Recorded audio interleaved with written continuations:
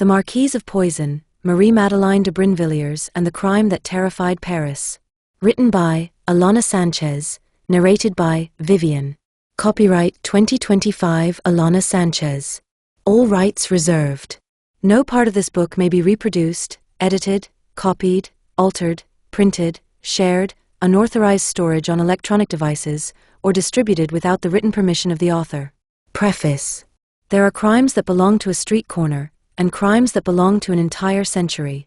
In Paris, in the later years of Louis XIV's reign, poison was both a practical weapon and a cultural panic, tasteless, nearly untraceable, and perfectly suited to a world where inheritance, marriage, reputation, and money moved quietly behind closed doors.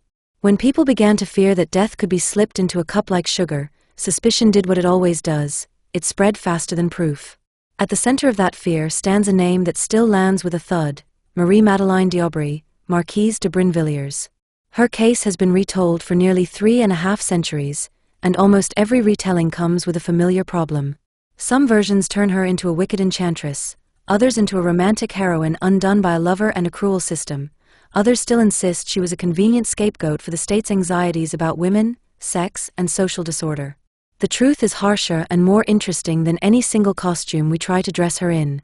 This book is an attempt to meet her where the records actually place her, inside a specific household, a specific city, and a specific legal machine, in an era when morality, medicine, and justice were intertwined in ways that feel both distant and uncomfortably recognizable.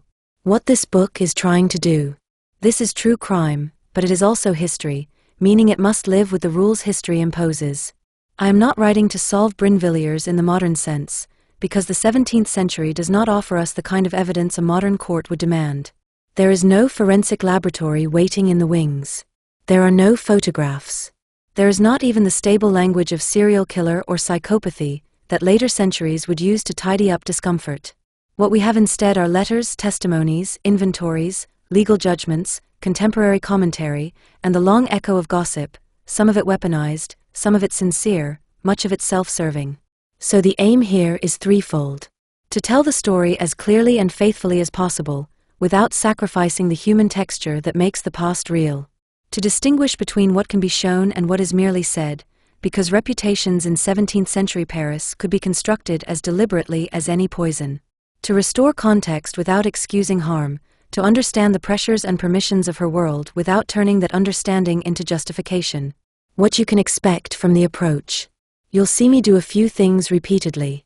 I will name my sources in endnotes, and where records conflict, I'll tell you so.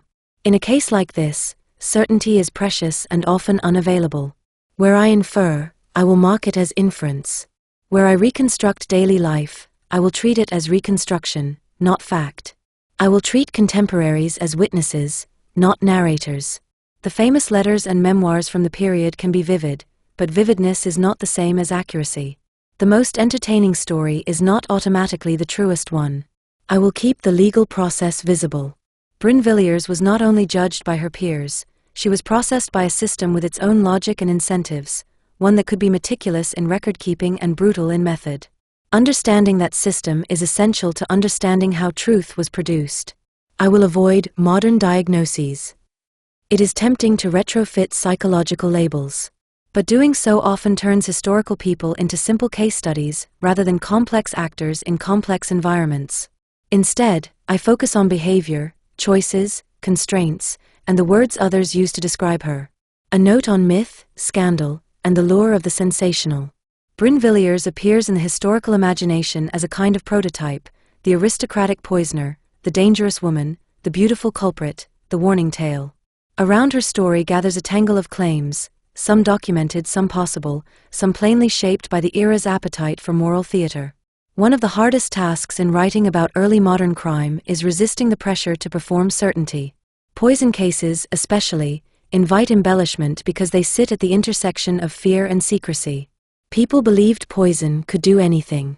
People also believed certain women could do anything. When those beliefs combine, rumors gain the weight of evidence. This book refuses the easy version. If an episode is well supported, it is treated as part of the narrative spine. If it is disputed, it is treated as disputed. If it appears only in later retellings, it is approached as legend and used, carefully, to show what later generations needed Brinvilliers to represent.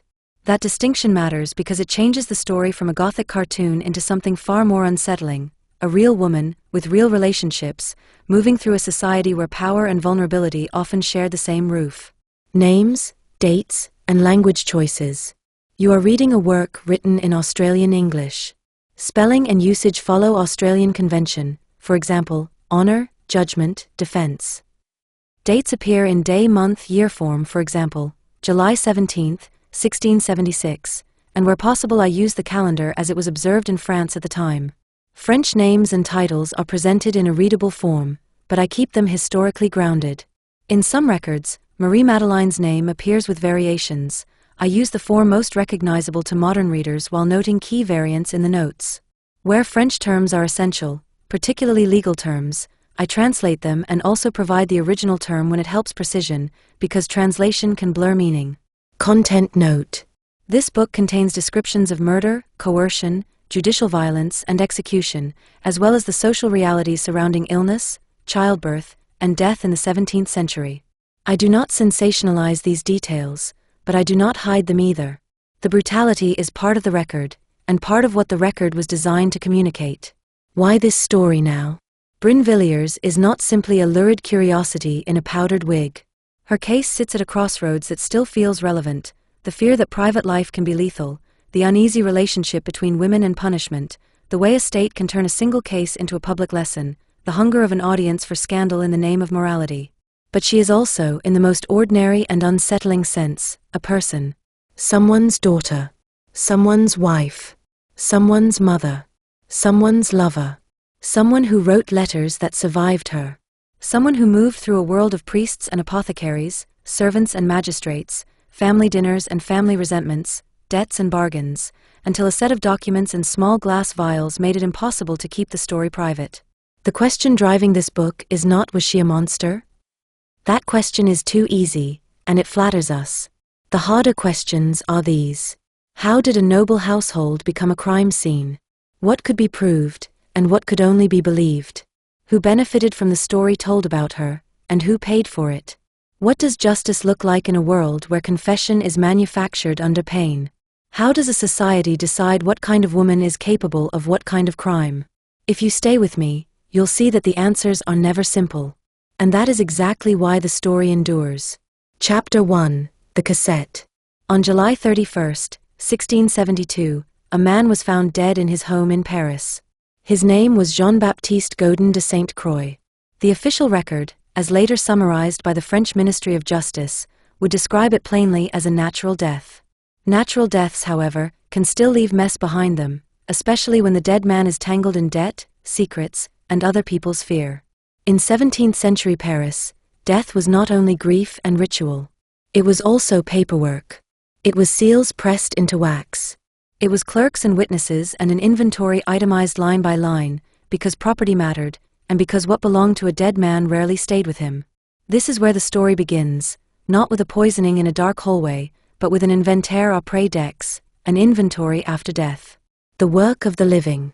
It is easy, from the comfort of centuries later, to imagine inventory as a dry administrative step, someone checking cupboards, counting linen, ticking off bottles. In practice, it was one of the state's most useful tools for pulling private life into public view. Reconstruction, context, not a claimed fact.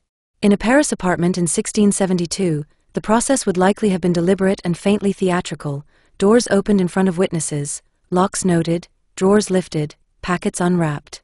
Papers, especially papers, treated as more than paper. In a world where a signature could shift a fortune, where an accusation could ruin a family, a letter was never merely a letter. And during the inventory of St. Croix's effects, officials found diverse vials and a cassette, a small locked box. What mattered was not that the box existed. People owned boxes. People hoarded papers. What mattered was what this one contained. The Ministry of Justice summary is specific. Inside were 9 letters written by St. Croix's mistress, the Marquise de Brinvilliers. 9 letters is not a handful, it is a thread. It is enough to show pattern, tone, relationship, intent. It is enough, if the content is dangerous, to become evidence. And the content, the ministry says, was more than sulfurous. It was explosive. The letters in the box. The letters found in St. Croix's cassette were attributed to Marie-Madeleine de Brinvilliers, Marquise de Brinvilliers, a noblewoman whose name, by this point, could still have passed as respectable in most drawing rooms. In these letters, according to the Ministry of Justice, she asserted that she had poisoned her father, Antoine Dru d'Aubry, who had been Lieutenant Civil of the Châtelet of Paris, and that she had also poisoned two of her brothers, men who held serious positions within the same legal and parliamentary world. The dates given are stark: her father in 1666, her brothers in 1670. This matters for more than the obvious reason. Her father was not merely a father. He was part of Paris's machinery of justice, an office that touched policing, order, and the daily governance of the city. The Châtelet was not a distant abstraction. It was the place where Paris solved, and sometimes failed to solve, its crimes. So if the letters were authentic, if they were hers, and if they meant what the summary says they meant, then this was not only domestic murder. It was a private assault on the public order. And there was more in the cassette than love letters turned confession. The debt that pulled in powerful men. Alongside the letters, the Ministry of Justice notes a document that looks, at first glance, like mere finance, a recognition of debt by St. Croix to Louis Reich de Penaudier, described as Receveur General du Clerge, the chief receiver of the French clergy's funds, an office tied to immense money and influence. Penaudier was also, the ministry adds, a friend of Colbert, Louis XIV's powerful minister. Now the case had two currents running through it at once. A private scandal, a noblewoman, a lover, a locked box of letters, and a political danger, a financial paper trail that brushed the highest levels of the state. It is tempting to imagine investigators as pure moral actors, men appalled by murder, driven by conscience. 17th-century governance rarely worked that cleanly. Rivalries between ministers mattered. The reputation of the crown mattered. And once a scandal began to point upward, it stopped being a crime story and became a matter of state. The Ministry of Justice is unusually direct about the political angle. Louvois, the Minister of War, took interest and ordered Nicolas de la Reynie, the Lieutenant General of Police, to do everything possible to arrest the Marquise abroad. It also states that Louvois wanted a link drawn between Brinvilliers and Penaudier in a way that would damage Colbert, his rival. So from the beginning, the chase was not only for a woman. It was for control of the story. The vials, poison without spectacle. Then there were the vials. Here too, the official summary is careful but chilling. An apothecary analyzed their contents and found virulent poisons leaving little trace in the body. That line is a doorway into the 17th century's practical terror. Poison was feared precisely because it could mimic illness. It could hide inside the language of fever and flux and weakness. It could turn a deathbed into a shrug. Reconstruction. In an age before modern toxicology, suspicion often had to ride on patterns: who died in what order, after what meals, with what symptoms, and who benefited. Proof was fragile. Reputation was heavier than evidence. And that fragility is part of why the Brinvilliers case ignited the imagination, because it offered something rare, a physical object, the box, a paper trail, the letters, and material residues, the vials, that seemed to drag hidden murder into view. The cassette, then, did not merely accuse. It performed accusation. It was a curated bundle of danger, writing, money, and chemistry, locked together. How a scandal becomes a pursuit. The Ministry of Justice summary tells us that Brinvilliers heard of the discovery and fled to London. That sentence is almost too tidy. It compresses panic, calculation, and logistics into 6 words. But even in compressed form, it is the pivot of the first act, the moment the story steps out of private rooms and into the machinery of pursuit. The Crown had an alleged confession in a dead man's box, and the alleged confessor had disappeared across borders. From here, everything changes. A death in an apartment becomes a state matter. A noblewoman becomes a fugitive. A police chief is granted sweeping authority to pursue, not only for justice, but because the outcome could wound or protect ministers at the highest level. And Paris begins, as Paris always does, to talk. The city that loved poison stories.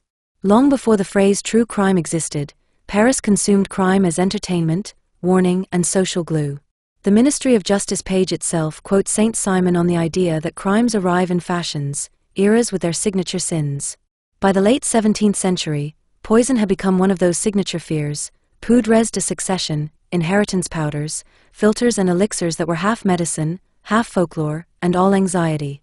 Brinvilliers' name would become shorthand for that anxiety, a symbol that could be invoked whenever a death felt too convenient, or a marriage too profitable, or a household too quiet. But in 1672, at the exact moment St. Croix's cassette was opened, she was not yet a legend. She was a person with a head start on the state. She was already gone. A face, drawn from life. 4 years later, when her story reached its public climax, an artist in Louis Xivy's orbit, Charles Lebrun, would draw her portrait from life around the time of her judgment, capturing what the Louvre catalogue calls an expression of acute physical and mental pain. That drawing is famous now, and easy to read backwards as Destiny, the doomed poisoner, already marked by consequence. But the portrait belongs to the end of the story. The cassette belongs to its beginning.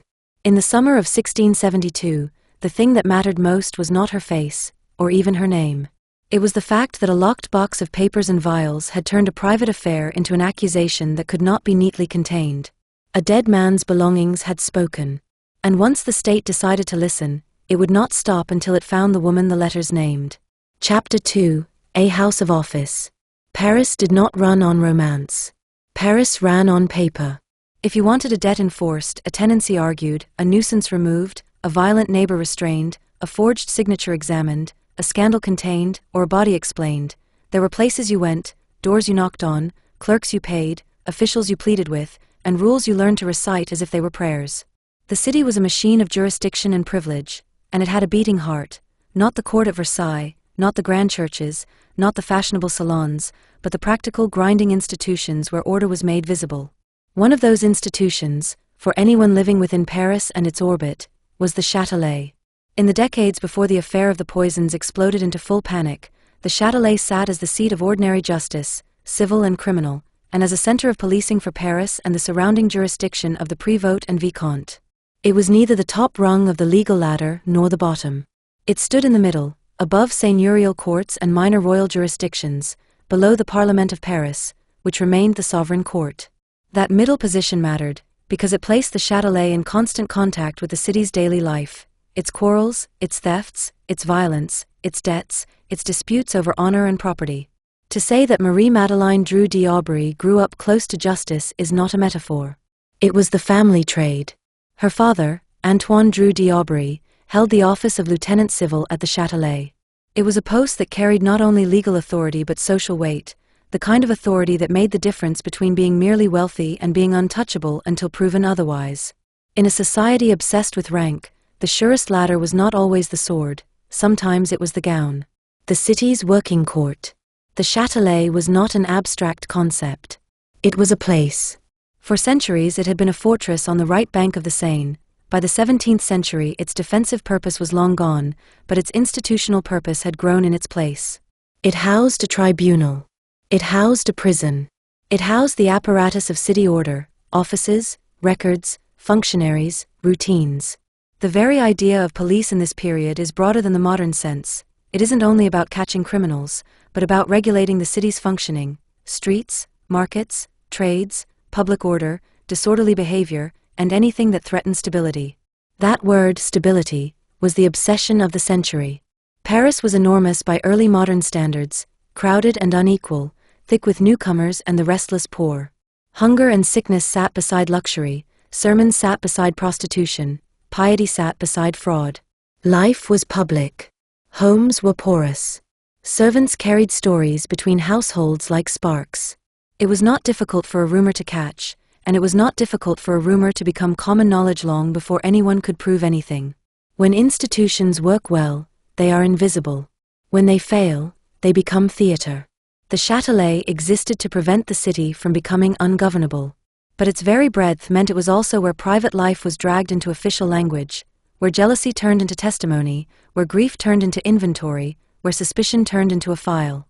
Marie-Madeleine's childhood and adolescence unfolded against that background hum, the normal sound of petitions and complaints, of officials moving through thresholds, of clerks copying words into permanence. She would later be tried and executed by the state. As a girl, she lived in the shadow of the state's ordinary power, in a household that benefited from it. A family made by office. The phrase noblesse de robe, nobility of the gown, can sound like a costume, but it describes a pathway. Under the Ancien Regime, the gowns signaled judicial and administrative office-holding, status built not on an ancient military lineage, but on service to the crown through law, administration, and finance. Families of the robe could be immensely wealthy and influential, and they could also be resented. They were often seen by old military nobility as arrivistas, privileged by paperwork rather than blood. That tension matters because it shaped what respectability looked like. A robe family guarded its reputation like an asset. It was not only social, it was structural. Office brought authority, authority brought access, access brought wealth, and wealth could secure the next office. A scandal could corrode that chain. A daughter's behavior, especially a daughter's sexual behavior, was not merely a private matter. It was leverage for enemies and embarrassment in front of allies. This is the first hard truth of Marie-Madeleine's story. She did not come from the margins. She came from the middle of the city's governing class, close enough to power to depend on it, and close enough to be destroyed by it. The house in the Marais. If the Châtelet was the working heart of order, the Marais was one of the neighborhoods where respectable families tried to make order look graceful. Marie-Madeleine is associated with an address that still exists on the map of Paris, 12 Rue Charles V, in what is now the 4th arrondissement. The building is recorded as the Ancien Hôtel d'Aubry, linked to her name in heritage documentation, and identified as a 17th-century hotel particulier with elements later protected as a historic monument. To modern eyes, it can be tempting to flatten the word hotel into hotel. In Paris it means something else, a private urban mansion, built around courtyards and gardens, designed to keep noise and spectacle at a distance while still living within the city. It signals a household with servants, storage, privacy, and a constant negotiation between what is displayed and what is concealed. That architecture is a metaphor the case will later make literal. Because poison is a domestic crime. It lives in cupboards and kitchens and linen presses. It moves through hands that can plausibly be helping. It thrives in households where people assume they know one another. In a house like this, a girl's life was both sheltered and watched. She would have been taught to move correctly, to speak correctly, to read the room as much as the book. She would have learned what was expected of her, and what was expected of her family through her. Where the record is thin, the temptation is to invent. This book will not do that. We do not have her childhood diary. We do not have school registers that neatly list her curriculum. What we have instead are the contours that can be responsibly drawn from class and setting, and the fragments that survive later: letters, accusations, summaries, the skeletal frame of dates. So the question becomes, what kind of girl grows up inside a house of office? A girlhood shaped by rules. In 17th century Paris, girls of her class were expected to become wives who could manage households, represent their families, and navigate networks of obligation. Education for such girls could be substantial, but it was different from what it offered to boys. It aimed at competence and polish rather than public authority, literacy enough to manage correspondence, religious instruction, social training, and the skills of running a household that might include a staff of servants and significant property. Even if we set aside the later legend and focus only on what is unavoidable, Marie-Madeleine's adulthood shows she was not illiterate, not socially helpless, not naive about consequence. The surviving narrative of her case involves letters, arrangements, and a sustained relationship that required discretion. Whatever her schooling looked like in detail, she came from a world where writing mattered.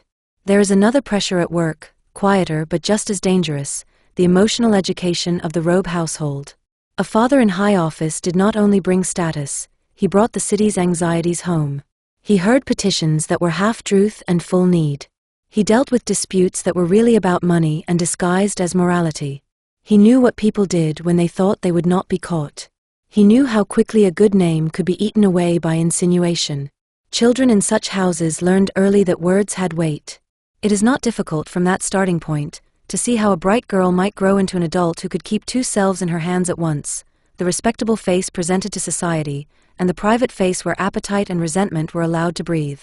That does not make her crimes inevitable. It simply makes the later shock comprehensible. Paris would be horrified not only by what she was accused of doing, but by the fact that she came from the kind of household that was supposed to prevent such things.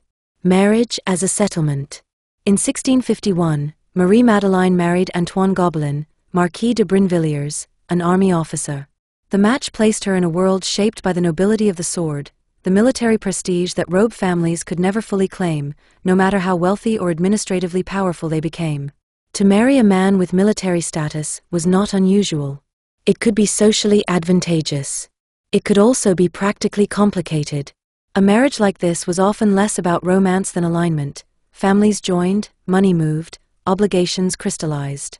For a young woman, marriage could be a change of household, a change of authority, a change of daily surveillance. Some women found freedom in it, others found a different kind of confinement. What we can say safely is that the marriage did not keep Marie-Madeleine within the narrow boundaries expected of her. Within a decade, the story tilts into the kind of behavior that, in a robe household, was not merely immoral but politically dangerous. And that is where the father returns to the center of the narrative, not as a background figure, but as an active force. A father who could act. Antoine Drew d'Aubry was not a father who had to beg to be heard. He held a post that placed him near the machinery of the crown, and that proximity could be used. When Marie-Madeleine became involved with Jean-Baptiste Gaudin de Sainte-Croix, her father intervened. Sainte-Croix was sent to the Bastille in 1663. That detail is often told as melodrama: the angry father, the imprisoned lover, the doomed affair. The more important point is structural. The intervention shows what kind of family this was. This was a household with enough standing to turn a private outrage into confinement by state power. Whether the motive was moral concern, fear for reputation, or genuine paternal distress, the effect was the same. The affair was no longer merely a private transgression. It became a matter of authority and humiliation. And humiliation has a long memory. If you want to understand why the later case could feel, to contemporaries, like both a crime and a betrayal, sit with this for a moment. Marie-Madeleine's father was one of the men responsible for keeping Paris orderly. Then, in 1666, he was dead, later alleged to have been poisoned by his own daughter. In the year after his death, Louis XIV issued an edict that split the functions of the lieutenant civil, creating a separate office to handle the administration of public order in Paris, the lieutenant of police, later the lieutenant general of police. The reform itself is a reminder of how central the role had been, and how closely the crown watched the governance of the capital. Marie-Madeleine's story, then, does not begin in a bedroom. It begins in the hinge between household and state, between domestic respectability and public order. A house of office taught her what power looked like. It also taught her what happened when power was turned against you. By the time the cassette was opened in 1672, Paris would not only be looking for a woman. It would be looking for the collapse of a whole social promise, that the people closest to order were the least likely to violate it. Chapter 3: Girlhood in the Marais. If you want to understand what Marie-Madeleine d'Aubry became, you have to start with what she was born into: a household that sat close enough to power to feel its warmth, and close enough to justice to smell the ink. Most modern accounts place her birth in Paris in 1630. The precise day is reported differently across later compilations, and the original parish documentation isn't consistently presented in popular retellings. What matters, for the purposes of an accurate narrative, is the shape of the world she arrived in: a right-bank city of courts, churches, trade and surveillance, and a family whose position depended on the smooth running of that machinery. Her father, Antoine Drew d'Aubry, was not the kind of man who watched Paris from a distance. He worked inside it. His office at the Châtelet made him a figure of routine authority in the capital, an authority that was practical rather than glamorous, but deeply felt. People did not have to know his face to know what he represented: the power to decide whose complaint became paper, whose grievance became action, whose scandal was contained, and whose was permitted to explode. Her mother is commonly identified as Marie Ollier, from a family associated with the devout currents of the age, and linked in later accounts to Jean-Jacques Ollier, the priest who founded the Society of Saint-Sulpice and played a role in the religious life of Paris and French missions abroad. If that connection is accurate, and it appears consistently across serious summaries, then Marie-Madeleine's maternal world was one where piety was not a private preference but a social force: discipline, confession, moral reform, and the polite insistence that the soul should be governed as carefully as a household. That combination, a father of law and city order, a maternal kinship network steeped in organized devotion, is not a footnote. It is a tension line running beneath the whole story. It helps explain why her later case didn't merely horrify Paris, it felt like a kind of treason against the household's public role. A child in a city that never quite closed its doors. Paris in the 1630s was crowded, noisy, and intimate.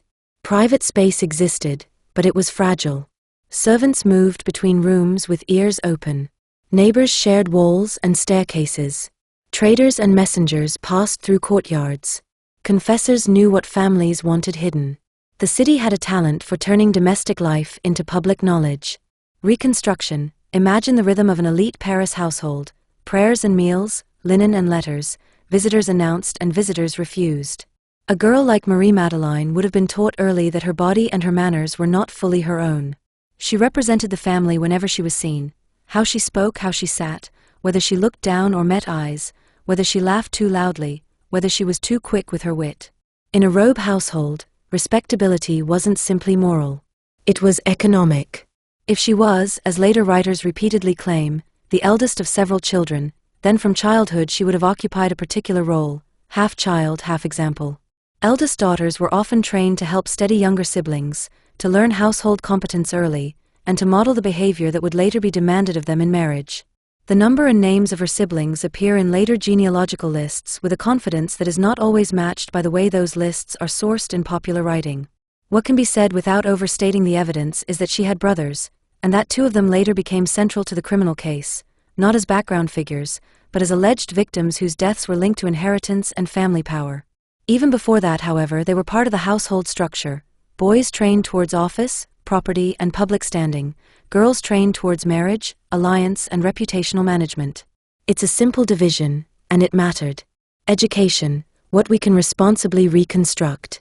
No surviving school register is typically presented for her in mainstream histories, and without that sort of document it would be irresponsible to claim specifics. She studied here, she was taught by this person, she excelled in that subject. What we can do, accurately, is describe the educational expectations for a girl of her class in mid-17th century Paris and anchor that reconstruction to what later evidence suggests about her capabilities. A robed noble girl was expected to be literate enough to manage correspondence, and to read devotional works, competent in household management, including staff supervision, trained in social performance, conversation, discretion, etiquette, formed by religious practice, whether sincerely embraced or carefully performed. Marie-Madeleine's later story involves letters, planning, negotiation, and the sustained management of a double life: respectable on the surface, transgressive beneath. Even if the most sensational claims about her are stripped away, the basic outline implies a woman who could write, persuade, and conceal. Reconstruction: if her education was convent-linked, a common pattern for girls and families that wanted both polish and moral supervision, she would have learned reading and writing in a framework of discipline, prayer, confession, and the constant message that the self is something to be governed. That framework could produce genuine piety. It could also produce a deep understanding of performance: how to appear obedient while privately resisting, how to speak correctly while thinking otherwise, how to keep one's true appetites behind a veil of acceptable language. That matters, because poison cases often turn on exactly those skills: concealment, patience, control of appearances. The mother's absence, the father's authority. Later summaries frequently suggest that Marie-Madeleine's mother died while she was still young. Even where the exact year varies between accounts, the repeated shape of the story is consistent: the father's authority looms larger than the mother's presence. In a household like this, a mother's death did not simply create grief. It rearranged the household's power. It meant that a father, already a man of public authority, became the primary force shaping his children's futures and guarding the family name. It also meant that female guidance might shift to aunts, older female relatives, devout advisors, or the practical authority of senior household servants. None of those replacements would have carried the same emotional intimacy as a mother, but they could carry strictness, surveillance, and expectation. Reconstruction: the emotional landscape of such a house could be strange. The public face might be calm and well-ordered. The private interior could be full of pressure to behave, to marry correctly, to preserve the family's standing, to never embarrass a father whose office required respect. A child growing up in that environment might learn early that love and approval are conditional, that affection can be withdrawn, that the right behavior is rewarded not simply because it is good, but because it is useful. That doesn't excuse later harm. It simply gives the story its human depth, the ways a household can train someone to fear disgrace more than wrongdoing, to fear exposure more than cruelty. The shadow of the Fronde. Marie-Madeleine's childhood and adolescence unfolded against a political backdrop that trained Parisians to treat authority as unstable. The Fronde, the series of civil conflicts and uprisings that shook France in the late 1640s and early 1650s. You do not need to claim that she stood at a window watching riots to make this relevant. What is historically fair is to acknowledge what the Fronde did to the city's atmosphere. It made Paris a place where street noise could turn into political violence, where people learned the language of suspicion, and where even privileged households could feel the tremor of disorder. For a family invested in law and office, those years would have sharpened the sense that order is fragile, and that disorder can be exploited. The Fronde also underlined another lesson, that alliances shift, that reputation can be weaponized, and that survival often depends on knowing which story will win. Reconstruction. A young woman trained in this environment would have absorbed, almost by osmosis, a particular kind of intelligence. Not book intelligence, social intelligence. Who matters? Who is protected? Who is vulnerable? Who can be attacked safely? Who will be believed? That intelligence can be used for survival. It can also be used for destruction. A family economy built on inheritance. The d'Aubry household was wealthy and influential, but its wealth was not merely money in chests. It was structured: offices, properties, rights, titles, and the expectations attached to them. In such families, inheritance was never a private matter. It was a system designed to preserve power across generations. And in that system, daughters were positioned differently from sons. A daughter's value was often converted into a dowry, a large transfer of wealth designed to secure a desirable marriage and create alliance. She might benefit from that arrangement in comfort and status, but she was usually not the primary inheritor of the family's core power. That core moved through sons, especially in families concerned with keeping offices and properties aligned.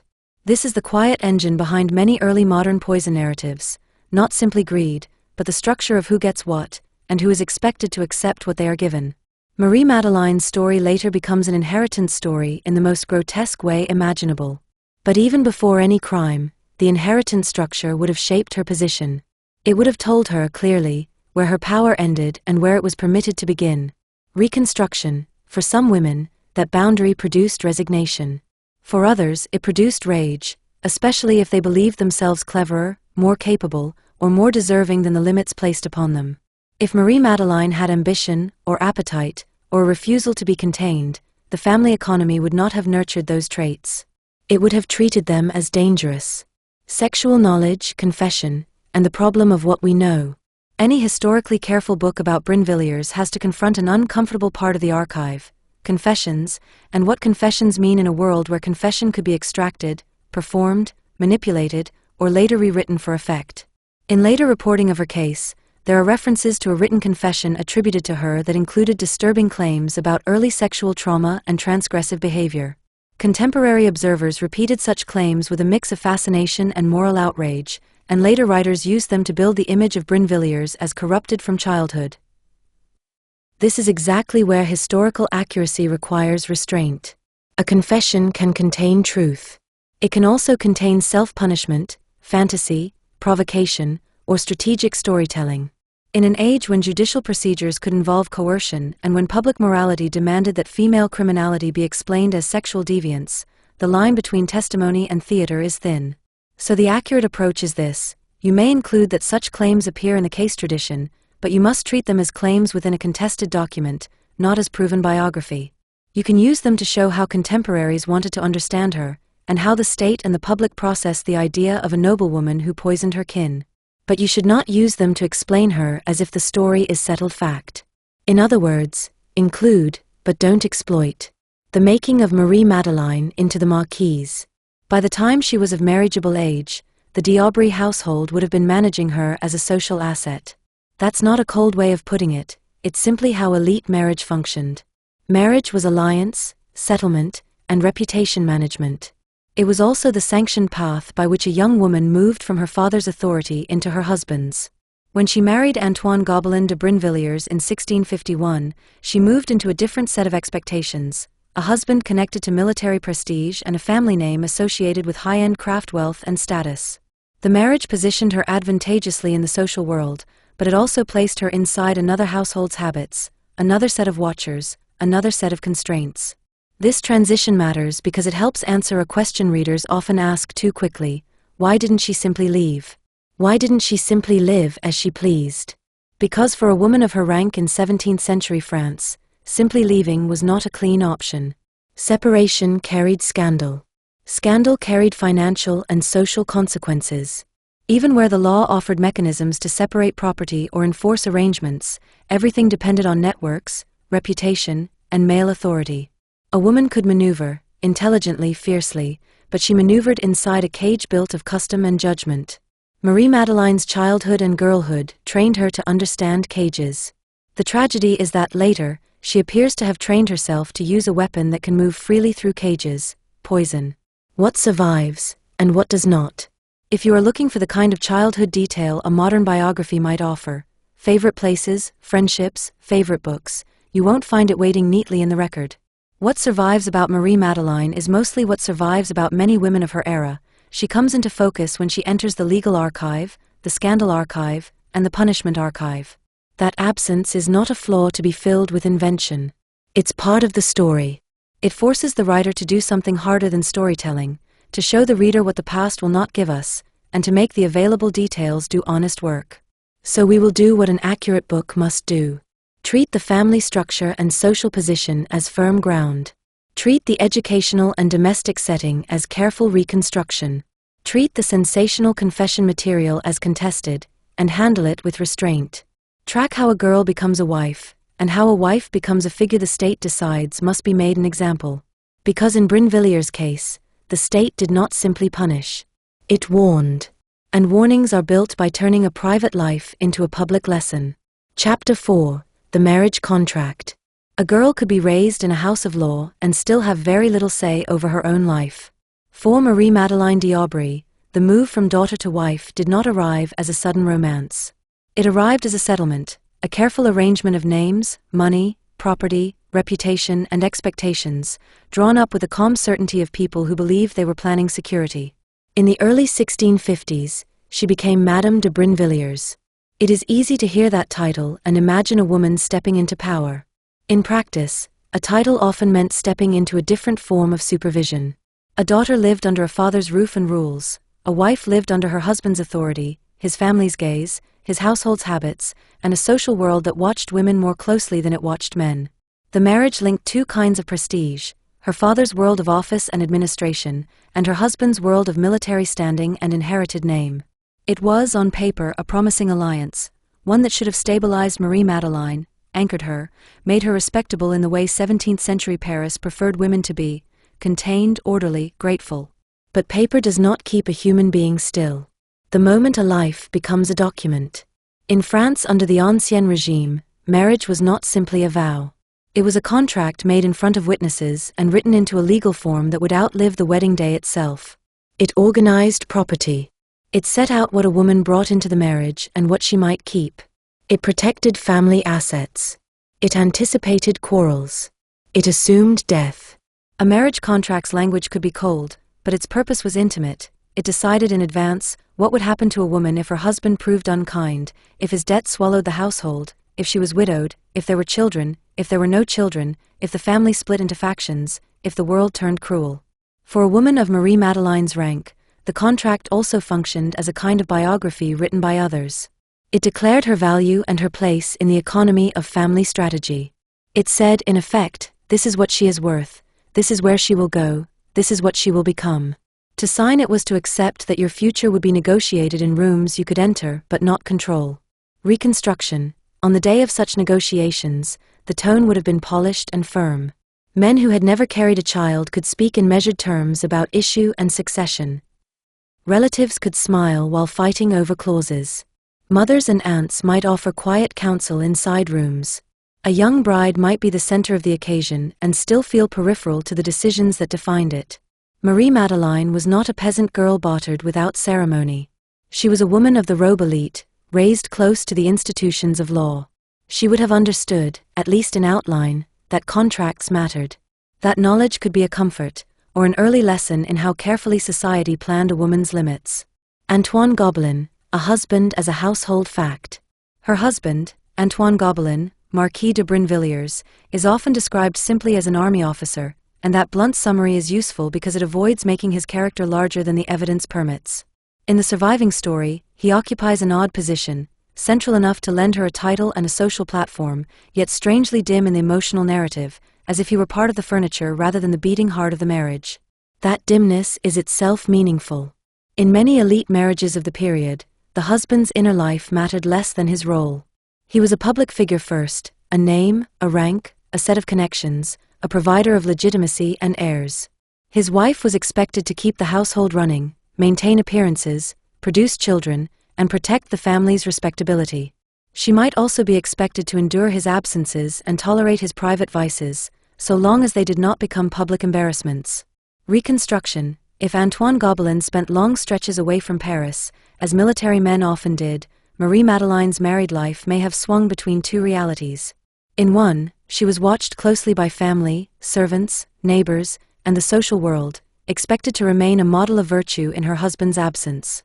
In the other, she had more freedom of movement than a strictly supervised daughter, because a wife could travel between households, receive visitors, manage accounts, and speak as the mistress of her own domestic domain. That kind of half-freedom can be intoxicating.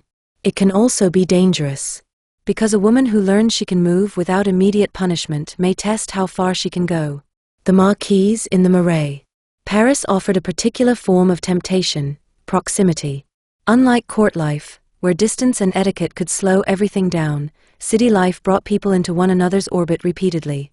The Marais, with its hotels particuliers and its web of streets, could feel like a stage set for respectable intimacy, the same families visiting one another, the same names recurring, the same servants carrying messages and observing more than they were meant to.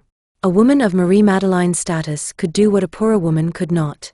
She could be seen in public without being assumed to be available. She could receive visitors without needing a chaperone at every moment. She could host, attend, circulate. She could be known. And being known is, in its own way, a kind of power. Reconstruction. A young marquise in her early 20s would have been expected to learn the art of hosting quickly, how to seat people without insult, how to speak without committing, how to flatter without promising, how to listen without revealing. She would have been expected to look composed even when she was exhausted. She would have been expected to absorb gossip without repeating it clumsily. The household's public face would have depended on her skill. In a robe household, the sin was not only wrongdoing. The sin was being caught. That lesson becomes important later. Motherhood and the work that never appears in the archive. Most of what we know about Marie-Madeleine comes from the legal storm that arrives later. The years of ordinary married life rarely survive in the record with the same clarity. When women appear in archives, they often appear at moments of conflict, property disputes, scandals, trials, punishments. But marriage, especially for a woman of her class, typically included pregnancy and childbirth. It included miscarriages and infant illnesses, the management of wet nurses or nursing arrangements, the constant fear that a child would not survive long enough to be counted. It included the bodily cost of producing heirs in an era when childbirth could kill. We have to be honest about what the archive refuses to show in detail, the silent labor that shapes a woman's days. Reconstruction. If Marie-Madeleine bore children, as most accounts indicate, then her household would have revolved around rhythms that leave little trace in the later case file: nursing, sleep deprivation, prayer, the supervision of caregivers, the anxiety of fevers, the practical arrangements of linen and food and cleanliness. In such a world, a woman could be both socially prominent and physically depleted, expected to remain elegant while enduring pain that would never be named in polite conversation. This matters not because it excuses later violence, but because it keeps the story human. It reminds us that the Marquise was also, almost certainly, a woman who bled, recovered, and was expected to smile. And it suggests a second hard truth: even in comfort, domestic life could feel like confinement. Respectability as performance. Marie-Madeleine did not grow up in a household that treated reputation casually. Her father's office made respectability part of the family's currency. A scandal attached to the d'Aubry name did not simply embarrass. It threatened influence. Marriage was supposed to secure that influence further. A titled match, a stable household, children, these were the visible signs that the family's strategy was working. So the early years of her marriage likely carried a pressure that modern readers can underestimate, the pressure not just to be good, but to look good in the very specific ways her social world demanded. Piety mattered. Modesty mattered. Controlled sociability mattered. A woman who appeared too hungry, for attention, for pleasure, for independence, became suspect.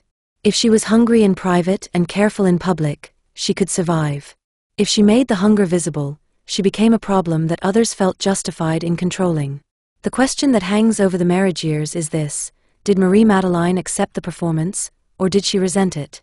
The later story suggests resentment. Whether that resentment was personal, sexual, financial, or simply existential, whether it was directed at her husband, her father, her position, or the entire structure of her life, is harder to prove. But the shape of what follows looks less like a sudden collapse and more like a long refusal building behind the scenes. The social circle where danger entered. Many accounts describe Saint Croix as a friend of her husband. That detail matters because it places the affair in a familiar early modern pattern. Danger enters a household through the people who are meant to be safe. The respectable elite of Paris did not live in isolation. They were linked by kinship, office, military ties, visits, shared acquaintances, debts, and favors. Men brought other men into their domestic space without always considering the consequences. A friend might dine at the table, share a bottle, exchange stories, and become part of the household's routine. For a woman living inside the strict expectations of marriage, such routine visitors could be both ordinary and electrifying. They brought the outside world into the home. They offered conversation that was not domestic. They offered attention. Reconstruction. It is not difficult to imagine Marie-Madeleine, young and sharp, seated among men who spoke of campaigns, politics, court gossip, and the wider world. She had been educated for social performance. She knew how to talk. She also knew from her upbringing how to read power.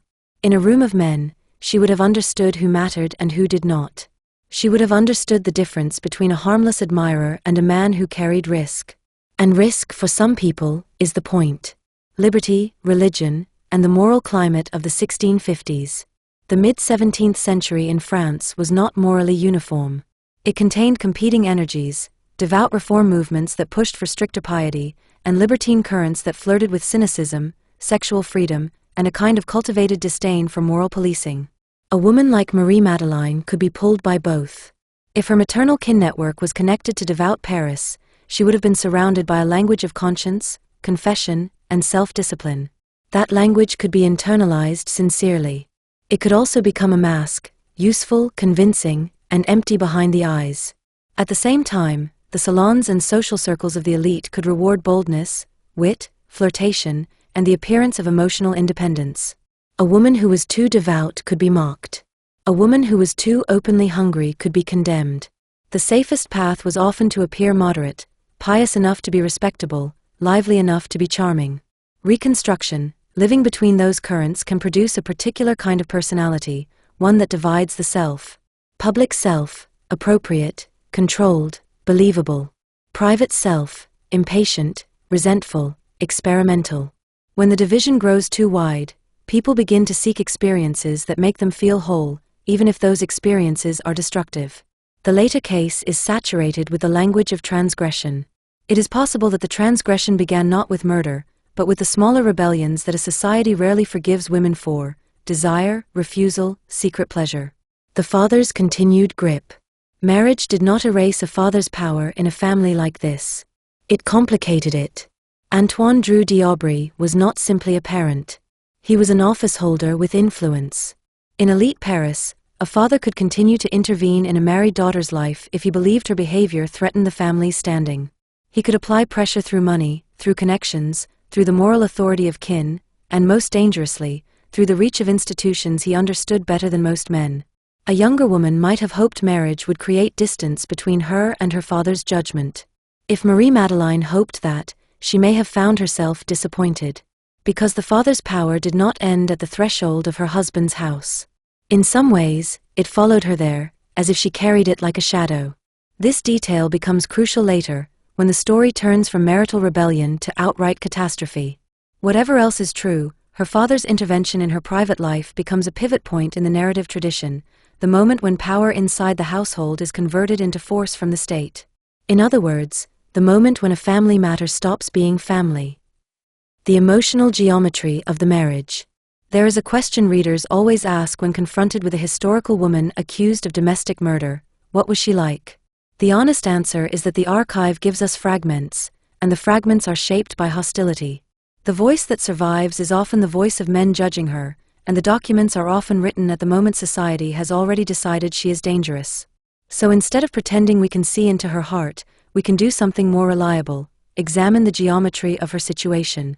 She was a young woman raised to understand power and appearance. She married into a titled household that demanded respectability.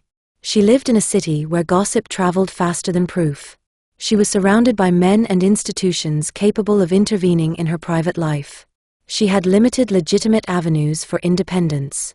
In that geometry, an affair is not simply an affair. It is a form of movement. It is a way of stepping outside the lines drawn for her, even if only for a moment. And once a woman discovers she can step outside the lines, the question becomes, how far will she go to stay there? A marriage that could survive almost anything, except scandal. Elite marriages of the period could endure a great deal so long as appearances remained intact. Husbands kept mistresses. Wives formed attachments that were carefully concealed. Money was shuffled. Children were born and claimed. Families negotiated. What could not be endured was open disgrace that threatened the family's standing and the father's office. If Marie-Madeleine's behaviour began to tip into the visible, if an attachment became known, if letters circulated, if servants talked, if neighbours noticed patterns, then intervention would become likely, not because the family cared about virtue in the abstract, but because the family cared about control. That is the central tension of this chapter. Marriage promised stability, but it also created the conditions for a new kind of danger. It gave Marie-Madeleine a title and a household. It also placed her in a social world where temptation could enter through ordinary doors, and where her father could still reach her if he chose to. In the next chapter, we will meet the man who steps into that gap, Jean-Baptiste Gaudin de Sainte-Croix. We will follow the affair as it takes shape, and we will watch the moment when a father's authority becomes a weapon, when Sainte-Croix is seized and taken to the Bastille, and the private drama of a household begins to transform into something that will end in death. Chapter 5, Sainte-Croix. If Chapter 1 is the moment the state finally hears the story, this is the moment the story learns how to speak in whispers. 4 years before the cassette is opened, before the letters and vials drag a noble household into the light, Marie-Madeleine d'Aubry is simply a young Marquise in Paris, moving through the ordinary choreography of rank, visits, dinners, obligations, polite conversation, the careful management of a name. And then a man steps into the household who does not belong to the calm surface of things. His name was Jean-Baptiste Gaudin de Sainte-Croix. Later accounts describe him as a cavalry officer, handsome, restless, and drawn to chemistry and the fashionable edge of natural philosophy, the area where medicine, alchemy, and experimentation blurred together in ways that excited some people and frightened others. The evidence for his inner life is thin, but the outline that survives is consistent enough to hold. Sainte-Croix was the kind of man who made respectable people uneasy, and the kind of man who could make a bored or confined woman feel alive. The friend who becomes a problem. Many retellings begin with a familiar domestic entry point. Sainte-Croix is brought into the Brinvilliers circle through the Marquis, introduced as a friend, welcomed as a visitor, treated as safe because he belongs to the men's world of military acquaintance and shared reputation. This is one of the oldest pathways by which danger enters a household, not as an intruder, but as a guest. Reconstruction. In a Paris home like theirs, a visitor like Sainte-Croix would not arrive alone. He would arrive with small shifts in energy. Servants would note his coat, his boots, his confidence. The mistress of the house would note his manners, his voice, his way of looking directly when other men looked away. A guest could be a pleasant interruption to routine, conversation that was not purely domestic, attention that did not come from kin, a sense of being seen as a person rather than a function. Affairs rarely begin as declarations. They begin as permission. A longer pause than necessary. A joke repeated later, privately. A glance that lingers just long enough to be felt. And in a world where women's freedom was negotiated through appearance, an affair was not only desire. It was movement into a self that did not need approval. A husband in the background. In the surviving tradition of the case, the Marquis, Antoine Gobelin de Brinvilliers, occupies a strangely passive place. He is present enough to give Marie-Madeleine her title and her social cover. He is absent enough, emotionally, narratively, sometimes physically, that the relationship between Marie-Madeleine and Sainte-Croix becomes the real engine. Some accounts suggest the Marquis had financial problems and periods away from Paris. Whether or not every detail of that tradition can be nailed to a single surviving document, the broader point remains historically plausible. Military men traveled, households were often run by wives, and marriage did not guarantee intimacy. Reconstruction. In that gap, between the formal structure of marriage and the lived experience of it, Sainte-Croix becomes something more than a visitor. He becomes an alternative gravity. Not necessarily because he is better than her husband, but because he is different, not father, not husband, not confessor, not kin. A man who does not have the same authority over her life, and therefore can feel safer even as he is more dangerous. A father who refuses to tolerate it. Antoine Drew d'Aubry's power mattered long before any death. He was not merely a father embarrassed by his daughter's behavior. He was a senior officeholder who understood exactly how to convert private outrage into public action. He knew which levers could be pulled. He knew how swiftly a life could be altered when the state decided to be interested. When he decided Saint Croix had to be removed, he did not rely on persuasion. He relied on authority. Later summaries repeatedly describe the mechanism as a lettre de cachet, a sealed royal order that could be used to imprison or exile without ordinary trial procedure. It was one of the state's most intimate weapons, a way to turn a personal problem into confinement, and to do it quickly. A father uses the state to punish a lover. And the lover learns what the state can do. The arrest. The arrest itself has been retold with the vividness of a scene people could not resist, Saint Croix taken suddenly, publicly, in a way designed to humiliate. In some versions, he is arrested while riding in a carriage with Marie-Madeleine, seized in front of her, as if to teach her a lesson by forcing her to watch. Whether every detail of that staging is precisely verifiable, the act remains clear. Saint Croix is removed by force and sent to the Bastille in 1663. Reconstruction. You can imagine what such an arrest does to a woman like Marie-Madeleine. It is not only fear. It is an experience of power turning its face towards her. It is the realization that her father can reach into her adult life whenever he chooses, and that she cannot stop him. It is also a particular kind of humiliation, not simply you have done wrong, but you will be corrected. Humiliation can make people retreat. It can also make them harden. The Bastille as education. Modern readers hear the Bastille, and jump forward to the Revolution. In 1663, it was already a symbol, less of mass oppression than of selective state control. People were held there for reasons that ranged from political convenience to private scandal to royal suspicion. Importantly, the Bastille did not contain one uniform class of prisoner. It held a mix. Some were noble, some were dangerous, some were simply inconvenient. Conditions varied. Some prisoners bribed guards for small comforts. Some wrote letters. Some lived in misery. The Bastille was not one experience. It was a container. And for Saint Croix it became, at least in the case tradition, an education. Here we have to write carefully.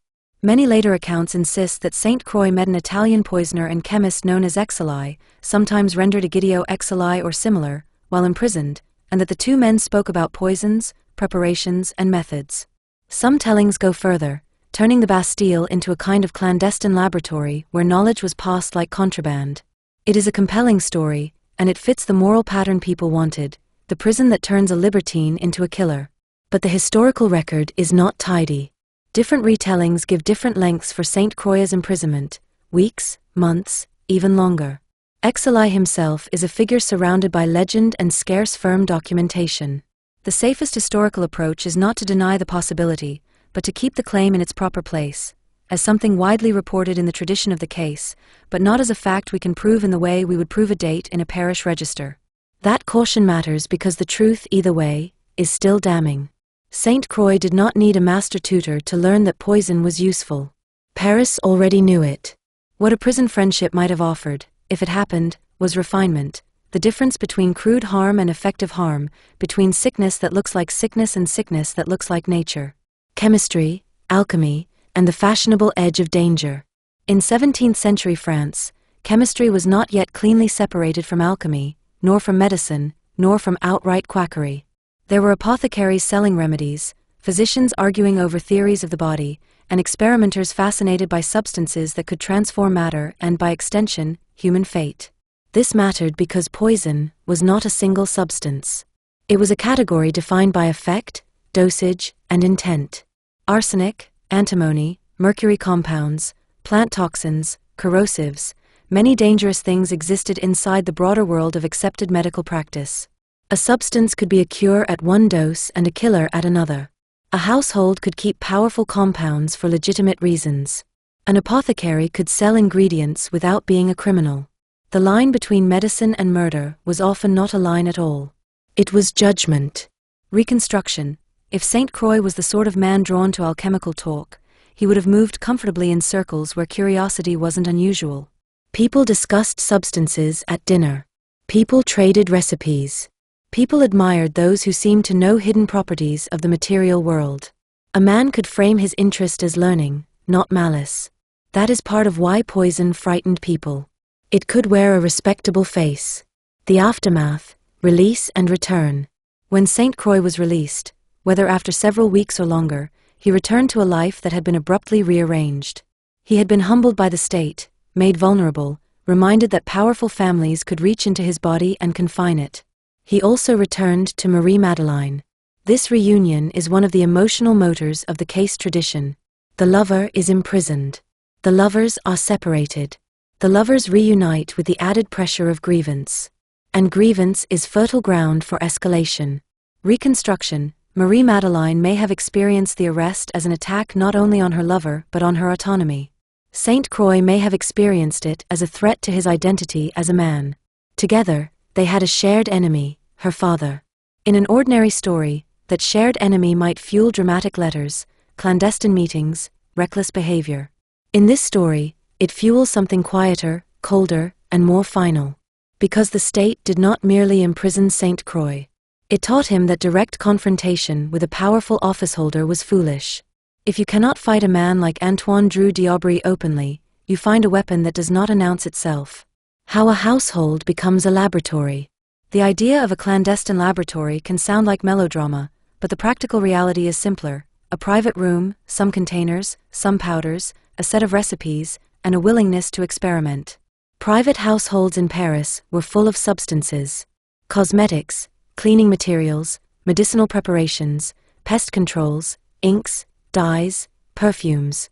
Many of these could be bought, stored, mixed. A person with money could acquire almost anything if they knew who to ask.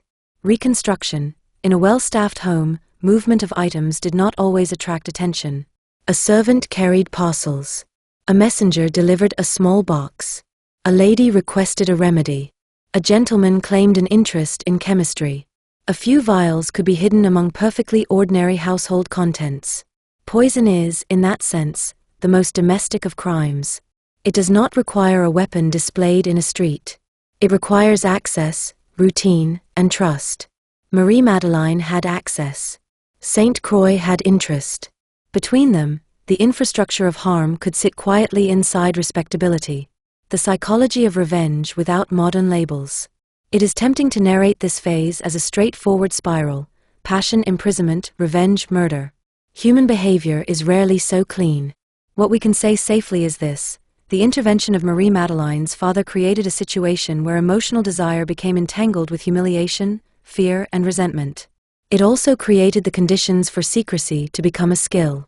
In many crime histories, escalation happens when someone believes they are cornered. Marie-Madeleine was cornered by expectations, of marriage, of behavior, of obedience, of silence. Saint Croix was cornered by the demonstration of power, by a reminder that he could be crushed, removed, erased. Together, they are a dangerous pairing, a woman with access to a powerful household, and a man with grievance and the taste for experimentation. Whether their motive was love, greed, thrill, or revenge, or some mixture of all of them, the outcome moves in one direction, toward a form of violence that can be performed without spectacle. What the archive does and doesn't allow us to claim. At this point in the story, most retellings become hungry for detail. The first experiments, the first tests, the first time a powder is slipped into a drink. There are claims in the tradition about hospital visits, about practicing on the poor, about learning symptoms and dosages. Some of those claims may be grounded in testimony. Some may be moral theater added later to satisfy the public's demand that a female poisoner be shown as exceptionally corrupt. A historically accurate book cannot pretend that every lurid detail is proven. But it also cannot pretend those details do not exist in the case tradition. So the rule I will follow throughout is this: when the evidence is solid, it will be narrated as fact. When it is contested or late, it will be presented as allegation or tradition, and used to show how the story was made. That approach keeps the reader inside the period's reality without turning uncertainty into certainty. A father still alive, and a storm building. In 1663, Antoine Drew d'Aubry is still alive. He has intervened. He has demonstrated power. He likely believes he has solved the problem in the way powerful men often believe, by removing the inconvenient element and restoring order. But order is not the same as peace. Reconstruction. If Marie-Madeleine's relationship with Saint Croix had been a private thrill, her father's intervention may have transformed it into something more committed, more defiant. The state has touched her. The family has humiliated her. The lover has suffered. The affair becomes not only desire, but identity. We are the ones who will not be controlled. This is how private rebellion becomes dangerous, when it shifts from pleasure to purpose. The tragedy, for the people who would later die, is that the most dangerous phase of a poison story is the phase where nothing appears to be happening at all. Meals continue. Visits continue. Letters are written. The household looks normal. The city hums. And somewhere behind the careful face of a respectable life, a method is being learned, whether in the Bastille, in a book, through an acquaintance, or through trial and error. The method doesn't announce itself. It waits. Chapter 6. The First Death. A household can look perfectly ordinary right up until the moment it doesn't. In the years after Saint Croix's imprisonment and return, the d'Aubry name still carried its old weight in Paris. On the surface, the family remained what it had always been, respectable, connected, arranged around office and reputation. If there were fractures inside it, they were the sort of fractures polite society expected families to conceal, handled in private rooms, spoken about in half-sentences, smoothed over with visits and ritual. And then, in 1666, Antoine Drew d'Aubry died. To write those words is to do what the archive so often does, flatten a human ending into a date. The problem for a true crime historian is that a death in the 17th century comes wrapped in uncertainty even before you introduce poison. People died constantly. They died of fevers, intestinal illnesses, infections, chronic conditions, accidents. They died after short, frightening sicknesses that modern medicine might have treated with antibiotics or surgery, and they died after long declines that nobody could properly explain. Natural death was not a clean category. It was the default label given to what no one could confidently name. Poison did not have to be spectacular to be effective. It only had to resemble the ordinary. What makes Antoine Drew d'Aubry's death different is not that he died, many men died, but that his death later became the anchor point for a prosecution that would treat it not as nature, not as misfortune, but as an intimate, deliberate act. In the narrative that emerges years later, his death is not a tragedy within a family. It is the first step in a chain. And the most unsettling part is that, at the time, the chain did not announce itself. The father who believed he could restore order. Antoine Drew d'Aubry is easiest to understand if you resist the temptation to turn him into a melodramatic villain. He was, in many ways, a predictable man of his class and office, invested in reputation, invested in discipline, invested in the idea that households should mirror the order the state demanded of the city. He lived in a world where daughters were not merely loved, they were managed. Their marriages, their behaviour, their discretion, these were not personal matters. They were part of a public economy of honour. When he intervened in Marie-Madeleine's affair, when he used his reach to have Saint Croix removed, he likely believed he was doing what fathers did, correcting a threat, containing disgrace, reasserting control. That assumption is important, because it frames what comes after. If he believed the danger had been dealt with, he may have relaxed in precisely the way powerful people sometimes relax, not by abandoning vigilance entirely, but by trusting that the tools of authority had done their work. Reconstruction. It is easy to imagine him regarding the affair as an outbreak rather than a condition, something unpleasant that could be cut out and the household would heal.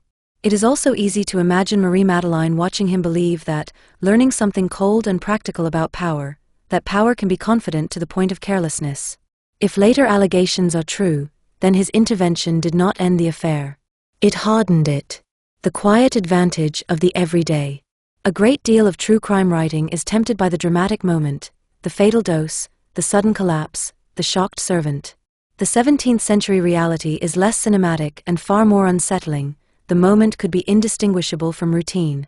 Poisoning, as a method, thrives in three conditions: access to food, drink, medicine, or a body's daily habits.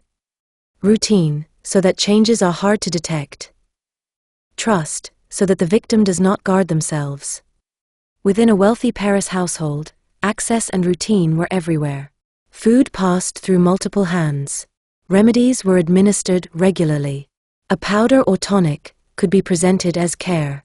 A woman could offer assistance without attracting suspicion because assistance was expected of her. This is why poison cases, especially domestic poison cases, tend to live in the gaps of the record. The crime resembles care, and the symptoms resemble nature. If Antoine Drew d'Aubry became ill in 1666, his household would have responded the way households responded, with prayers, with physicians, with apothecaries, with remedies, with watchfulness.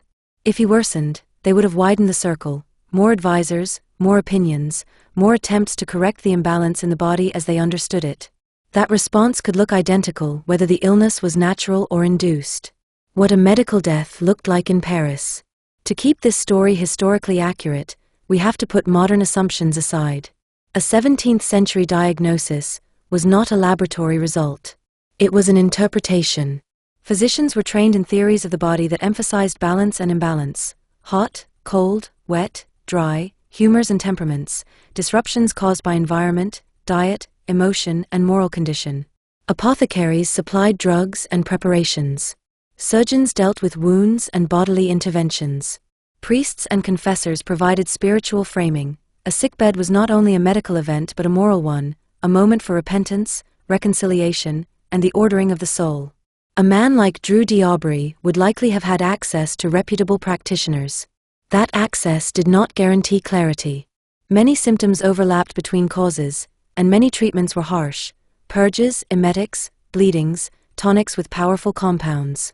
A patient could be weakened by the cure as much as by the illness. Reconstruction: if he suffered gastrointestinal distress, vomiting, cramping, weakness, it could have been explained as a corrupted humor, a bad food, a seasonal fever, a contagion, an internal decay. If he became delirious or collapsed, it could have been attributed to the body being overwhelmed. Only in rare cases would someone confidently say, "This is poison," and even then, their certainty might come more from suspicion than from evidence. This is part of what made poison so feared. It did not need to defeat medicine. It only needed to hide inside medicine's uncertainty. The motive problem: revenge, inheritance, or something worse. A historically responsible book cannot present motive as a settled fact unless the evidence is unequivocal. With Brinvilliers, motive is a knot. Later, the story will repeatedly return to three possibilities: revenge against a father who intervened; inheritance, removing an obstacle to money and autonomy; influence from Saint Croix, an escalation beyond the affair into a shared enterprise. These motives are not mutually exclusive. Human beings rarely do harm for a single clean reason. A person can resent and also desire money. A person can love and also be manipulated. A person can feel cornered and also feel entitled. Reconstruction: if Marie-Madeleine experienced her father's intervention as humiliation and control, then his death could represent liberation. If she felt trapped in a marriage that did not satisfy her, his death could loosen his grip on her choices. If she wanted money, a father's death might represent a reshuffling of wealth that could be exploited. If she and Saint Croix had begun to imagine themselves as partners not only in passion but in defiance, then the father becomes a symbolic target as much as a practical one. The temptation is to choose one motive because it creates a cleaner narrative. The truth is Messier, her world gave her few lawful avenues to remake her life. That scarcity is not an excuse, but it is the terrain in which crime becomes thinkable. The death that does not immediately become a scandal. Antoine Drew d'Aubry's death did not, at the time, produce the immediate public frenzy you might expect from a modern poisoning case. There were no tabloids with toxicology diagrams. There was no police press conference. There were, instead, the normal rituals of a respectable death: mourning, burial, prayers, the management of property, and, crucially, the management of appearances. A family like the d'Aubrys would have understood instinctively that death was a moment of vulnerability. It opened the door to disputes. It could reveal debts. It could invite gossip. It could shift alliances. Reconstruction: the household's response would have been swift in its organization. Who is informed first? Which relatives arrive? Which servants are trusted? What is said to neighbors? Which priest is called? Which doctor signs off on what? What papers need sealing? What possessions must be accounted for? A respectable death was not only grief, it was administration. If there were suspicions at the time, they were either not strong enough to act upon, or not advantageous to speak aloud. Sometimes families do not accuse because they cannot prove. Sometimes they do not accuse because accusation would destroy them too. It is also possible that nobody suspected anything in 1666. That is the nature of a successful poisoner. Their success depends on the world's willingness to accept illness as explanation. The family after the father. A father's death changes a household center of gravity. In a family structured around male authority, the patriarch's absence creates a vacuum. Power does not disappear, it redistributes. Brothers step forward. Uncles speak louder. Husbands negotiate. Widows and daughters are repositioned according to what the new hierarchy allows. For Marie-Madeleine, her father's death would have meant, at minimum, a change in supervision. The man who had intervened in her private life was gone. That could be relief. It could also be danger, because the father had been both a threat and a shield. Reconstruction. If she and Saint Croix had been constrained by his watchfulness, his death could feel like a door opening. If her relationship with her brothers was tense, his death could intensify conflict. If there were disputes over inheritance or property, his death would bring them forward. If her marriage was already strained, the removal of her father's authority might change the way her husband approached her, either loosening his interest or tightening it, depending on how he valued the D'Aubry connection. This is where the story begins to resemble what later generations will fear most, the respectable family, turning inward. Because the family is now arranged around siblings, and siblings are often where inheritance stories become vicious. The problem of proof. Here is the harsh fact that shapes everything that follows. Poison is easy to allege and difficult to prove, especially in the 17th century.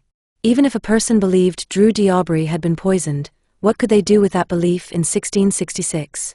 A court would want testimony. Witnesses might repeat suspicions, but suspicion is not evidence. A physician might say, it resembles poison, but resemblance is not certainty. The body itself could be silent, and the tools to interrogate it were limited. If the death had already been treated as natural and the burial had taken place, the opportunity to investigate, such as it was, narrowed. This is part of why the cassette in 1672 is so important. It appears to provide what poison cases rarely provide, words that can be framed as admission, and substances that can be framed as instruments. Until then, the deaths could sit inside the normal fog of early modern mortality. Reconstruction. People might whisper. Servants might compare symptoms. A relative might privately feel the hairs rise on their arms when another family member falls ill. But whispering does not necessarily become action, especially when the accused is a noblewoman with connections and the accusers would be family themselves. Families have an enormous capacity to hold horror behind their teeth. A new household rhythm, confidence after harm. If the later case tradition is accurate, and if the letters discovered in 1672 reflect genuine admissions, then the death of Drew D'Aubry was not an endpoint. It was a beginning. This is a difficult psychological leap for modern readers, because we want crime to feel like a rupture. We want it to be visibly destabilizing. But many serial domestic crimes function the opposite way. Each successful act stabilizes the offender's sense of power. It proves that consequences can be avoided. It turns fear into confidence. Reconstruction. If Marie-Madeleine participated in poisoning her father, then she crossed a threshold that cannot be uncrossed. The first act would have required overcoming internal restraints, moral, emotional, practical. The second act would not require the same effort. A person who discovers they can kill quietly, and not be punished, may begin to experience the world differently. Other people become obstacles. Time becomes something to manage. Death becomes a tool. That is how a domestic crime can evolve into a pattern, not through sudden madness, but through the ordinary logic of getting away with it. Saint Croix in the background, partnership or parasite. At this stage of the narrative, Saint Croix remains both present and frustratingly elusive. He is central to the case's later origin story, but the surviving record does not hand us a clear transcript of their relationship. Was he the instigator? The teacher? The partner? The opportunist? The lover who became a business associate? Or simply a man who benefited from a woman's access and choices? Reconstruction. It is plausible that Saint Croix, older, experienced in the city's undercurrents, interested in substances, shaped by imprisonment, recognized how useful Marie-Madeleine's position could be. It is also plausible that Marie-Madeleine, clever, socially trained, resentful of control, recognized Saint Croix as a route to an alternative life. They may have used one another. They may have loved and used simultaneously. They may have believed their partnership was romantic even as it drifted into calculation. The truth can be more frightening than the stereotype. Not a wicked man corrupting an innocent woman, nor a wicked woman corrupting a helpless man, but two people finding in each other a willingness to do what neither might have done alone. A deathbed as theatre. A deathbed in this era was not private. It was communal and often performative. People gathered.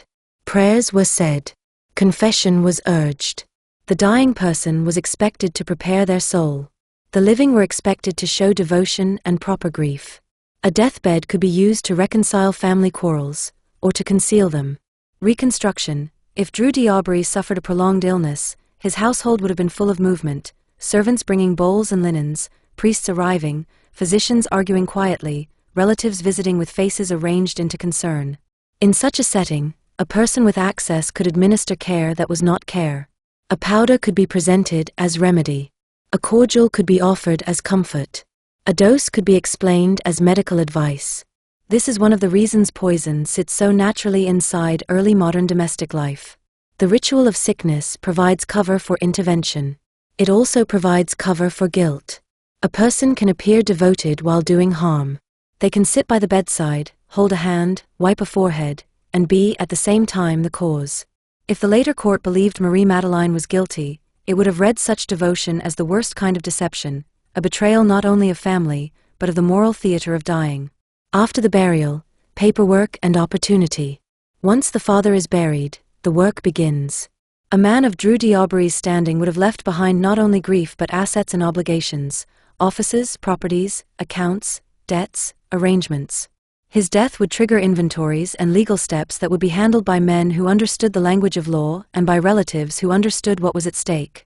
This is the moment when inheritance becomes tangible. Reconstruction. Papers are opened. Seals are broken. Chests are examined. An estate is measured in lists: furniture, silver, linens, rents, rights. Disputes can emerge quickly. A brother might feel entitled to more. A daughter might feel cheated. A widow might fight to secure her portion. A husband might press his wife's claim because it benefits him. Friends might appear with demands. Enemies might sniff weakness. And in the middle of this, Marie-Madeleine stands as both daughter and Marquise, a woman whose position depends on men's negotiations, but whose choices can still reshape outcomes. If she wanted money, this is where money becomes a concrete question. If she wanted freedom, this is where freedom becomes linked to wealth and leverage. If she wanted revenge, this is where revenge can be disguised as administrative inevitability. Death in such families is never only emotional. It is transactional. The long pause before the next deaths. One of the most chilling features of the timeline is its spacing. Drew d'Aubry dies in 1666. The two brothers whose deaths would later be attributed to poisoning die in 1670. There is time between these events, time for grief to become routine, time for suspicion to fade or harden, time for family arrangements to be negotiated, time for a pattern to develop. This spacing is important because it argues against a simplistic crime of passion reading. It suggests something slower, planning, patience, the use of ordinary life as cover. Reconstruction. In those years, Marie-Madeleine would still be moving through Paris as a respectable woman. She would still be a mother, a wife, a hostess. She would still be able to attend church and be seen. The household would still take meals and manage accounts. Nothing in the street would necessarily suggest anything extraordinary had happened. That's how domestic poisoning works. The extraordinary is contained inside the ordinary until a mistake is made, or a document is discovered, or someone finally speaks. The cassette is still 6 years away. In 1666, the death of a father can be mourned sincerely and exploited ruthlessly at the same time. Human beings are capable of that contradiction. The archive does not resolve it for us. It only preserves the aftermath, later admissions, later accusations, later punishment. For now, the story remains inside the family. The first death has happened. The household has survived it. The state has not yet entered the room. Chapter 7. The Brothers. The first death can be explained away. A father dies in a city that expects death. A family mourns. Priests murmur prayers. Physicians give their opinions in the careful language of likelihood rather than proof. Servants whisper, then return to their work. And a state is settled. Paris moves on. But when death returns to the same household, when it arrives again and again, the explanation begins to change shape. By 1670, Antoine Drew d'Aubry's sons were grown men, positioned inside the very structures their father had served: respectable offices, respectable connections, respectable futures. In the later narrative of the case, these men are not simply brothers in the background. They are central, two lives that stand between Marie-Madeleine and whatever she wanted next: money, freedom, safety, revenge, control, or some knotted mixture of all of them. And in that later narrative, both brothers die. This is where the story turns from a single suspicious loss into a pattern that makes people uneasy, even if they cannot yet explain why. After the father, a family rearranged. When a patriarch dies, a household doesn't fall apart at once. It reorganizes. The d'Aubry family was built around office and reputation. That meant the father's death would have been followed by a swift redistribution of authority, brothers stepping into stronger positions, relatives leaning in, husbands renegotiating their place, and every conversation about grief carrying a second conversation about assets. Marie-Madeleine's position in that reshuffling would have been complicated. She was no longer merely a daughter under her father's hand. She was a married woman with her own household identity, but still tethered to her birth family through money, expectations, and the lingering authority of the d'Aubry name. If she wanted something, an income stream, protection, independence, her brothers could affect whether she got it and how quickly. Reconstruction. In families like this, the emotional tone after a father's death could become brittle. A sister might feel that brothers treated her like a cost. Brothers might feel a sister's marriage had already paid her out through dowry arrangements. A husband might press his wife's claim with a firmness that sounded like concern but was, in truth, calculation. And the sister herself might develop a sharpened sense of grievance. I kept the name respectable, I played the role, why am I treated as a lesser heir? None of this needs murder to exist. It is ordinary. It is common. It is precisely the kind of domestic tension that sits behind many inheritance crimes. Inheritance as a battlefield. Modern readers often imagine inheritance as a clean legal process, a will, a distribution, some paperwork, an ending. In 17th century Paris, inheritance could be a long negotiation punctuated by conflict. Estates were made of movable property, rents, offices, debts, obligations, and arrangements that could be interpreted, contested, delayed, and weaponized. A family could appear united in public while privately fighting over who controlled what. Reconstruction, the household language of mourning, could easily double as the household language of power. Father would have wanted, could mean I want. For the good of the family, could mean for the good of my position. A brother could speak as if he were protecting his sister while narrowing her options. A sister could push for her share while being accused of greed. And because women's property rights were often channeled through male management in practice, husbands, brothers, legal guardians, the question of what she is owed could feel like an insult as much as a financial issue. This is the kind of environment in which resentment can quietly mature into something harder. Two brothers, two obstacles. Later summaries of the case describe Marie-Madeleine's brothers as men holding serious posts, the kinds of posts that made them more than family members. They were part of the governing class. Their survival mattered not only for personal reasons, but for the family's standing and for the continuity of office and influence. That detail matters because it changes what their deaths would mean. If two prominent brothers die within a few years of their father, the family is not only grieving. It is exposed. Its line of continuity looks fragile. Its reputation becomes vulnerable to gossip, and gossip becomes dangerous when it attaches to a household already touched by scandal, the scandal of a daughter who had defied her father and whose lover had been imprisoned by that father's hand. Reconstruction, even if nobody dared speak the words poison aloud, people would begin doing what humans always do when patterns appear: they would tell themselves private stories. A servant might remember a meal that seemed strange. A cousin might recall a conversation that felt tense. A neighbor might feel the chill of coincidence. A physician might notice familiar symptoms and say nothing because he did not want to accuse a powerful family without proof. Patterns don't need evidence to cause fear. They only need repetition. How poison hides inside illness. To understand why two deaths could occur without immediate public certainty, you have to remember what illness looked like in this period.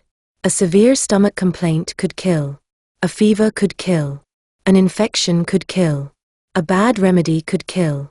The body was interpreted through theory and experience, rather than through modern testing.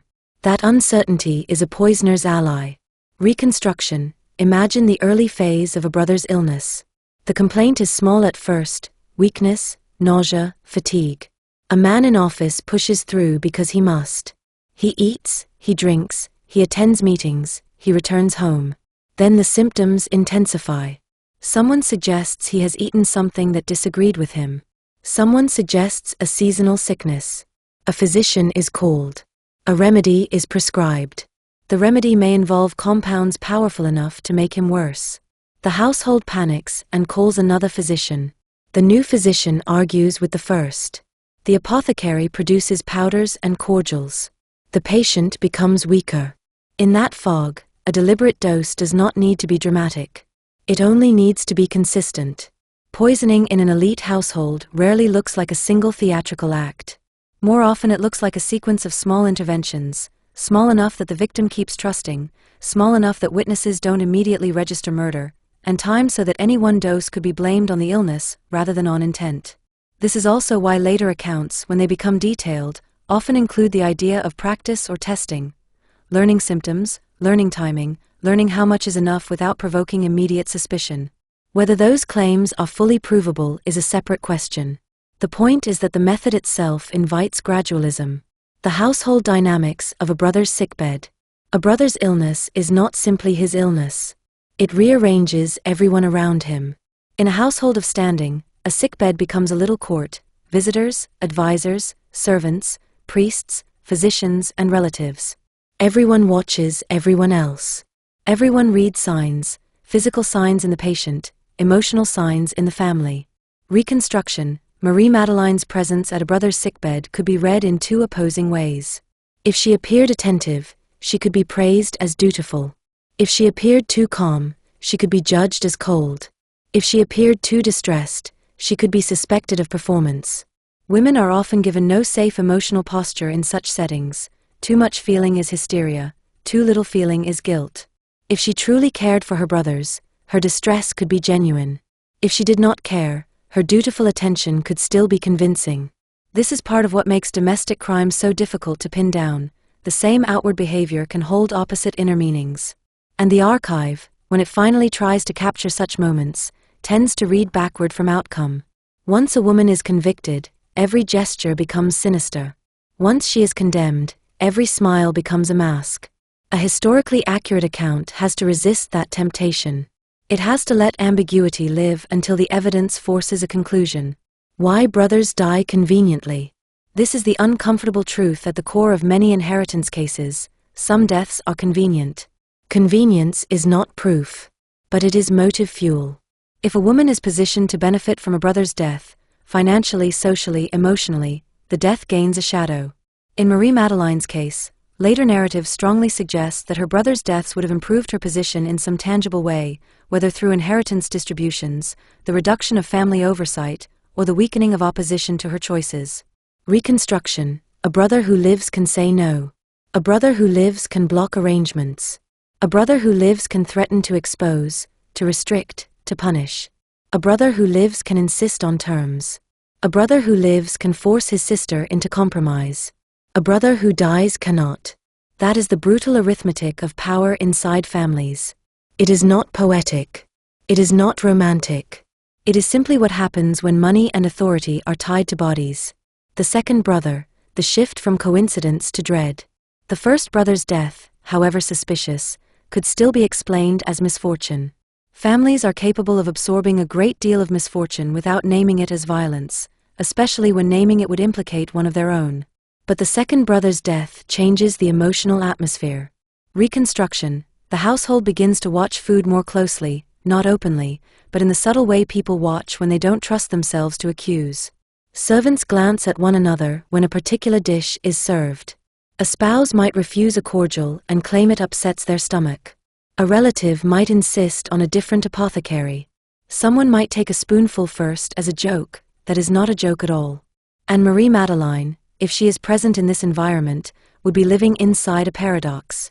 If she is innocent, she is being slowly suspected without anyone daring say it. If she is guilty, she is learning how fear moves through a household, and how to keep her face steady while it does. By the time the second brother dies, coincidence begins to feel like a story people tell themselves because the alternative is unbearable.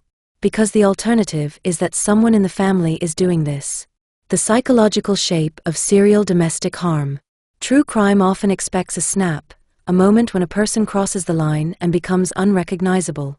Serial domestic harm does not always work like that. Often it is the opposite. The line is crossed, and then life continues. The offender's ability to keep living normally becomes part of the mechanism. Ordinary life provides cover. Everyday obligations provide a mask. The household continues to eat, pray, work, and visit while death is being arranged like another household task. Reconstruction. If Marie-Madeleine participated in poisoning her brothers, she would have had to build a private logic strong enough to override social and moral taboo. That private logic could be revenge, they controlled me, entitlement, I deserve what they withhold, resentment, they treated me as lesser, fear they will destroy me if they can, or something colder, they are simply in the way. The frightening part is that any one of these logics can be maintained alongside outward normalcy. People can compartmentalize. People can speak softly to a sick man while calculating the consequences of his death. And because women in her class were trained for performance, trained to keep private feelings private, the skill set required for such compartmentalization already existed as part of respectable life. This is not a claim that she did it.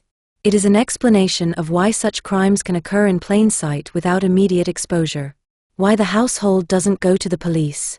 Modern readers often ask, if people suspected something, why didn't they report it? In a powerful family, reporting is not a simple act. It is a declaration of civil war. To accuse a sister of poisoning is to destroy the family name. It is to invite the state into private life. It is to risk being dismissed as hysterical, malicious, or greedy. It is to risk retaliation. It is also to admit that the household cannot govern itself, an admission that can be socially and politically costly.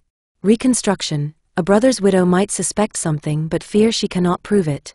A relative might suspect but prefer the safety of silence. A servant might suspect but know that speaking could ruin them. A physician might suspect but worry that accusing a noble household without certainty could destroy his practice. Even if someone wanted to act, they would need allies. They would need leverage. They would need documents. They would need a moment when the balance of power made action possible. Until such a moment arrives, suspicion often remains private. That is why the later discovery of the cassette matters so much. It functions like a permission slip for the state to do what people privately feared but could not prove. The years between. What changes in Marie-Madeleine's position? After the brothers' deaths, Marie-Madeleine's position within the family would have shifted, regardless of her guilt or innocence. She becomes, in effect, a surviving node in a damaged family line, a daughter whose father is gone, whose brothers are gone, whose ties to her birth family are now structured differently. Reconstruction. If she had been constrained by brothers who disapproved of her behavior, their absence could mean relief. If she had been financially limited by brothers controlling distributions, their absence could mean opportunity. If she had been socially watched by brothers worried about scandal, their absence could mean a loosening of surveillance, though the loosening might be replaced by a different kind of watchfulness from other relatives or from her husband's side. The key point is that death does not simply remove people. It rearranges constraints. It alters what is possible. And in crime history, what is possible is often the most important change of all. The silence before the storm. By 1670, 3 men connected to Marie-Madeleine's birth family, her father and 2 brothers, are dead in the later narrative of the case. And yet Paris is not, at this point, erupting publicly over the d'Aubry household. There is no obvious poison panic tied to her name yet. The machinery that will later pursue her has not fully engaged. The story is still largely domestic. The deaths are still, in public terms, absorbable. People die. Families grieve. The city moves on. Reconstruction, but inside the household, silence would not necessarily equal peace. Silence can be a kind of pressure cooker. It can mean that everyone knows something is wrong but no one knows how to say it without detonating their own life. It can mean that relatives have begun to treat one another with a new carefulness. It can mean that servants have started to keep mental lists. It can mean that people who were once relaxed around the dinner table now watch cups and plates as if they are small threats. This is the prelude phase, the phase where the pattern exists but the proof does not. And then, in 1672, another death occurs, this time not in the D'Aubry line, but in the life that has been running alongside it like a shadow, the death of Saint Croix. Unlike the earlier deaths, this one will produce a document trail that cannot be contained inside family discretion. Because Saint Croix will leave behind an object that turns whisper into accusation. Chapter 8: The Death of Saint Croix. In Paris, death was common enough to be ordinary, and ordinary enough to be dangerous. People died in summer as they died in winter, of fevers that swept through crowded streets, of infections that turned small injuries into endings, of stomach complaints that could hollow a body in days, of remedies that weakened as much as they helped. Even in well-appointed homes, death was not unusual. It was simply, too often, the outcome of living in a world where medicine was uncertain and the city never truly rested. And yet some deaths land differently. Not because the corpse is more important than any other, but because the living do something afterwards that they cannot undo. They open the wrong drawer. They read the wrong paper. They break the wrong seal. On July 31st, 1672, Jean-Baptiste Gaudin de Saint Croix died in Paris. The account that survives in the official telling is blunt: a natural death. A man falls ill. A man is found dead. The city turns its face away because there is nothing, at first glance, to see. But a natural death, in this city, was never just an ending. It was an administrative event. It triggered process, and process triggered exposure. A death pulled strangers into your rooms: clerks, notaries, witnesses, officials, people whose job was to transform private life into lists. And Saint Croix, whatever else he was, had lived a life that could not tolerate lists. The kind of man who leaves complications behind.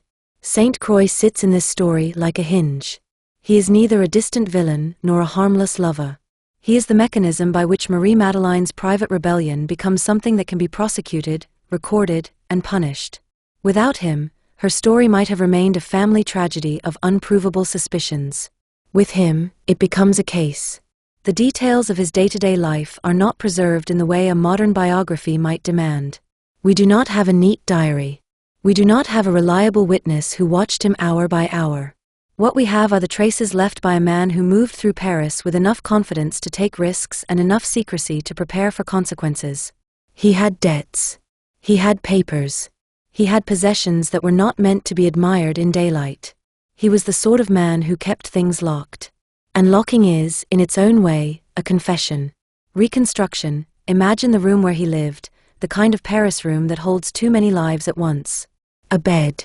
A trunk. A desk. A scatter of papers. Vials that could be explained as curiosity, as medicine, as nothing at all. A man like Saint Croix would have understood how fragile his position was. He had already learned, through imprisonment, what happened when powerful families decided you were disposable. If you cannot rely on protection, you rely on concealment.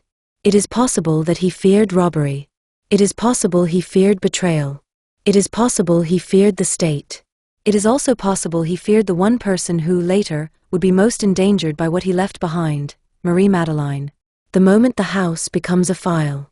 When someone died, their possessions did not simply remain where they were.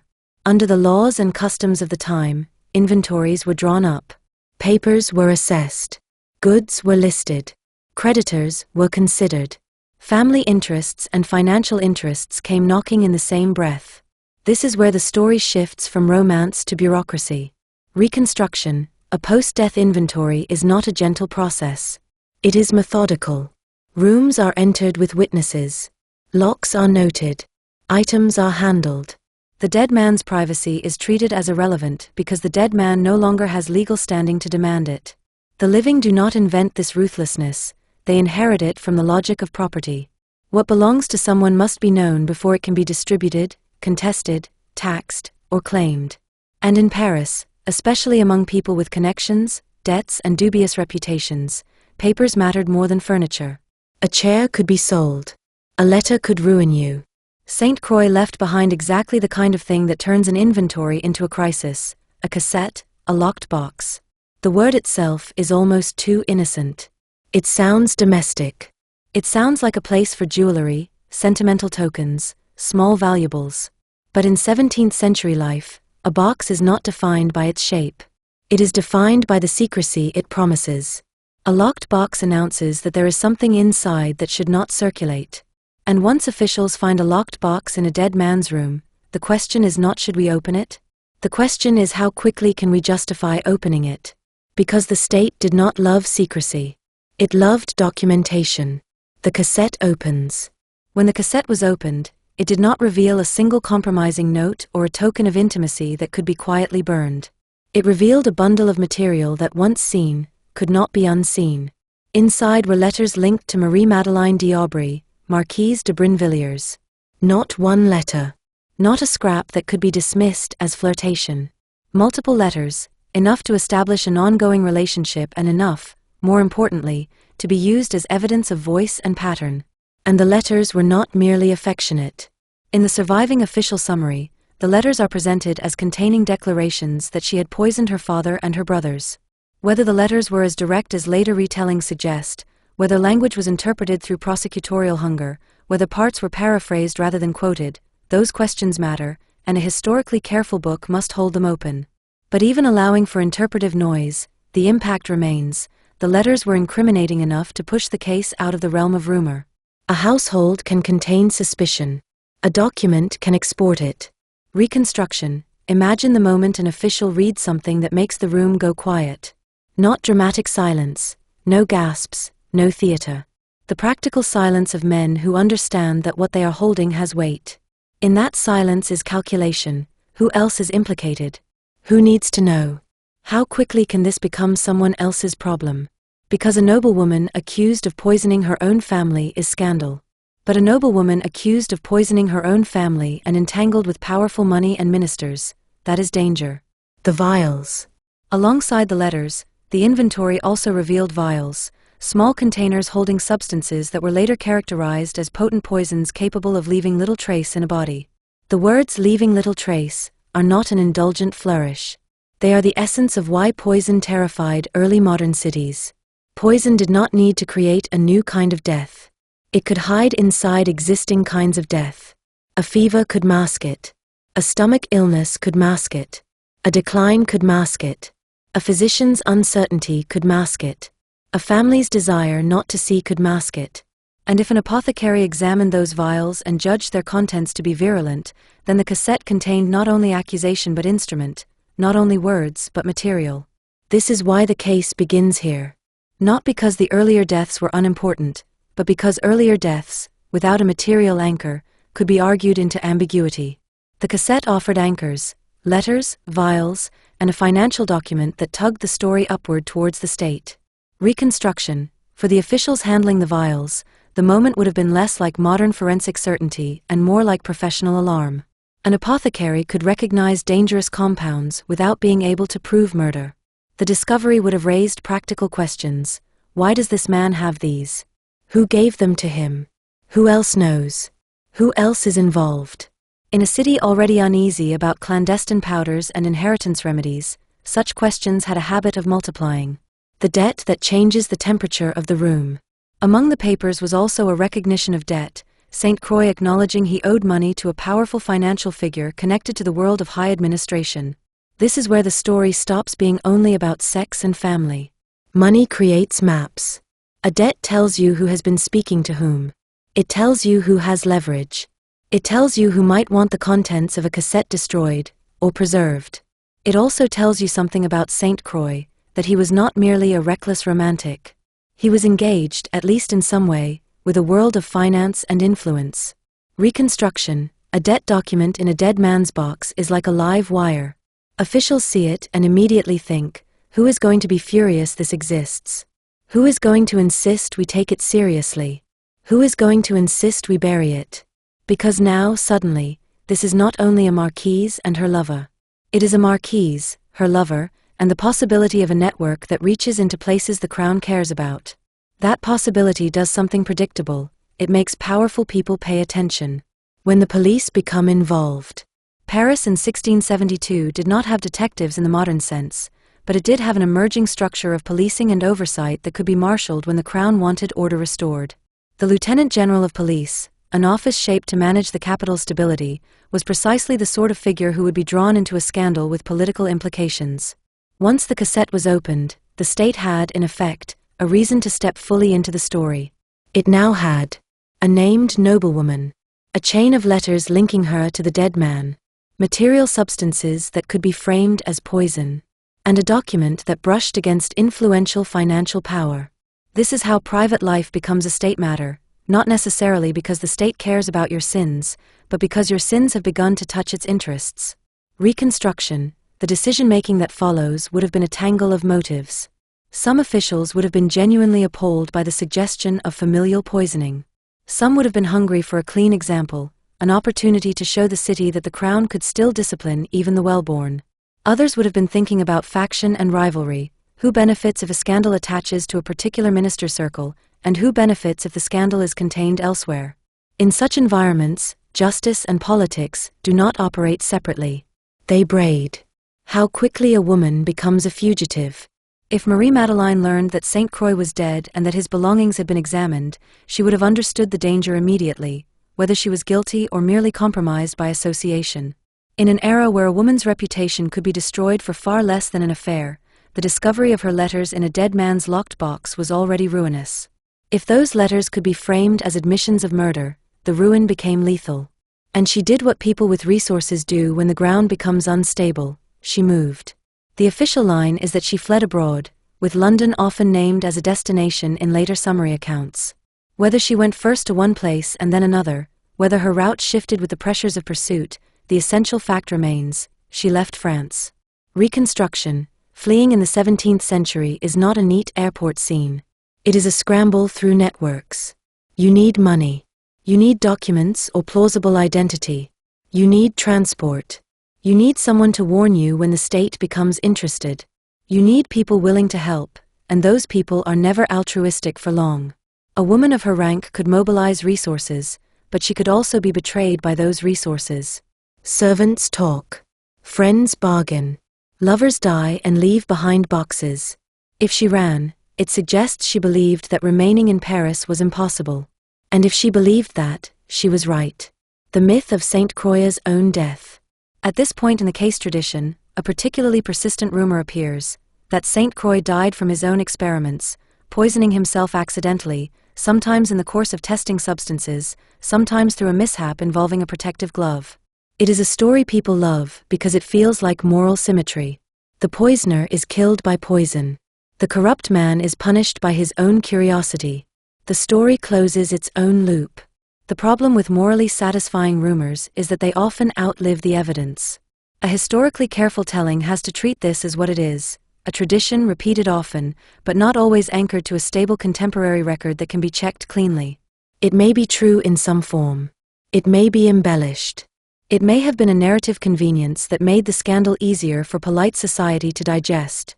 What matters in a strict sense is simpler: Saint Croix died, and his death triggered an inventory that revealed what he had been hiding. Whether he died by chance, illness, or accident, the outcome is the same. Death did not silence him. It made him speak through paper. The cassette as a character. True crime often treats objects as props. In this story, the cassette is more than a prop. It is a character in the strictest sense. It acts. It changes outcomes. It drives the plot forward with a force no living witness could match. Because the cassette does what people often cannot. It preserves words without emotion. It preserves substances without explanation. It creates a narrative bundle that can be transported, filed, presented, argued, and used. A whisper dies in the air. A cassette can be carried into a courtroom. Reconstruction, the box's very existence suggests a certain psychology. Saint Croix did not burn the letters. He kept them. That may signal attachment. It may signal leverage. It may signal vanity. It may signal a plan. He may have believed the box would protect him. He may have believed the box would protect her. Or, most chillingly, he may have believed the box would protect him by giving him a weapon against her if he ever needed one. It is hard to know. What we can say is this: keeping the letters ensured that the relationship could be proved. Keeping the vials ensured that the fear could be made material. Keeping the debt ensured that the scandal could be made political. In the end, Saint Croix's greatest act in this story is not necessarily whatever he did while alive. It is what he left behind when he died. The moment Paris becomes hungry. Paris loved a scandal, but it loved it most when scandal came with hierarchy. When the well-born fell, the city felt both horror and satisfaction. A crime committed by a noblewoman was not merely a crime, it was a crack in the story Paris told itself about order and rank. Poison, too, carried a particular thrill of fear. It suggested that anyone could be killed quietly, that your own table could betray you, that the safest spaces were only safe because you believed they were. A titled woman accused of poisoning her father and brothers offered Paris a perfect nightmare.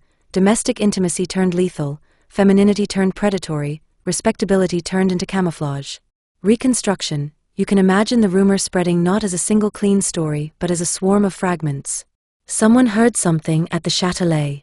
Someone knows an apothecary who examined vials. Someone's cousin's servant once worked for the d'Aubris. Someone saw Saint Croix's body carried out. Someone says there was a locked box. Someone says the letters were filthy. Someone says she admitted everything. Someone else says it's impossible. Someone else says it's obvious. The truth is chopped into pieces and traded like currency. And the state watches this swarm and decides, as states often do, that it must control the story before the story controls it. A chase begins. By the time the cassette is opened, the case is no longer optional. Even if every minister involved had wanted to hush it, the material makes hushing difficult. A locked box opened in an official inventory is already part of an administrative record. Letters can be copied. Vials can be described. Debts can be traced. Once documentation exists, it breeds documentation. The state's instinct is to file, to compare, to name, to pursue. In that sense, Marie-Madeleine becomes a fugitive not only from the police but from paperwork. Paper does not tire. Paper does not forget. Paper does not have pity. Reconstruction. Somewhere in Paris, after Saint Croix's death, a clerk writes her name and title onto a page that will travel through offices. A messenger carries a directive. A police official asks who has seen her recently. Questions move through the city like insects. Where did she go? Who helped her? What money did she take? Which route did she choose? Who might shelter her? Who might betray her? Each question generates another. And while those questions multiply, Marie-Madeleine is moving, across borders, into uncertainty, carrying the knowledge that the story has escaped her control. The cassette is open now. The contents are no longer private. The narrative has changed shape, from domestic suspicion to state pursuit. Chapter 9. The Hunt. Once the cassette was opened, Marie-Madeleine d'Aubry did not have the luxury of waiting to see what Paris believed. A scandal could be survived. A rumor could be managed.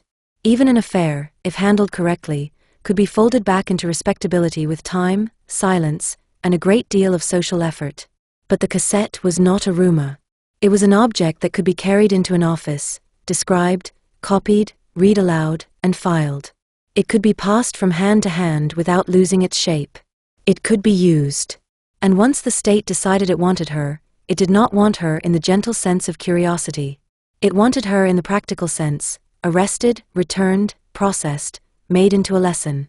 That is the moment when a woman who had been able to move through the Marais with a title and servants is forced into a different kind of movement driven by fear, by money, by the reliability of strangers, and by the constant question of who will turn on you first.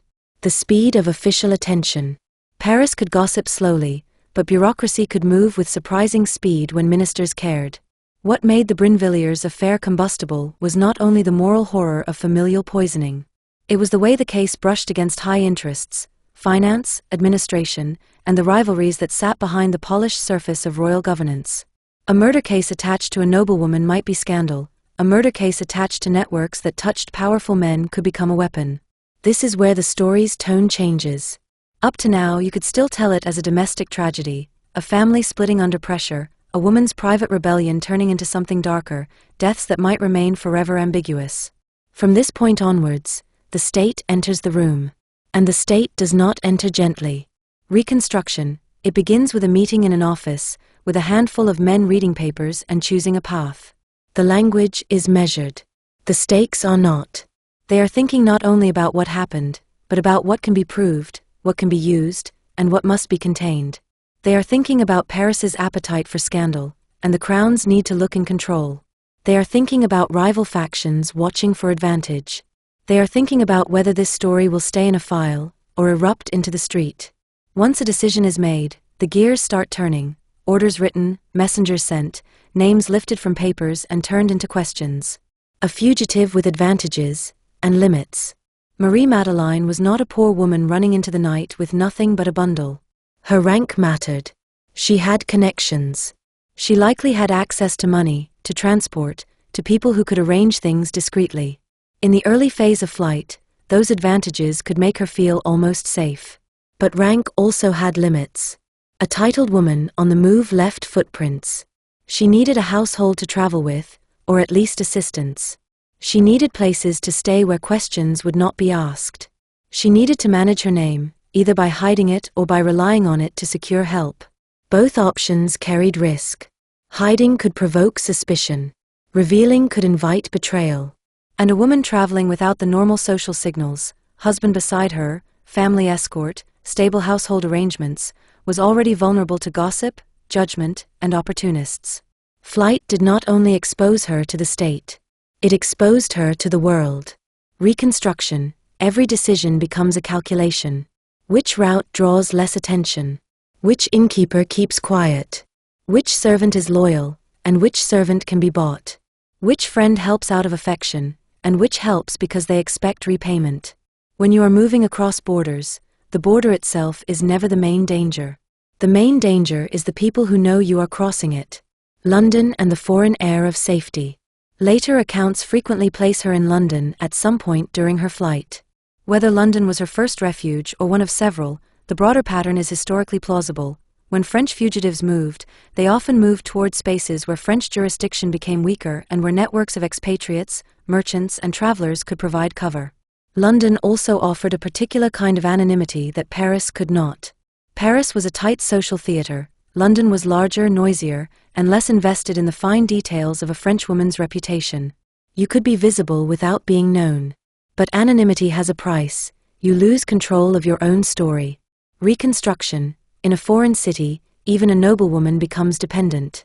She must rely on interpreters, on introductions, on people willing to turn their home into her shelter. She must trust the very sort of men she has been taught, her entire life, to distrust, men who deal in information, transport, money, and favors. She must accept that her life is now a thing moved by others. If she was guilty, the foreign air would not cleanse her. It would only delay consequence. If she was innocent, at least of murder, flight would still mark her. Innocent people run too, when they understand how quickly a state can make a case become certainty. The chase becomes organized. What separates a scandal from a hunt is structure.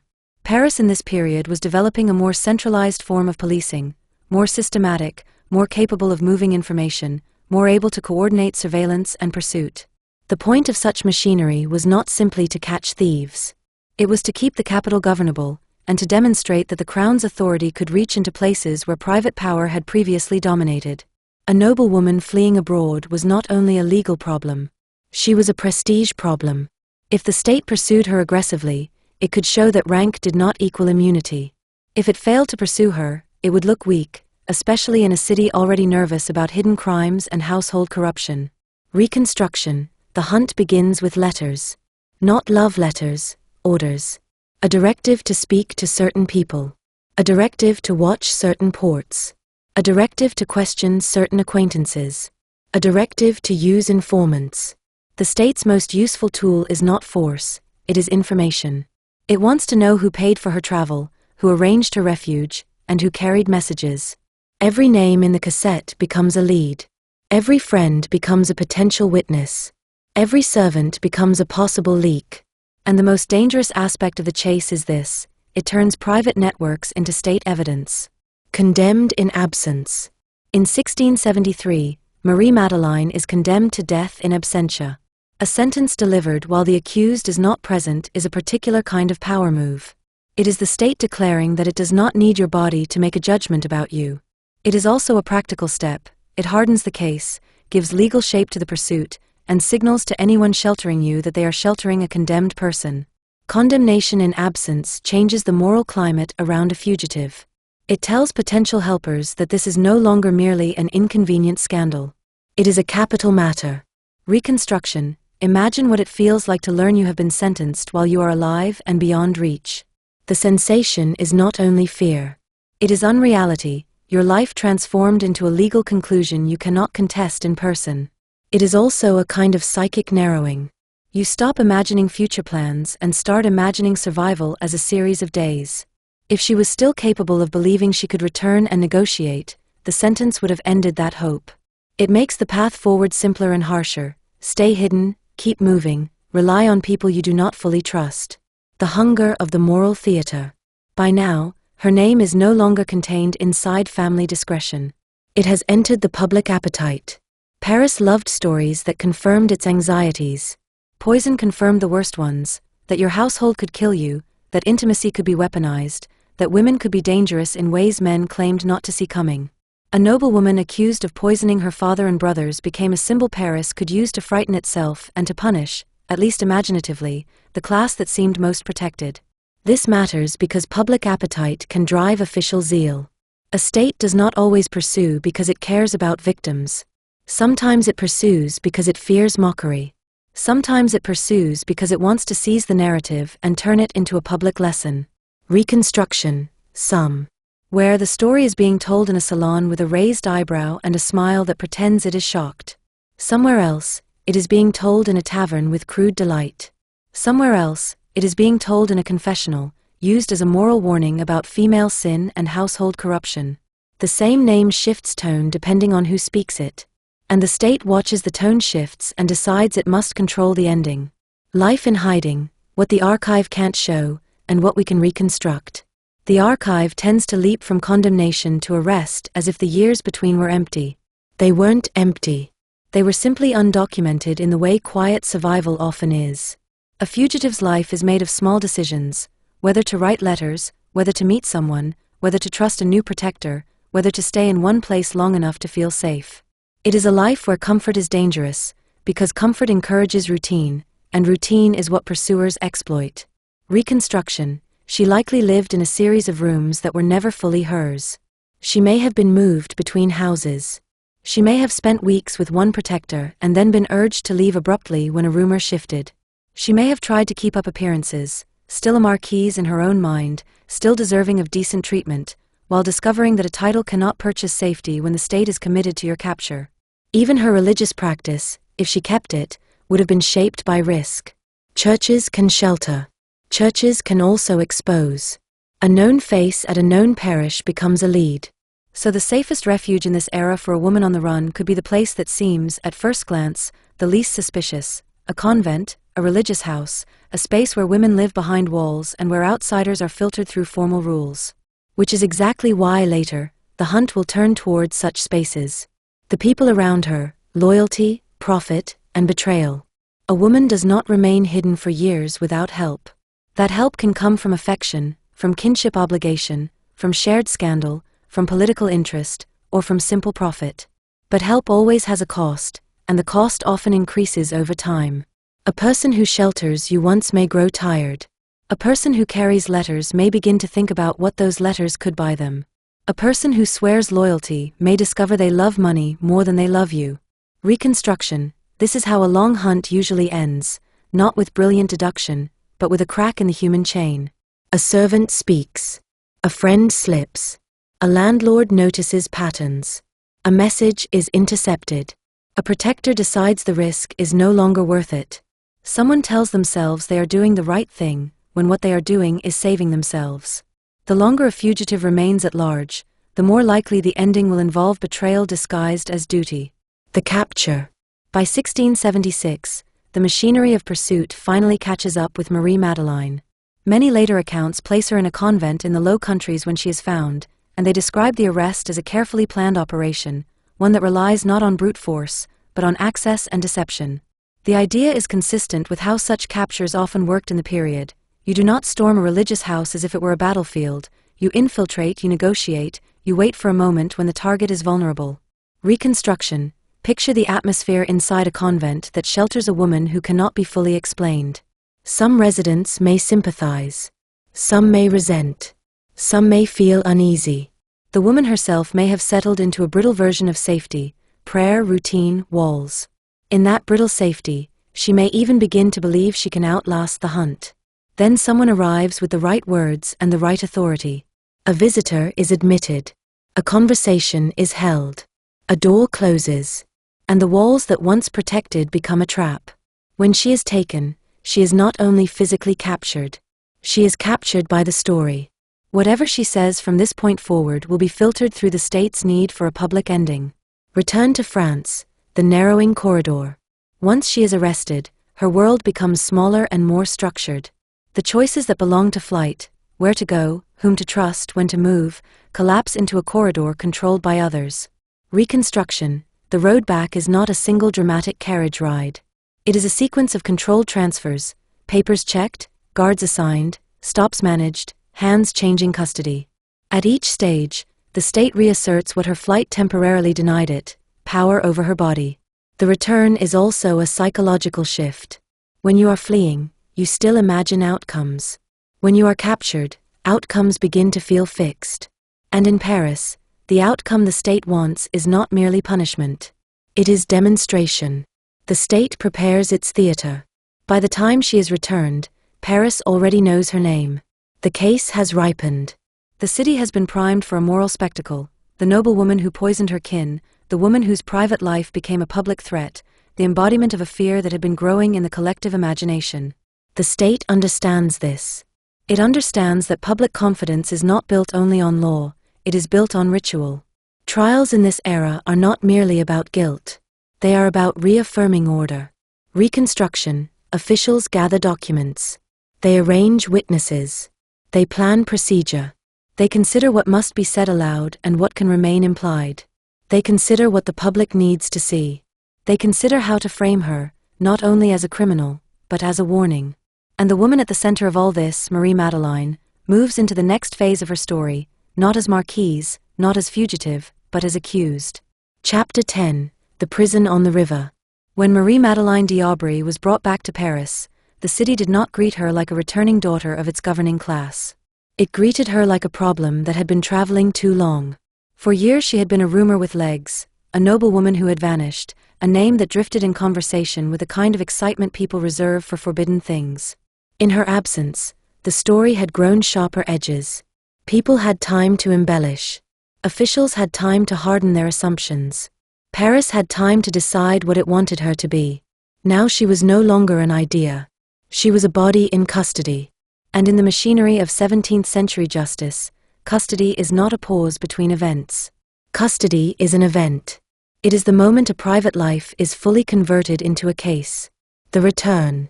A fugitive can still imagine choices. A prisoner cannot.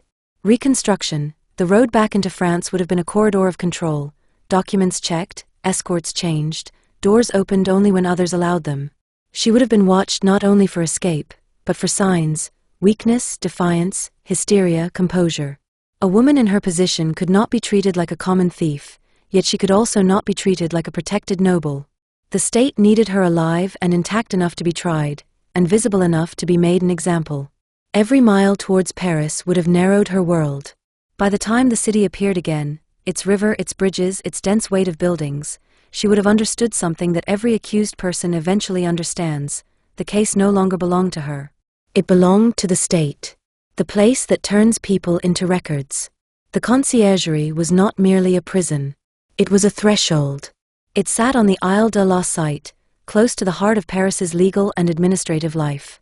It was the sort of place where the city's most serious accused could be held while files were assembled and procedures moved forward. To enter it was to step into an environment designed for waiting that is never neutral, because while you wait, other people decide what your life means. Reconstruction. The first impression would not have been dramatic darkness or theatrical chains. It would have been bureaucracy in stone. Doors that close with finality. Corridors where footsteps echo. Guards who have seen too many faces to care about any single one. The smell of damp from old walls and river air. The sense that the building itself has absorbed fear over centuries and now releases it slowly, like mold. For Marie-Madeleine, it would have been a particular humiliation. She was a Marquise. She belonged, by the logic of her upbringing, to the class that governed, not the class that was processed. Being held here meant the social contract had snapped. She was no longer protected by rank. She was being handled by the institutions her family had once served. A woman as an accusation. In the popular imagination, poison is intimate. It suggests someone close enough to serve your drink, close enough to touch your cup, close enough to stand by your bed and call it care. That intimacy was part of what made the case so useful to the state and so irresistible to the public. It didn't just promise a guilty person. It promised a moral narrative. The household turned inside out, the daughter turned against her father, the sister against her brothers, the feminine role of nurturer transformed into something predatory. By the time she reached the conciergerie, that moral narrative had already started to set like plaster. Reconstruction. Officials would have spoken about her in two voices. One voice would be procedural: dates, documents, witness names, the contents of the cassette, the years of flight. The other voice would be cultural: the tone men use when a woman has failed her expected role and they need to make that failure legible to others. In that cultural voice, she is not simply an accused murderer. She is an emblem, an explanation for anxieties already simmering in Paris.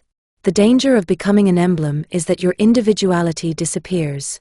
You become whatever the story needs. How 17th century justice builds truth. Modern readers often picture a trial as a contest between two sides, each presenting evidence. 17th century French procedure did not work like that in the modern theatrical sense. It was more investigative and file-driven. A case was built through interrogations, depositions, written records, and judicial decisions made within a framework that assumed the state had the authority to extract the truth it required.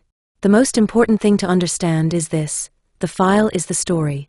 Once the file has weight, the person inside it has less. Reconstruction. Somewhere in an office near the courts, clerks are copying and collating. They are turning the cassette into text, what the letters say or are said to say, what the vials contained or were judged to contain, what debts suggest about networks. They are attaching older suspicions to newer documents.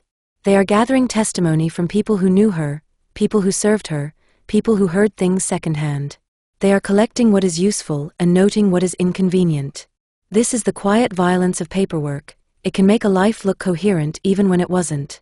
It can smooth contradictions. It can turn rumor into general knowledge by writing it down. A case like Brinvilliers needed coherence. It needed to look inevitable. The evidence that arrives before she speaks. Before Marie-Madeleine opened her mouth in interrogation, the state already had materials it could frame as decisive. Letters associated with her, preserved in St. Croix's cassette. Vials that could be described as poison. A financial document connecting St. Croix to powerful circles. A timeline of deaths in her family that could be arranged into motive and pattern. Her flight, which could be read as consciousness of guilt. None of these items alone is the same as modern forensic proof, and a historically accurate telling has to resist the temptation to speak as if 17th century evidence functioned like 20th century toxicology. But a 17th century court did not need modern certainty. It needed plausibility, pattern, and authority. And it needed something else even more valuable: a confession. The pressure to confess. In early modern justice, confession carried a special weight. It was treated as the crown of truth, the moment the accused voice aligned with the state's narrative. That is why so many procedures were designed to make confession more likely: isolation, repeated questioning, moral pressure from confessors, the psychological narrowing of imprisonment, and in some cases, physical coercion. Reconstruction. Marie-Madeleine's days in custody would have acquired a rhythm that felt both monotonous and unbearable. Hours of waiting punctuated by sudden summons to speak. Guards who offered no information. Food that tasted like obligation. Nights where the mind replays every choice and every face. The knowledge that somewhere outside your cell, people are describing you in writing, and you cannot see the words. And then the question arrives: do you resist and risk harsher measures, or do you cooperate and attempt to shape the story from inside? For a woman trained in the arts of social performance, cooperating would not necessarily mean telling the truth. It could mean negotiating. It could mean choosing what to admit and what to deny. It could mean trying to survive by giving the court something it wanted without surrendering everything. But negotiating with the state is not like negotiating in a salon. The stakes are not reputation. They are life. The prison as a place of social leveling. The conciergerie did not erase class entirely. A noblewoman could sometimes secure small comforts that others could not. She might have a better cell, better food, access to writing materials, or permission for certain visits. But the underlying reality was the same for everyone: you were inside, and the state decided when you came out. Reconstruction. One of the most frightening aspects of prison is that it forces you to share the same air as people you were raised to avoid. It collapses distance. A Marquise may hear cries through walls. She may catch glimpses of other prisoners being led down corridors. She may hear the sounds of bargaining, pleading, praying. She may understand viscerally that her title cannot insulate her from what the building does to bodies. This leveling is part of the state's power. It demonstrates that the crown can take anyone, and put them behind a door. That demonstration becomes even more pointed when the accused is a woman of rank, because rank is one of the few shields women had. To strip it away publicly is to show that the state's authority sits above household authority. The moral framing begins. As soon as Marie-Madeleine is in Paris, she becomes available not only to judges, but to commentators, people who will later describe her, interpret her, and use her as a warning. Women accused of serious crimes were often subjected to moral scrutiny that went beyond the alleged act. Their sexuality, their piety, their temperament, their expressions, everything became material. The crime was not enough. The court and the public wanted a character study that would explain how a woman could do such a thing. Reconstruction. In that framing, her affair with Saint Croix becomes more than a relationship. It becomes an origin story. Her rebellion becomes corruption. Her intelligence becomes cunning. Her composure becomes coldness. If she cries, it can be called performance. If she doesn't, it can be called proof. This is the trap of gendered criminality. Whatever a woman does can be read against her. The state benefits from this trap because it makes the punishment feel inevitable. It makes the execution feel like a moral necessity rather than a political choice. The men who will decide her story. A case like this does not unfold as the will of one person. It unfolds through a network of officials, police administrators, magistrates, clerks, legal advisors, each with their own incentives and pressures. Some will be concerned with public order. Some will be concerned with ministerial rivalry. Some will be concerned with personal reputation. The case is a ladder for ambitious men, and failure can be humiliating. Some will be concerned, genuinely, with the horror of alleged familial murder. The woman at the center, however, has the least control over the outcome. She is the object being moved through the system. Reconstruction. This is where the file becomes a weapon. It can be used to push her towards confession. It can be used to isolate her from allies. It can be used to confront her with extracts from letters, with statements from servants, with claims about her actions in her own home. Whether those confrontations reflect the full truth or a curated version does not matter as much as their effect: to destabilize her.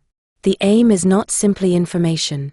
The aim is submission, to bring her voice into alignment with what the court already suspects. The waiting before the trial.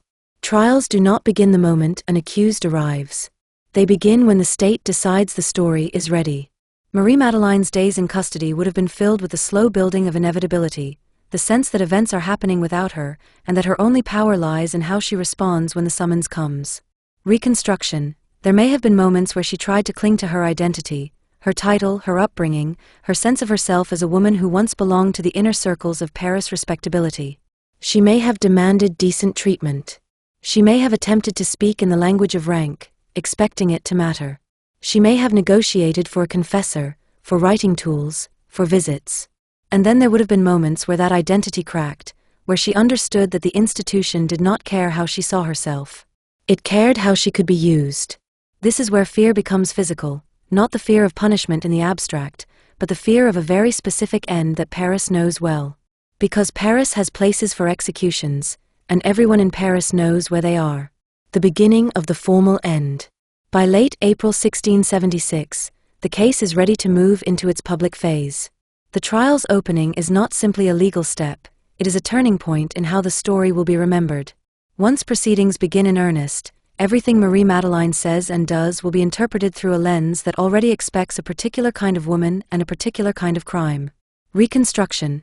On the day she is led from her cell towards interrogation rooms and court spaces, she is no longer merely a fugitive who has been caught. She is a spectacle in progress. Guards will look at her differently. Clerks will watch her hands, her posture, her face. Every detail can be turned into narrative. She seemed proud. She seemed broken. She seemed calm. She seemed wicked. The truth is that a person can be all of those things in a single hour. And that complexity is precisely what the system will try to flatten. Because the system needs a clear moral. Chapter 11. The trial opens.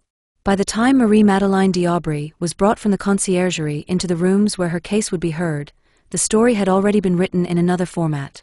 Not in the format of memory, or family grief, or private fear. In the format of a dossier. The state had collected a sequence of objects and turned them into meaning: a dead man's cassette, letters preserved too carefully to be accidental, small vials that could be described as poison, the financial paper that tugged the scandal towards men of influence, and the uncomfortable run of deaths within one family. Around these, it built a frame strong enough to hold a capital sentence. And now it needed something that would make the frame feel inevitable. A confession. A performance of guilt. A woman's voice aligning with the words the state was already prepared to read aloud. This is the moment where 17th century justice reveals its true character. It is not only a search for truth. It is a method for producing an official truth, one that will withstand political pressure, public appetite, and the polite murmurs of those who privately dislike the spectacle but relish the warning. The day she becomes the accused. The trial proper opens in late April 1676. By this point, Marie-Madeleine has been condemned once already in absence. The judgment exists as a fact on paper, even if the body it described had been out of reach. That earlier sentence casts a shadow over everything that follows. It tells the court what has already been decided in principle. What remains is to convert principle into procedure, procedure into certainty, certainty into a public ending. Reconstruction. Picture the transition from cell to corridor. The shift is not dramatic. It is administrative. Doors open. Guards stand close. There are no speeches. A woman adjusts her posture because she understands she is being seen. In the distance there is the dull hum of a building full of men doing their work: clerks, magistrates, officials. The state does not need to shout. It has walls. When she enters the space where she will be examined, she enters a room structured to remind her that she is outnumbered and that time belongs to others. She is not here to tell a story the way she wants to tell it. She is here to answer questions in the order the court chooses. This is how the system reduces a life. Not by denying complexity, but by refusing to let complexity control the pace. The court's appetite, not drama, but coherence. A modern trial, in the public imagination, is a contest. Lawyers argue. Witnesses perform. A jury reacts. Surprise evidence appears like a theatrical twist. 17th century criminal procedure in Paris was less interested in surprise than in structure. The court wanted coherence, a chain of events that could be written down, signed off, and preserved. It wanted a narrative that made sense within the moral and political language of its time. In Brinvilliers' case, that language had certain expectations built into it. A noblewoman whose sins must be shown to have fallen in a way that explains the sin. A woman who kills must be made legible to a public that fears women's hidden power. A household crime must be framed as a threat to order, not merely a private tragedy. The Crown's authority must appear steady even when the story involves people close to the state. The case needed to be more than she did it. It needed to be, this is how such a thing happens, and this is why it must be punished. The evidence arrives like a weight, not like a revelation. Before Marie-Madeleine speaks, the case speaks first. The cassette becomes the core artifact, letters that place her in an intimate relationship with St. Croix, and that, according to the way they are presented in official summaries, contain language the state interprets as admission of poisoning within her family. But letters are tricky evidence. They carry voice, yes, but they also carry tone and context that can be manipulated. A letter can be quoted selectively. It can be paraphrased. It can be read through a prosecutorial lens and made to sound more direct than it was. It can also be genuine and damning. This is why the court wants more than letters. It wants confirmation in her mouth. Reconstruction. Imagine her being confronted with her own handwriting, real or attributed, held up as if it were a mirror she is forced to look into. She cannot pretend not to recognize it. Her only options are to deny authorship, deny meaning, deny interpretation, or accept it and attempt to control the consequences. Each option carries danger. Denying authorship can sound desperate, and desperation can be treated as guilt. Denying meaning can sound slippery, and slipperiness can be treated as cunning. Accepting the letters can be fatal. A woman trained in social performance may believe she can manage this in conversation. But a courtroom is not a salon. It is a place where every word can be frozen into a record. The timeline as a weapon. The state also has something that looks simple but cuts deeply: a timeline. A father intervenes in an affair and has the lover imprisoned.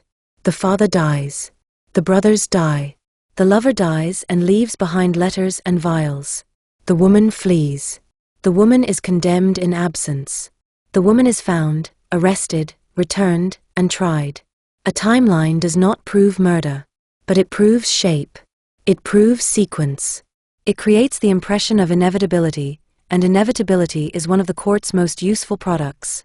Reconstruction. In the hands of officials, the timeline becomes moral arithmetic. He opposed her, he died.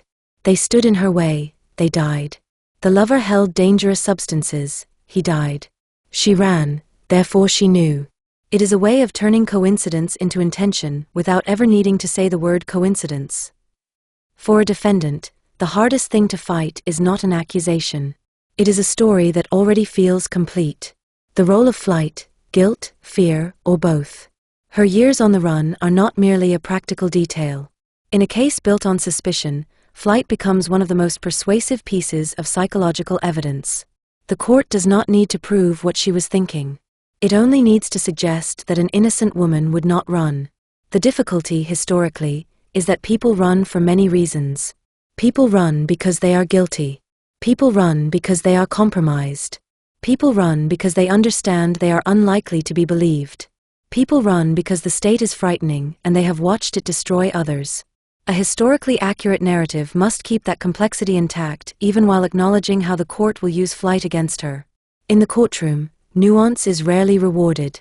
Reconstruction. If she tries to explain flight as fear of scandal rather than fear of punishment, she risks sounding like she values reputation above truth. If she tries to explain it as fear of an unjust system, she risks insulting the system that now holds her. If she tries to explain it as panic, she risks sounding unstable. Every explanation can be turned against her. And that too is a method. Witnesses, servants, and the dangerous flexibility of testimony. A case like this would not rely only on objects. It would draw in people, especially the people whose lives intersected with hers in ways she could not fully control. Servants, household staff, apothecaries, intermediaries, acquaintances who had watched her move through the city. Testimony in this era is not a clean transcript. It is shaped by fear, pressure, incentive, and the desire to align with authority. A servant's words can be driven by genuine memory. They can also be driven by survival. A witness who says what the court wants may be treated gently. A witness who complicates the story may be punished or dismissed. This is the brutal simplicity of institutional truth. It rewards what is usable. Reconstruction. Somewhere, a servant describes a cordial given at the wrong time. Somewhere, a neighbor recalls a tense visit. Somewhere, an apothecary remembers being asked for something strong. The details may be small and individually ambiguous, but together they create texture, a texture the court can present as reality. For Marie-Madeleine, this is a kind of horror, not merely being accused, but being described by people who once opened doors for her, poured water for her, carried parcels for her, people who saw her in ordinary moments and can now be asked to reinterpret those moments as sinister. Domestic life becomes evidence. The gendered script, how the court expects her to behave. A man accused of murder can be brutal and still be read as manly. A woman accused of murder is often required to explain not only the act but her existence. The court and the public both have a hunger for a particular kind of female criminal narrative. It wants her to be either monstrous or seduced, either cold or hysterical, either wicked by nature or corrupted by a lover. Those are comfortable categories. They prevent the more unsettling possibility that a woman can be intelligent, socially skilled, and capable of cruelty without fitting a caricature. Marie-Madeleine is caught in that script. If she appears calm, she risks being read as unfeeling and therefore dangerous. If she appears distressed, she risks being read as deceptive or unstable. If she argues too intelligently, she risks being read as cunning. If she appears submissive, she risks being swallowed by the court's narrative entirely. Reconstruction. She would have had to choose a posture and hold it. That is what courtrooms force you to do, become one version of yourself, even if you are many. A woman who has spent her life learning to manage impressions might believe she can do this. But there is a difference between managing impressions among equals and managing impressions in front of men empowered to decide your death. Saint Croix as a shadow witness. The dead lover cannot speak, but his box can. This is one of the strangest features of the case. The central male figure is absent, yet present everywhere. His letters, his debts, his vials, his name, his imprisonment, his death. He becomes a silent witness whose testimony is mediated through objects and the interpretations of officials. That mediation matters because it allows the court to shape him into whatever the story needs. If it needs him to be a corrupter, he is a corrupter. If it needs him to be a co-conspirator, he is a co-conspirator. If it needs him to be an instrument, he is an instrument. If it needs him to be a victim, he can even be that. Marie-Madeleine, alive and speaking, must fight a narrative built partly around a man who is not there to contradict it. Reconstruction. There is a particular cruelty in being tried alongside a ghost. You cannot cross-examine the dead. You cannot force them to admit their own lies. You cannot ask them why they kept a box of letters rather than burning them. You can only face the state's version of them. And the state's version will be useful. The courtroom logic, admission is everything. Even when the court has objects, testimony, and timelines, it still wants the same thing it always wants: alignment. It wants her to admit enough that the judgment feels justified, not merely imposed. This is why questioning in such cases is often repetitive and narrowing.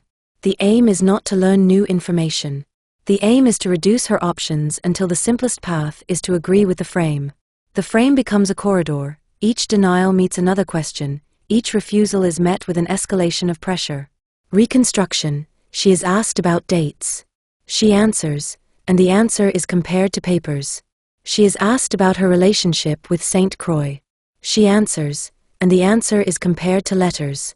She is asked about her father's illness, her brother's illnesses, her movements, her finances. She answers, and each answer is tested against what others have said. The rhythm is exhausting on purpose. Exhaustion makes people careless. Carelessness produces contradictions. Contradictions can be used as proof of deceit. And deceit, in the court's moral language, is a kind of guilt. The threat that hovers, the question. By now, Marie-Madeleine is not ignorant of what this system can do to bodies. She has lived long enough in a world of law and office to know that courts have methods. She has heard, no doubt, the language used to describe them with polite distance: the question. A phrase so neat it almost hides what it means. Whether she believed the court would use it against a woman of her rank is another matter. Rank could sometimes soften procedure, but it could also sharpen it if the state wanted the example to be undeniable. And the state did want this example. Reconstruction. The threat does not need to be spoken directly to be understood. It sits inside the room as everyone asks their questions.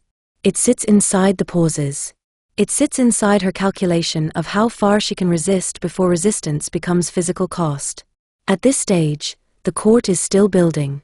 It is still assembling the record it will rely on. It is still shaping what Paris will later remember as fact. But the direction is clear. The case has reached the point where silence is not enough, denial is not enough, and the state's patience begins to thin. The first crack in the story. Every accused person reaches a moment where they realize the same truth. The court does not need to be fair in the way you want it to be fair. It needs to be convincing. For Marie-Madeleine, that realization would have been a kind of internal crack. Not necessarily a collapse. She may have been resilient, stubborn, proud, but a shift in how she understood her situation. The room is not a place where she will be understood. It is a place where she will be translated. Reconstruction. She begins to measure each answer not by whether it is true, but by how it will be used. She begins to imagine the clerk's quill turning her speech into a sentence that will outlive her. She begins to feel the narrowing. And above all, she begins to sense the approach of a moment the court is steering towards, the moment where her body will be asked to cooperate with the story. Because the system does not only question minds. It questions flesh. Chapter 12. The question. In the end, the court did not simply want Marie-Madeleine d'Aubry found guilty. It wanted her made guilty in a way that would satisfy Paris, stabilize the state's reputation, and shut down the most dangerous loose end in the file, the possibility that she had not acted alone, or that the story reached into circles the Crown did not wish to expose.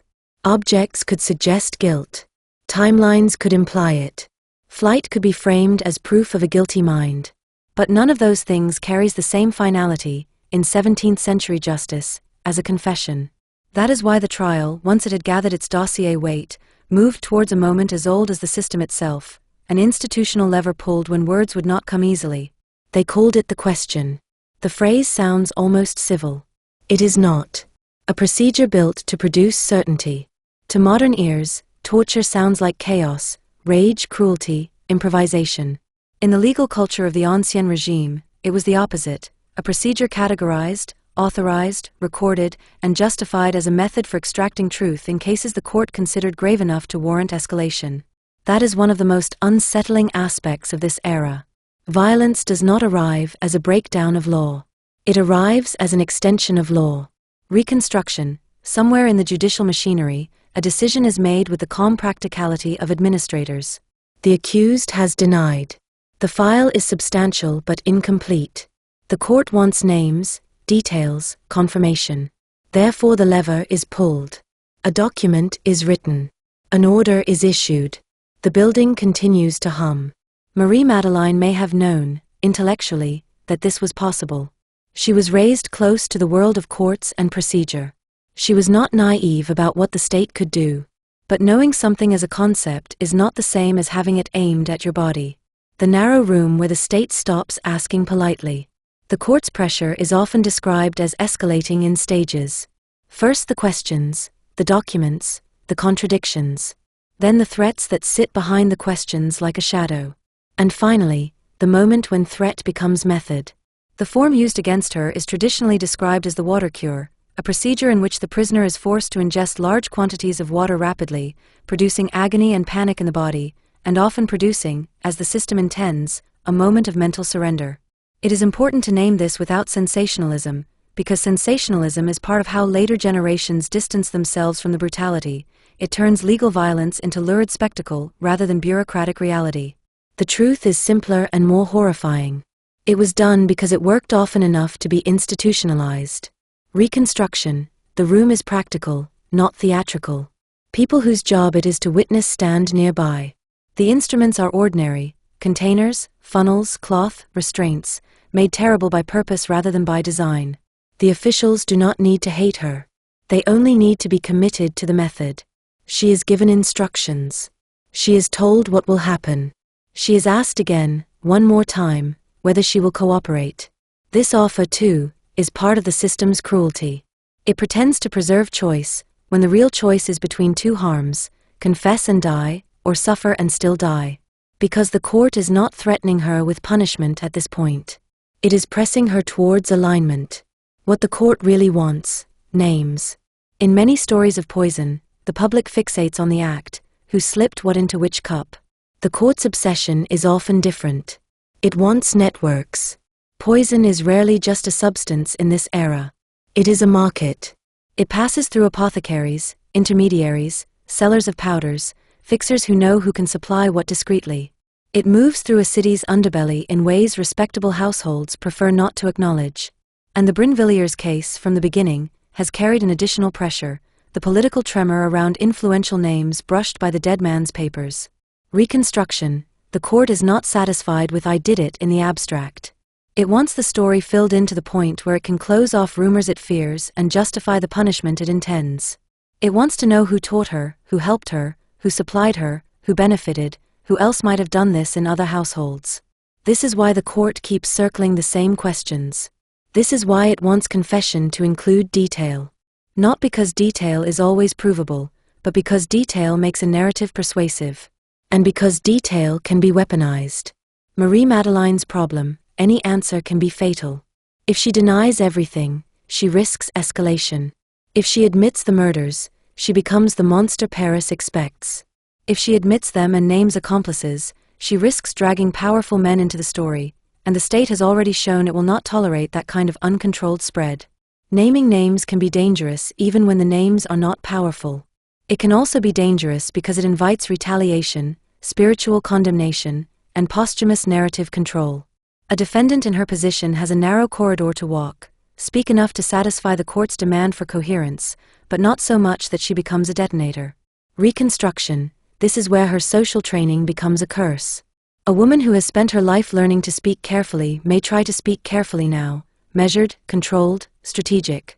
But the question procedure is designed to break strategy.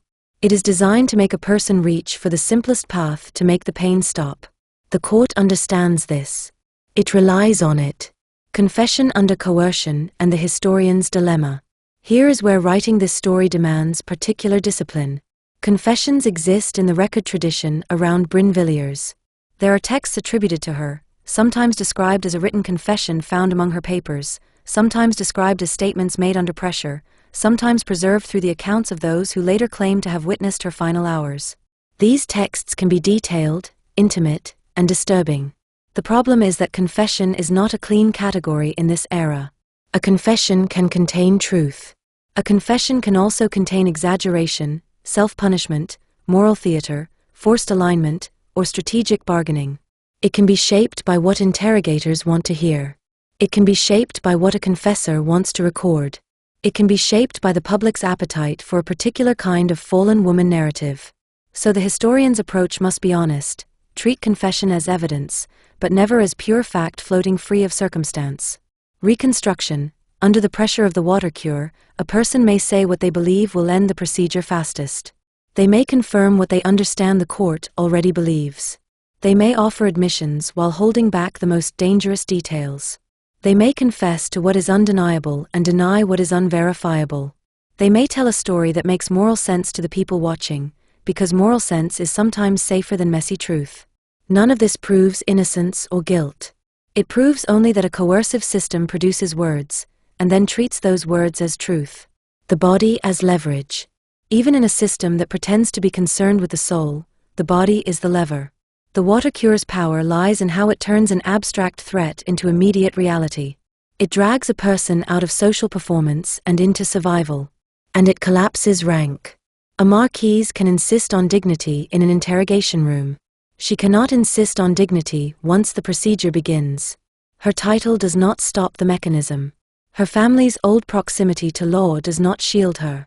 If anything, that proximity becomes part of the lesson. Even you can be reduced to this. Reconstruction. The most terrifying aspect is not only pain. It is the speed with which the body's instincts override intention. The mind that wants to strategize is forced into a narrower task. Endure, breathe, stop this, stop this, stop this. And then the words come. They may come as names. They may come as admissions. They may come as fragments the court can stitch into a narrative. The system does not require elegance. It requires content. The confession that satisfies, and the silence that frustrates. One of the recurring themes in how this case is remembered is that Marie-Madeleine's admissions, however framed, did not fully satisfy the state's hunger for a broader network. The political temperature around the case is always present in the background. There are names the court wants, and names she does not give. Reconstruction. If she is guilty, she may refuse to name accomplices out of loyalty, fear, or calculation, because naming others will not save her and could destroy what remains of her family or her children. If she is not guilty of everything attributed to her, she may refuse because she will not expand a lie. If she is half guilty, complicit, but not the sole author, she may refuse because the truth is too dangerous to speak in that room. Whatever the reason, a refusal in such a system is treated not as a boundary but as defiance. Defiance invites pressure. Pressure invites further confession. The cycle tightens. This is how the state tries to convert a complicated reality into a clean ending. The confessor enters, a second interrogation in religious language. In Catholic France, the condemned were not only processed by courts. They were processed spiritually. A confessor is often presented as a comfort to the accused, and sometimes that is true. But in high-profile cases, a confessor can also serve another purpose, to obtain what the court could not obtain openly, names, motives, details, through the language of salvation. The confessor is, in a sense, an interrogator with different tools. Reconstruction. The confessor comes in with softness where the court uses authority. He speaks of repentance, of the soul, of God's mercy, of the need to make amends. He offers a kind of privacy, but it is a privacy shaped by power. He can record, he can report, he can shape how the accused will be remembered. For a woman like Marie-Madeleine, raised with the rituals of confession, trained to understand religious performance, this creates another corridor of choices. She can play the devout penitent. She can resist spiritual framing. She can attempt to separate what she says to God from what she says to the state. But the separation is not clean when the state is listening through the walls. The problem of being believed.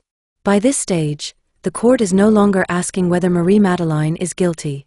It is asking how guilty she will be allowed to appear, and what shape her guilt will take. This is one of the most brutal truths about certain trials. Once the narrative has set, the defendant's words are filtered through it. Denial becomes proof of deceit. Tears become proof of manipulation. Calm becomes proof of coldness. Any resistance becomes proof of moral corruption. Reconstruction: if she says, "I am innocent," the court hears she lies. If she says, "I did it," the court hears at last. If she tries to explain motive in human terms, fear, resentment, desperation, the court can hear it as further evidence of depravity. If she tries to place blame on Saint Croix, the court can hear it as evasion. Truth, in such rooms, is not simply a matter of accuracy. It is a matter of what the institution is prepared to accept as truth. And the institution has already prepared the ending. The shift from investigation to sentence. Once the question has been applied, the case moves faster. This is not because the truth has been discovered in a pure sense. It is because the procedure has produced enough material, words, admissions, alignments, to justify the next stage publicly. Reconstruction: clerks rewrite the story into official language. Judges weigh what is useful. The court decides what will be emphasized and what will be left in the shadows. The state, which has spent years pursuing her, is not now going to hesitate. It is going to close the case in a way that reinforces its authority. Marie-Madeleine is no longer being asked questions because the court wants to learn. She is being moved towards the moment where the court will speak as if it has always known. And once the court speaks, Paris will listen, not necessarily with reverence, but with that mixture of fascination and moral satisfaction the city reserves for a fall from high rank. The woman left behind after the procedure.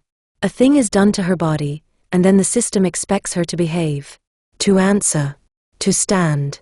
To walk. To pray. To perform the dignity of the condemned. This expectation is part of the state's theater. It wants the accused to be broken enough to confess, but composed enough to be displayed. It wants the violence hidden behind procedure so that the ending can be presented as justice rather than coercion. Reconstruction: after the question, there is a peculiar kind of silence. Not peace, never peace, but the silence that follows when a boundary has been crossed and cannot be uncrossed. She understands, in her flesh, what the state is willing to do. The officials understand again that the method works. The case file gains new weight. And Marie-Madeleine, whatever she believes about her own guilt or innocence, is now trapped in a narrower truth, the truth that her body has been used to manufacture closure. Chapter 13: Judgment. There is a point in every high-profile case where the court stops pretending it is still deciding. From that point onward, procedure continues, because procedure must continue, but the ending is already taking shape in the public imagination. The state begins to move not like an investigator, but like an author preparing the final chapter. It chooses what to emphasize, what to leave in shadow, what to show the city, and what to bury quietly in the file. In Marie-Madeleine d'Aubry's case, the state had been preparing this ending for years, from the moment the cassette was opened, through the chase across borders, through condemnation in absence, through her return in custody, through interrogation, and through the application of the question. Now it would speak in its most powerful voice. Judgment. The court's voice becomes a verdict. A judgment in 17th century Paris was not only a legal conclusion. It was an act of public order. To condemn a marquise was to proclaim something that the city needed to hear, that rank did not grant absolute immunity, that domestic power was subordinate to royal power, and that the state could reach into even the most respectable household and pull out a criminal. If Paris had been allowed to whisper without an official ending, whispers might have multiplied into rumors about broader networks, poisons circulating among the elite, households hiding private murder, powerful men connected to scandalous markets. The state did not like rumors it could not control. A public judgment turns rumor into a single authorized story. Reconstruction. In the rooms where the judgment is finalized, the language is formal and unsentimental. The words must do multiple jobs at once. They must declare guilt. They must describe the crimes in a way that justifies the punishment. They must reassure the city that order still exists. And they must position the court as the instrument of that order. A judgment, in this sense, is not merely about the accused. It is about everyone watching. The shape of the sentence. Marie-Madeleine is condemned to die. But the sentence is not only death. It is a sequence. Early modern French justice is intensely ritualized, especially for crimes framed as grave moral violations. The punishment is designed not simply to end a life, but to instruct the living. It often involves public humiliation, confession, and a structured progression from moral submission to physical destruction. The tradition around Brinvilliers' case includes the ritual known as the amende honorable, a public act of penitence in which the condemned is required to confess wrongdoing and beg forgiveness before God, the king, and justice. This is not a private spiritual moment. It is a state performance of repentance. Reconstruction. The condemned is made to appear in a way that signals submission. The body is positioned as proof that the state has control. The words spoken are not simply personal. They are part of the state's narrative. Even when sincere, they function publicly as a seal on the judgment. See, even she admits it. See, even she bows. For a woman of Marie-Madeleine's rank, this ritual is an additional punishment. It strips dignity before death. It makes the fall visible. What judgment does to a person. By this stage, Marie-Madeleine has already been reduced in multiple ways: by imprisonment, by the stripping of her mobility, by the court's file, by interrogation, by the question.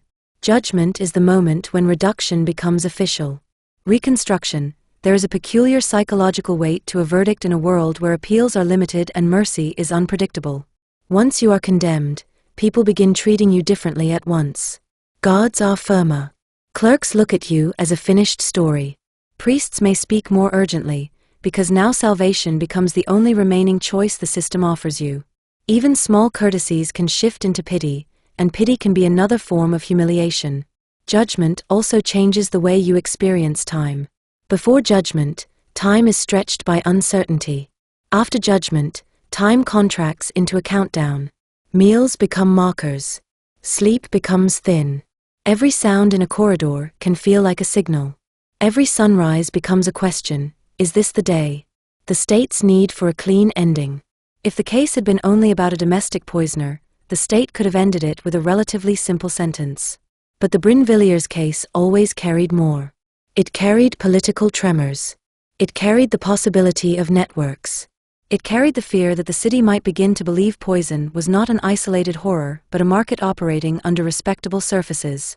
It carried the danger that the wrong name might be spoken at the wrong moment. This is why, historically, the state's handling of the case often appears both thorough and careful, thorough enough to satisfy public appetite, careful enough to keep the scandal from climbing too far. Reconstruction. This is where a judgment becomes selective. It names what the state can safely name. It avoids what would embarrass the crown or destabilize ministerial power. It punishes the person who can be punished without provoking larger chaos. In doing so, it turns a complex reality into a usable moral. Whether Marie-Madeleine was the sole author of the crimes, or part of a wider web, the judgment must present a story that looks contained. Containment is a form of control. The condemned as moral theater. After judgment, Marie-Madeleine's body becomes a kind of public property. This is not a metaphor. The condemned person's movements, clothing, posture, and speech become part of what the public consumes. The state's rituals ensure that she is seen in specific ways, as guilty, as repentant, as humbled, as an object lesson. A woman's body, in particular, is loaded with symbolic meaning in this era. To punish a woman publicly is to punish femininity that has broken its expected bounds. It is to reinforce, through spectacle, what women are meant to be and what happens when they are not. Reconstruction. People will talk not only about what she did, but about how she looked. Did she cry?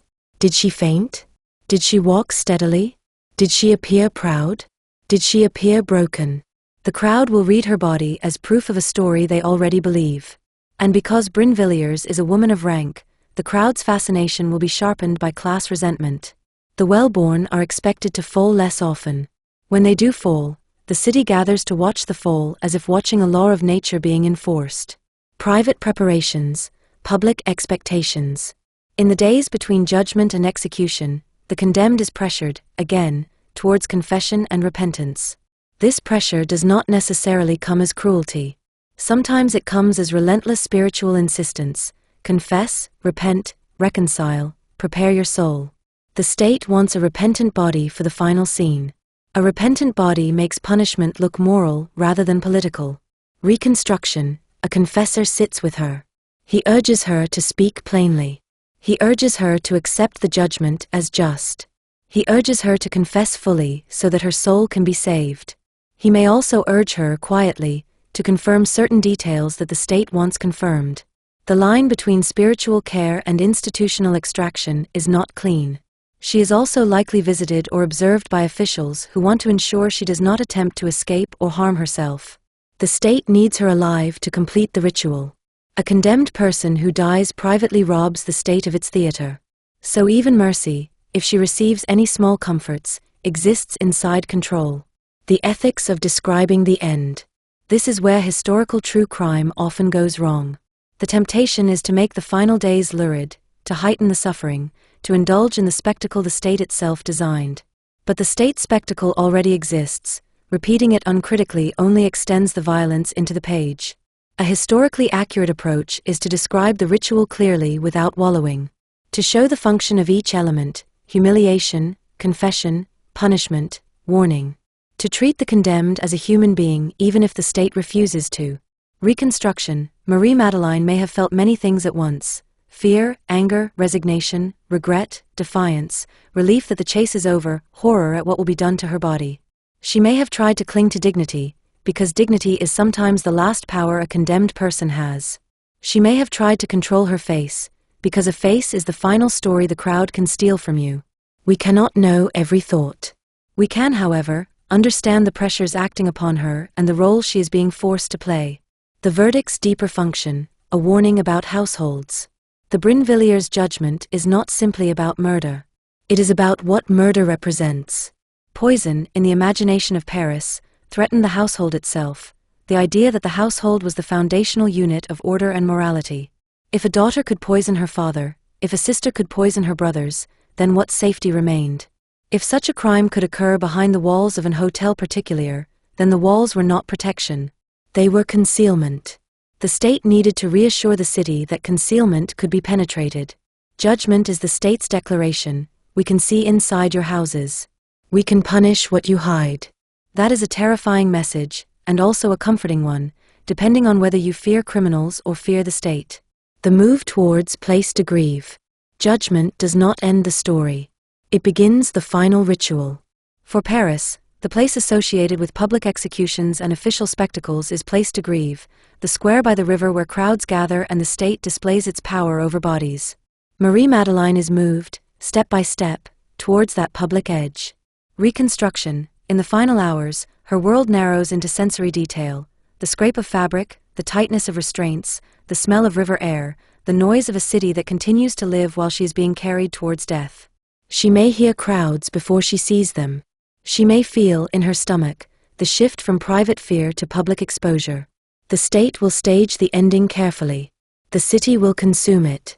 And then, after the blade falls, the state will do something that seems almost excessive unless you understand its symbolic need: it will destroy what remains. Because a poisoner's body is not simply a corpse. In the moral imagination of the time, it is contamination. Chapter 14, Place de Grève. Paris woke on July 17, 1676, and did what cities always do: it moved. People opened shutters. Vendors hauled goods. Servants carried water.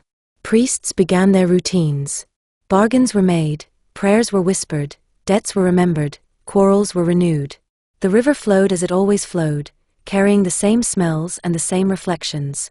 And at the edge of that ordinary movement, the state prepared its theater. The execution of Marie-Madeleine de Marquise de Brinvilliers, would not take place in a hidden yard or behind a discreet wall.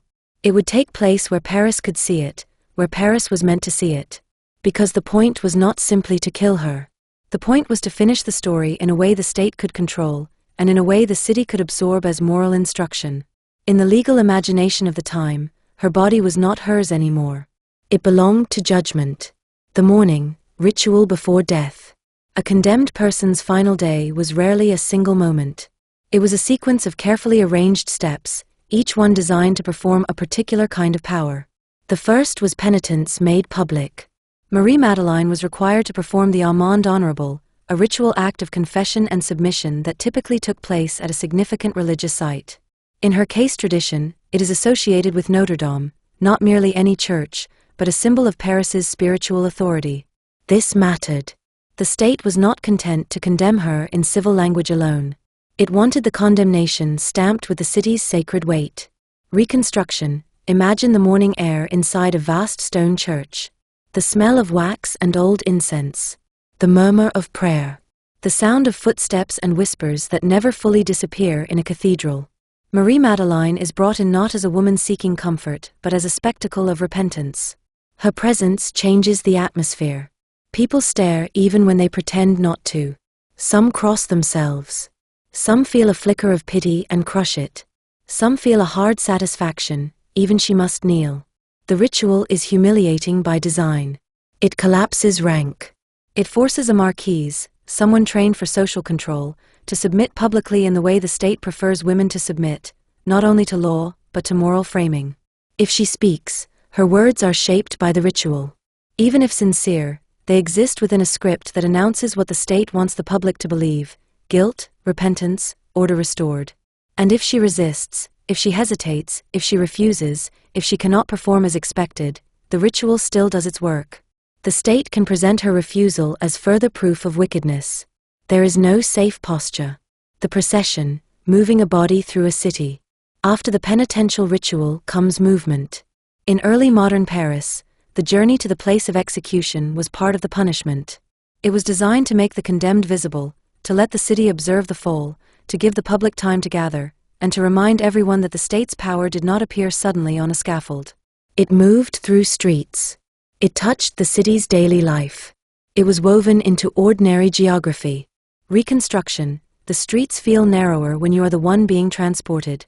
Paris, which once offered Marie-Madeleine a stage for respectability, now offers her a corridor of exposure. The carriage or cart becomes a moving platform. Every window feels like an eye. Every corner holds the possibility of jeers, prayers, thrown objects, silence that is worse than jeers because it feels like judgment. She may try to hold her posture. She may look down. She may look straight ahead. Each choice is interpreted. The city reads her face like a text. The crowd is never one thing. Some people come to gawk. Some come to pray. Some come because an execution is an event and boredom is a hunger. Some come because they fear poison and want reassurance that the state can punish it. Some come because they resent the well-born and savor the sight of rank stripped. Paris is rarely united, but it is often synchronized by spectacle. The square by the river. Place de Grève sits by the Seine, a public space associated with gatherings, commerce, and executions. It is open enough to hold a crowd and central enough to draw one. The river is not just scenery. It is part of the atmosphere, the smell, the dampness, the sense of the city's life and waste moving alongside its rituals of punishment. This setting matters because poison is a crime imagined as hidden, done behind walls, in private rooms, in households. The state answers hidden crime with public death. Reconstruction. As Marie-Madeleine approaches the square, she may hear the crowd before she sees it. Sound arrives first, the layered noise of hundreds of bodies, voices, laughter, murmurs, shouts, the occasional sharp cry. The scaffold rises above heads like a piece of architecture that does not belong to daily life, and yet has become part of the city's rhythm. She steps into a space where the state expects her to become simple. Not complex. Not ambiguous. Not human in the layered way she has been up to now. Simple, guilty, repentant, finished. The execution, the blade as punctuation. Marie-Madeleine was executed by beheading. There is a reason the method matters. Execution methods were not chosen randomly. They were tied to social meaning, to ideas about honor and status, to what the state wished to communicate. Beheading was often associated with certain classes and certain types of crimes. It could be framed as a cleaner death than those inflicted on others. That does not make it merciful in the way we might mean the word. It makes it controlled. Reconstruction. The moment of execution is both swift and endless. Swift in its mechanics, endless in the way time stretches when a life is reduced to seconds. The crowd leans in, not always out of cruelty, but out of the human impulse to see what has been promised. Some people cannot look away. Some people cannot look at all. The state wants visibility because visibility makes the punishment real to the public. Marie-Madeleine's final posture becomes, immediately, part of the story. If she is composed, she will be described as proud or brave depending on who writes. If she is shaken, she will be described as weak or penitent depending on who writes.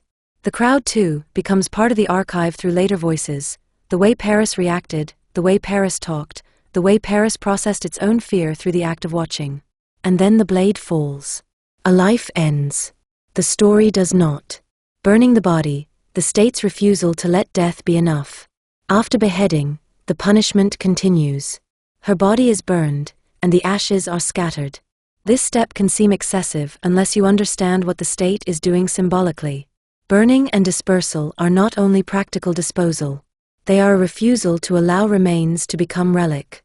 They deny the condemned any afterlife as a figure of sympathy or fascination. They say, not only will we end you, we will prevent you from being gathered, honored, mourned in a way that could disrupt the moral lesson.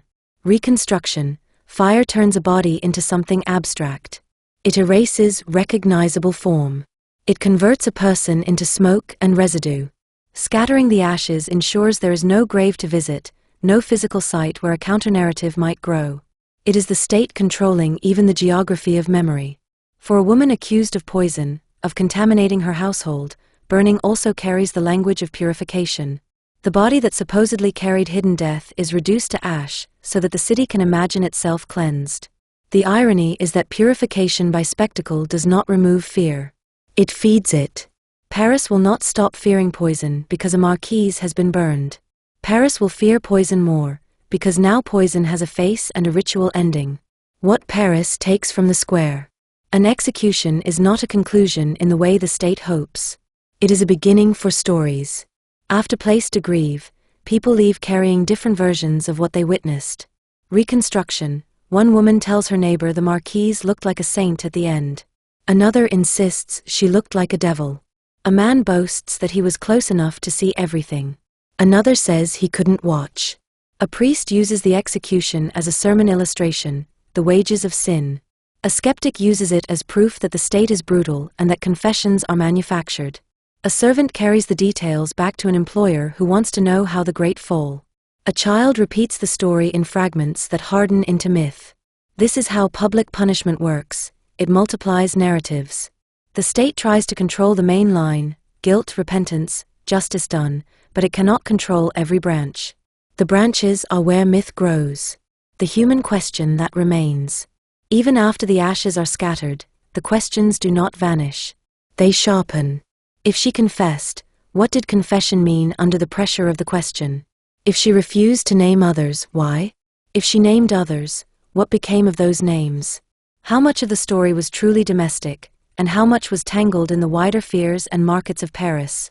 Was she a lone offender, or part of a system of procurement and secrecy that extended beyond her household? These questions become more urgent because her death removes the one person who could answer them, at least in theory. The state has closed the case, but closure is not clarity. Reconstruction. There is a particular emptiness after a public execution. A crowd disperses. The square looks suddenly too ordinary for what it held. The river keeps moving. The city returns to its routines.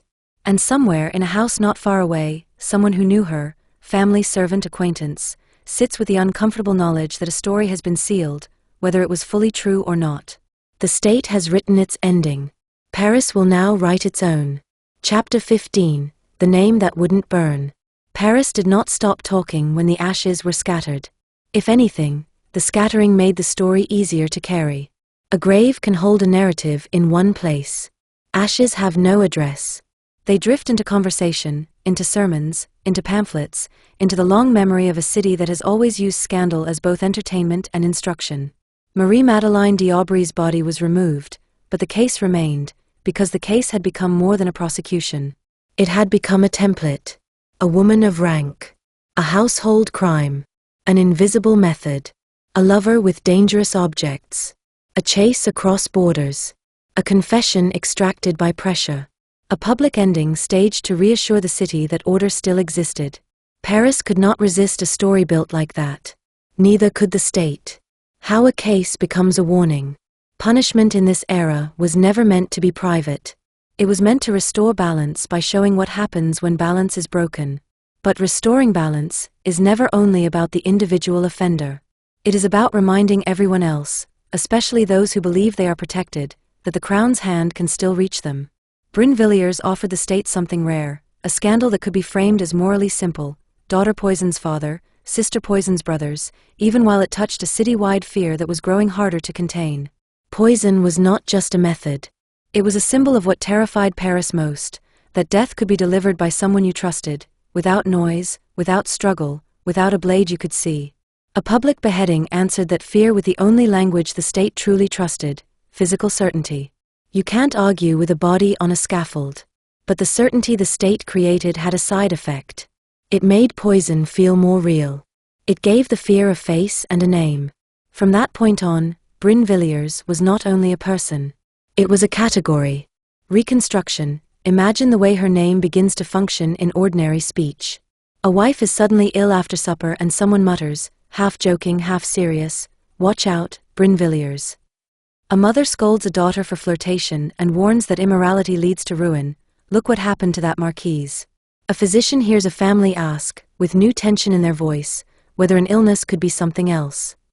An apothecary becomes more careful about what he sells and to whom, not out of virtue but out of fear of being dragged into a case. When a crime becomes a reference point, it begins to organize how people interpret ordinary life. That is what the state really buys with spectacle, not only compliance, but a shared vocabulary of fear. The paper after the scaffold. A public death is a moment. Paper is permanence. After Brinvilliers' execution, the case continued to live through the things that survive her: letters described and copied, accounts repeated, moral summaries distilled for popular consumption, and the irresistible impulse of later writers to add a little more color than the original record can safely support. The story begins to split into versions. There is the official version, the one the state wants: coherent, contained, instructive, ending neatly with justice done. There is the devotional version, repentance, confession, salvation narratives that frame her final days as a moral lesson. There is the sensational version, lurid detail, rumors made vivid, sex and sin used to explain why a woman would do such a thing. And there is the skeptical version, the one that asks what confession means when the body has been forced to cooperate, and what truth looks like when ministers and public appetite have a stake in the shape of the story. A historically accurate book has to hold all of these in view at once, not because every version is equally true, but because every version helped build what Brinvilliers came to mean. Reconstruction. Picture a pamphlet being read aloud by candlelight. The reader pauses at the most shocking line because the listeners lean in. Someone repeats the line later, slightly changed. Someone else repeats the changed version again. Within a week, the city is quoting something she may never have said. Within a decade, it becomes well known. Within a century, it becomes fact. This is not unique to Brinvilliers.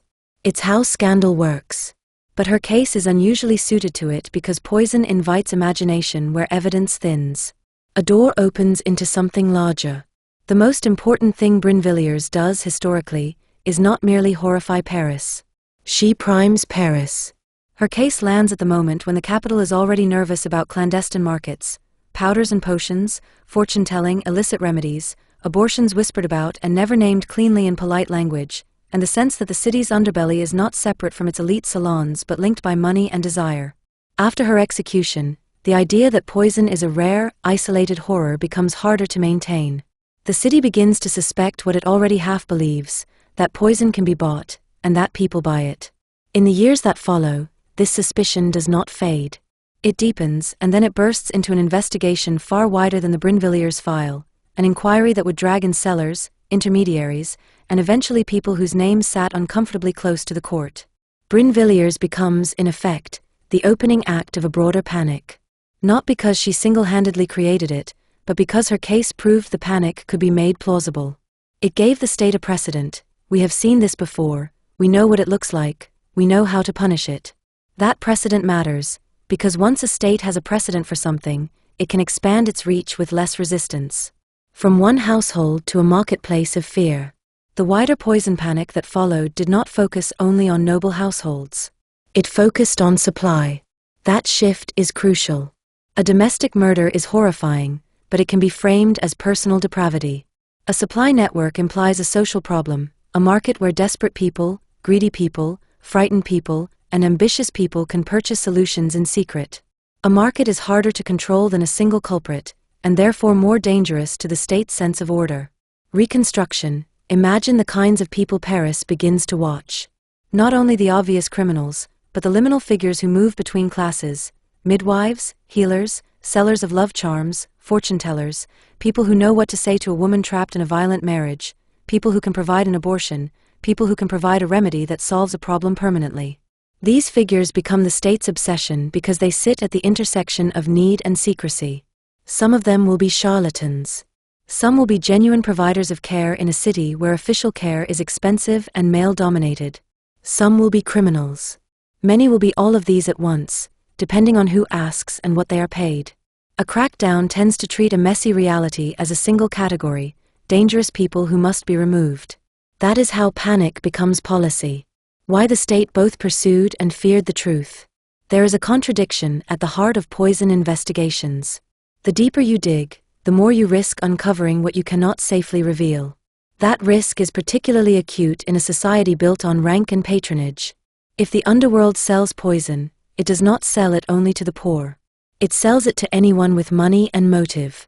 And motives are common in a society that binds women into marriages, ties wealth to inheritance, and treats scandal as a weapon.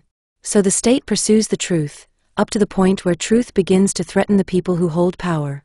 This is one reason Brinvilliers' story endured as a safe emblem. She was a noblewoman, yes, but she was also containable.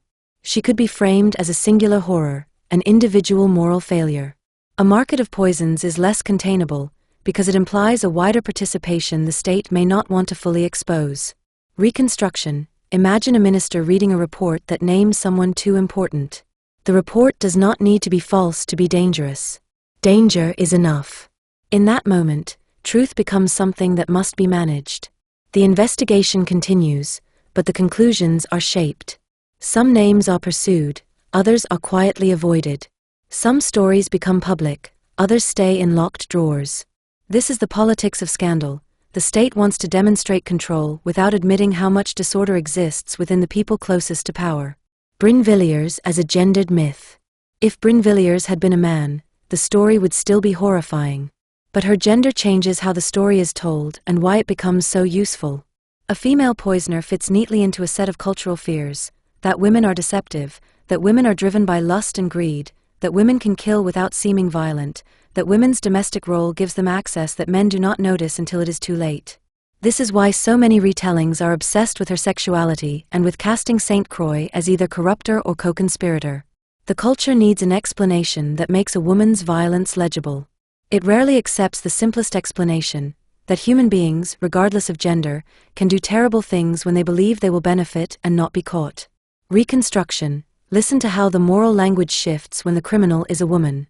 A man is often framed as wicked in action, a woman is framed as wicked in essence. A man commits murder, a woman becomes unnatural. A man kills, a woman violates what she is supposed to be. The story becomes less about the victims and more about the alleged collapse of femininity itself. That framing serves the state because it turns the execution into social discipline. It reassures men that the system can punish women who deviate. It reassures the public that domestic order can be restored by force. It also distorts the historical truth, because it encourages writers to treat her as a symbol first and a person second. The problem of her voice. The most haunting question in the Brinvilliers case is not only what happened. It is who gets to speak for what happened. Her voice survives through documents shaped by power: court records, confessional accounts, later summaries, moral retellings. Even her letters, if quoted, are selected and framed. The circumstances of interrogation and coercion complicate any confession attributed to her. The state and the church both have reasons to present her as repentant in a particular way. So the voice that survives is never purely hers. It is always mediated. That mediation doesn't mean she is innocent. It means we must be precise about what we can claim. A historically accurate book cannot treat every attributed line as a direct window into her mind. It must treat those lines as part of a process, extraction, recording, performance, reinterpretation. Reconstruction. This is why Brinvilliers becomes so fertile for later myth-making. When a woman's interior life is not reliably documented, writers fill it in. They give her a motive that suits their era. They give her a personality that suits their moral framework. They turn her into what they need: villain, victim, caution, seductress, monster, saint. Each generation creates its own Brinvilliers. The historian's job is to strip away enough of those inventions to see the outline of the woman standing beneath them. What remained after the lesson? The state executed a Marquise to reassure Paris. It burned her body to prevent her becoming a relic. It scattered her ashes to deny her a place in the city's geography. And still, the story remained. Because the story carried something Paris could not let go of, the suspicion that the household itself is not safe. If a father can be harmed by his own child, if a brother can be removed at a table, then security becomes less about locks and more about trust. And trust is the most fragile part of domestic life. This is why the broader poison panic that follows is both inevitable and unstable. The state will pursue it because fear spreads. The state will also fear it, because the deeper truth threatens to implicate the very structures the crown relies on: marriage, inheritance, patronage, secrecy. Brinvilliers, in the end, becomes the name attached to that contradiction. A woman is killed to close a case. But the case has already opened a door. Chapter 16, The Poison City. If Brinvilliers was meant to be a sealed lesson, Paris treated it like an opening. Her execution had provided what the state always wants in moments of collective unease: a visible ending, a firm conclusion, a body turned into proof. It should have reassured the city that hidden crime could be dragged into daylight and punished. It should have steadied the public imagination. Instead, it sharpened it. Paris did not watch the fall of a Marquise and think, good. The danger is gone. Paris watched the fall of a Marquise and thought, if it happened in her house, it can happen anywhere. That is the paradox at the heart of public punishment. It tells people that the state is powerful, but it also tells them, loudly, that their fears were justified. The spectacle proves the state can punish. It also proves that the thing being punished is real. And poison, once real, becomes contagious as an idea. The second story hiding inside the first. Brinvilliers' case, in its official shape, is a domestic story: a woman accused of poisoning her father and brothers, aided or influenced by a lover, pursued and punished. That story is dramatic enough to stand alone, which is why it has survived for centuries in that simplified form. But embedded inside it is a second story, one the state could not ignore once it started to look closely. Where did the poisons come from? Not in the abstract, not in the moral sense of evil, but in the practical sense. Someone supplied something. Someone sold something. Someone knew what to mix, what to call it, how to package it, how to deliver it, how to keep their hands clean. Poison is not only an act. It is a chain. Once the state pulls on that chain, it is no longer dealing with one Marquise. It is dealing with a city. A city already fluent in secrecy. Paris did not invent clandestine markets in the 1670s. It was already a metropolis full of quiet transactions: sex, favors, letters carried by servants, debts disguised as gifts, property deals arranged through acquaintances, scandals contained with money, scandals unleashed with money. And it was already a city where people, especially women, needed solutions that the official world did not reliably provide. Reconstruction. Think of the sorts of problems a respectable household could not speak about openly. A pregnancy that threatens a reputation. A marriage that has become violent or unbearable. A lover who will not leave. A husband who will not die, but must somehow stop controlling everything. A rival whose influence grows too strong. A desire for love, or revenge, or security, or simply a sense of agency in a life where agency is rationed. The official institutions of Paris, courts, church, family authority, offered some remedies. They also created many of the problems. It is not surprising that a parallel economy existed to meet needs that could not be named. In that parallel economy, remedies could be many things. A love charm, a fertility potion, a poison, an abortion, a curse, a prayer performed for money, a letter forged, a marriage promise manufactured, a confession arranged. Paris was a city where belief and commerce overlapped comfortably. People could scoff at superstition and still pay for it privately, because paying for it wasn't always about belief, it was about desperation. The police and the promise of control. By the time Brinvilliers' case closed, Paris already had an emerging policing machinery capable of doing something new, gathering information systematically, coordinating surveillance, and reaching into corners of the city with a kind of administrative persistence older institutions often lacked.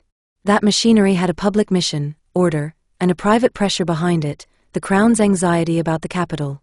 Paris was too large, too loud, too politically sensitive to be left to fragmented local handling. The state wanted a city it could manage. Poison threatened manageability precisely because it was invisible. A thief could be chased. A murderer with a knife could be hunted. Poison suggested something worse, that death could be purchased quietly and delivered inside respectability, and that the state's usual tools, patrols, arrests, public deterrence, might not touch it until it was too late. So the state did what states do when a fear can't be solved by one execution. It widened its gaze. The moment suspicion becomes a program. After Brinvilliers, the idea of poison stopped being a single case and started being a category of risk. Once that happens, everything begins to look like evidence. Reconstruction, a healer becomes suspicious simply for being a healer. A midwife becomes suspicious for knowing too much. An apothecary becomes suspicious for selling compounds the body can't easily explain. A woman known for fortune-telling becomes suspicious because she already deals in secrecy. A widow with money becomes suspicious because her husband's death can be read as convenient. A servant who moves between households becomes suspicious because servants carry information and access. A priest becomes suspicious because confession is a private channel of truth the state cannot fully control. The danger of this kind of widening is that it does not only catch criminals. It catches anyone who lives in the margins where official order is thin. But in a climate of fear, collateral damage is often treated as acceptable. The state prefers too much control to too little. The underworld that wasn't under. When modern people hear underworld, they imagine an entirely separate world, criminals in alleyways, cut off from polite society. Paris's reality was more intimate. The under was braided into the over. Respectable households bought illicit solutions through intermediaries precisely so they could remain respectable. The city's underworld was not a different city. It was the same city, operating through different doors. Reconstruction, picture a respectable woman, well-dressed, careful, a face trained to reveal nothing, moving through streets where she is not meant to be seen. She does not walk like someone looking for crime. She walks like someone running an errand. She brings a servant, perhaps, or she comes alone. She enters a house that smells of wax, herbs, sweat, and ink. The person she meets speaks softly and confidently. She offers help. She offers discretion. She asks for payment. There is no blade, no threat, no obvious violence. Just a transaction. This is how poison markets survive, not through brute force, but through the human willingness to pay for a private outcome and then pretend it never happened. A woman's needs, and the city's hypocrisies. To write this honestly, you have to look at what women were up against. A woman's legal and social options were narrow. Marriage could be a trap. Pregnancy could be ruin. A husband's authority could be both personal and financial. Separation was possible in some circumstances, but costly and scandalous. A woman could be devout, obedient, and still find herself in an arrangement that slowly erased her. That doesn't turn crime into righteousness. But it does explain why secret remedies were so marketable. Reconstruction, in this climate, a love potion is not only romantic nonsense. It is a fantasy of control. A fertility remedy is not only a medical hope. It is survival in a world that values women through their reproductive outcomes. An abortion is not only a moral debate. It is often a desperate attempt to avoid social destruction. And poison, horrifying as it is, becomes imaginable as the most final form of escape from male control. Paris's public morality condemned these desires. Paris's private behaviour funded them. That hypocrisy is part of what makes the poison panic so volatile. The more the state pushed, the more it threatened to reveal not only criminals, but the private life of the respectable. The fear spreads upward. Once investigators began following supply, they inevitably began following customers. And that is where everything becomes dangerous. Because if you follow the chain far enough, you do not only find desperate poor people trying to survive. You find people with money and position. You find people with access to the court.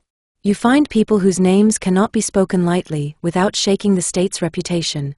Reconstruction. Imagine an investigator sitting with a list of names that includes not only sellers and intermediaries, but clients. Some names are safe to pursue: small fry, street figures, people the public already expects to be wicked. Other names are uncomfortable: wealthy widows, gentlemen with titles, individuals connected to powerful households. And then there are the names that turn the air cold in the room, names that sit too close to royal favor.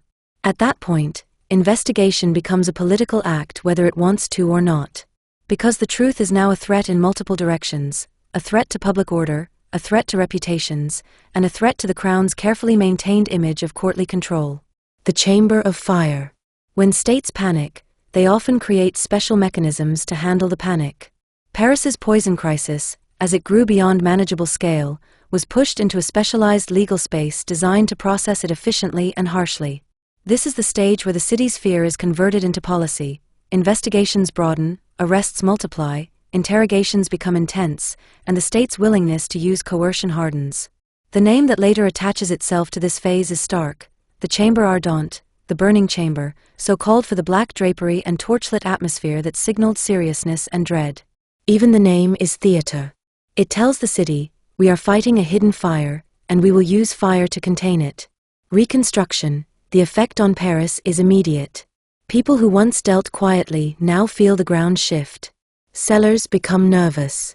Clients become terrified. Servants who carried messages begin to rehearse denial. Apothecaries become cautious about whom they serve. Fortune-tellers and healers who were once tolerated as nuisances become targets. A crackdown does something predictable: it drives secrets deeper, and it generates more secrets as people try to protect themselves. The figure at the center of the market. In a story like this, the public always wants a central villain. Someone whose name can hold the city's anxiety the way Brinvilliers' name held it for domestic poisoning. Paris found one. A woman known as La Voisin, Catherine de Chaise, became emblematic of the broader poison network in the public imagination. She is remembered as a fortune-teller and supplier of illicit services: love potions, poisons, abortions, and the kind of spiritual theater people half believed in and paid for anyway. It is important to write about this carefully, because later retellings are packed with sensational claims, especially around so-called black masses and ritualized depravity. Some elements may be rooted in testimony, some may be exaggerations shaped by a culture eager to present female criminality as sexual and sacrilegious. The safest historical stance is to separate the clear structure, an illicit service market, from the most lurid embellishments, and to treat the latter as part of the panic storytelling. Reconstruction. Whether or not every rumor about La Voisin is true, the fact of her symbolic role is undeniable. Paris needed a face for the fear of purchased death. A female intermediary was perfect for that role because she fit the era's anxieties: women as secret keepers, women as corruptors, women as dangerous in domestic spaces, women as the people who know things outside the authorized system. The state pursued her because she represented supply. The public fixated on her because she represented transgression, confessions, coercion, and the problem of truth at scale. As the poison investigations expanded, the archive grew, rapidly and messily. More arrests meant more interrogations. More interrogations meant more testimony. More testimony meant more contradictions, more bargaining, more accusations offered in exchange for leniency, more naming of names. And in a system willing to use coercion, the volume of truth produced can become overwhelming without becoming reliable. Reconstruction. Imagine being an arrested seller who knows the state is hungry for networks. The simplest strategy is to give the state what it wants: names. You name people who truly came to you. You name people you suspect came to someone else. You name rivals to remove them. You name the dead, because the dead can't contradict you. You name the powerful, because naming the powerful buys you attention, even if the state later decides it cannot act on those names. The result is a record full of human behavior under pressure: fear, survival instinct, malice, truth, lies, half-truths stitched together to look like coherence. A historian must tread carefully here. The sheer quantity of testimony can create the illusion of certainty. But quantity is not accuracy. It is simply volume. The court trembles. As the poison panic moved closer to the highest circles, it became more than a law and order problem. It became a court problem, because the court is a place where private life and public power overlap constantly. If influential people were implicated, whether fairly or through rumor, then the scandal threatened to rot the crown's image from the inside. The king's authority was not only political. It was moral theater. The court was meant to look like the pinnacle of controlled civilization. A revelation that death could be purchased within it, that love and fear and ambition could be managed with poisons, would have been a kind of symbolic collapse. Reconstruction, this is where fear changes flavor. It stops being a street fear and becomes a palace fear. The question becomes not only who is guilty, but what can we afford to acknowledge? A crackdown that begins as a demonstration of control risks becoming proof of disorder at the highest level.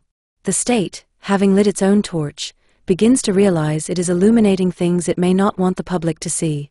The lesson of Brinvilliers returns. In this atmosphere, Brinvilliers' case takes on new meaning. She becomes the reference point not only for domestic poisoning, but for the entire idea that respectable life can be a cover for purchased death. Her story is used as precedent, as warning, as justification for harsh measures. Reconstruction, officials can say, in effect, we have seen what happens when poisons move into noble houses. We cannot allow it to spread. Priests can say, see where sin leads. Moralists can say, see what happens when women stray. The public can say, we knew it, the great are as corrupt as the rest. Her name continues to do work long after her body is gone. And the work her name does is dangerous, because it allows the state to expand surveillance into areas that were previously shielded by class, gender, and privacy. Too much truth. Every investigation reaches a point where success becomes a threat.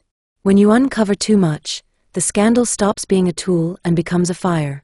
The poison investigations, as they widened, began to produce that kind of heat.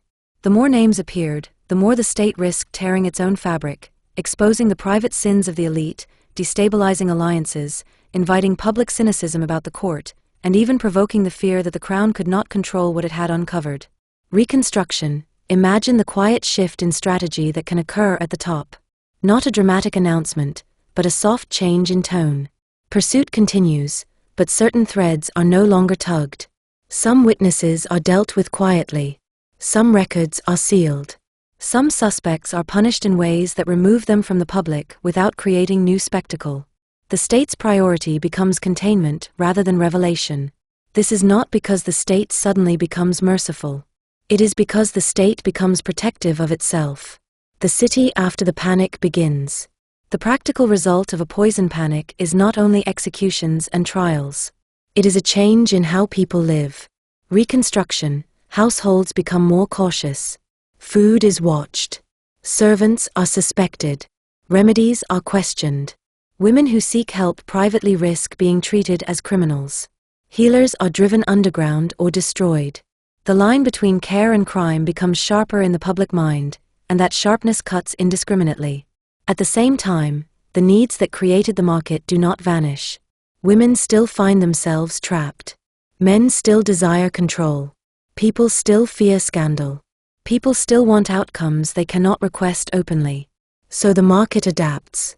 It becomes quieter. It becomes more cautious. It changes names and faces. A crackdown does not erase demand. It simply changes how demand is met. What this chapter is really about. It would be comforting to treat Brinvilliers as an aberration, one wicked woman, one shocking case, one lesson learned. Paris did not have that comfort. Her story landed in a city already structured for secrecy, and it became one of the sparks that turned private transactions into public fear. The state responded with force, and in doing so it revealed a truth it could not fully manage, that order and disorder were not separate worlds. They lived together in the same streets, sometimes in the same houses. This is the legacy of the poisoned city. Not a single Marquise on a scaffold.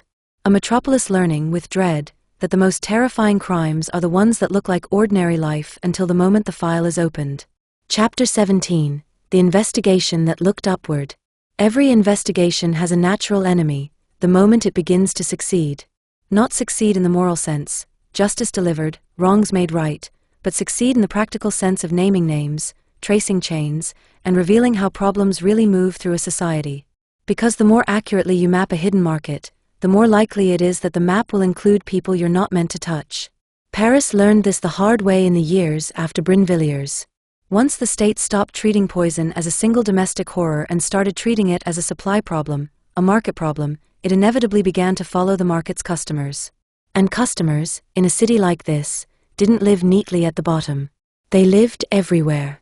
That is when the poison panic changed shape. It stopped being a story about wicked people in the underworld and became something far more destabilizing, a story about how the underworld and the respectable world were connected by need, money, and secrecy.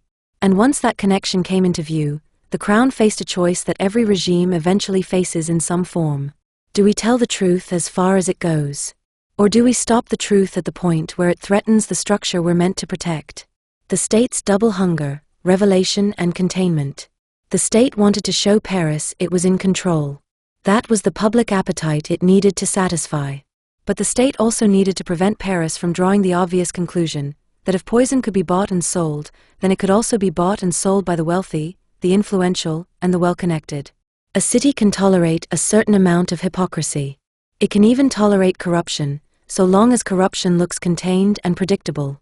What it cannot tolerate, at least not without consequences, is the feeling that the people at the top are not merely flawed, but unsafe, that power itself is rotting in private. Poison threatened to produce exactly that feeling. So the investigation became a balancing act, pursue enough to demonstrate strength, but not so much that the pursuit turned into proof of systemic decay. That balance is why the poison panic feels, in retrospect, both ferocious and strangely selective. It burns hard in some places and goes oddly quiet in others. It is a fire managed as much as a fire fought. The machinery of the special court. When fear becomes policy, governments tend to create special mechanisms, special courts, special commissions, special procedures designed to handle what ordinary systems cannot.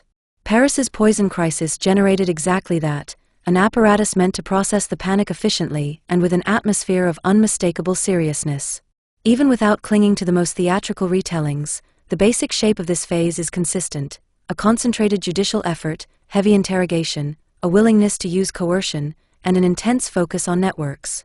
Reconstruction. Inside such a mechanism, the day-to-day work is not dramatic. It's relentless. Names are written down. Names are compared. Names are crossed out and re-entered. A witness says one thing under one pressure and another thing under a different pressure. People bargain. People accuse. People weep. People invent. People tell partial truths that sound like full truths because they are told with desperation. And the state, which believes it is uncovering a hidden city beneath the visible one, grows increasingly convinced that it must keep digging, because if it stops too soon, it looks weak. But if it digs too far, it risks exposing what it cannot cleanly punish. That's the trap. When testimony becomes its own contagion. A poison panic produces a particular kind of evidence, accusation evidence. Because poison is hard to prove by physical traces, the investigation leans heavily on what people say, what they claim they saw, what they heard, what they suspect, and what they are willing to name when the alternative is punishment. This makes testimony extremely powerful and extremely unstable. Reconstruction. Once people understand that naming names can buy time, buy mercy, or at least redirect attention, naming becomes a strategy. You name rivals. You name the dead. You name the half-famous. You name the ones you know the state already dislikes. You name the ones who cannot easily defend themselves. You name in a way that sounds plausible because plausibility is often enough to make the state keep listening. The result is an archive full of human survival behavior, truth, lies, half-truths stitched together in the hope they will pass as coherence.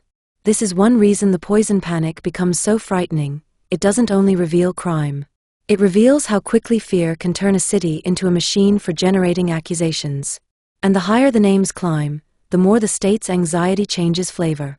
It stops being about crime and becomes about reputation, specifically, the crown's reputation.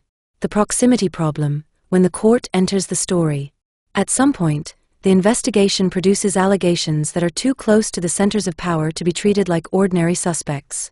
The details shift depending on which account you read, but the structural truth remains. The rumor cloud moves upward, towards people who sit within the orbit of court life and royal favor. This is where the poison panic becomes politically dangerous.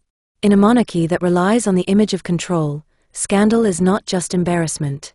It is destabilization. The court is meant to represent civilization, refined into ritual.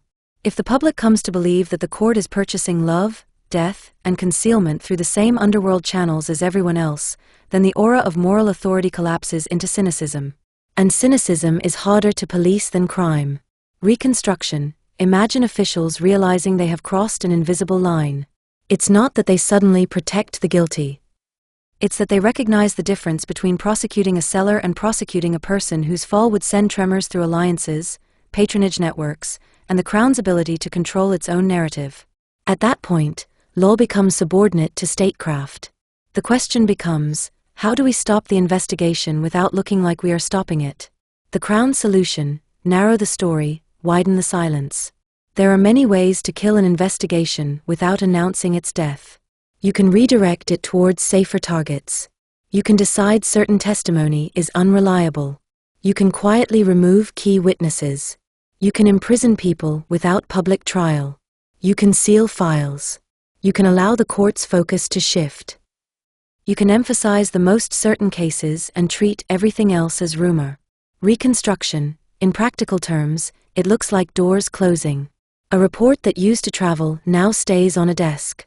A name that used to be pursued is suddenly treated as not actionable.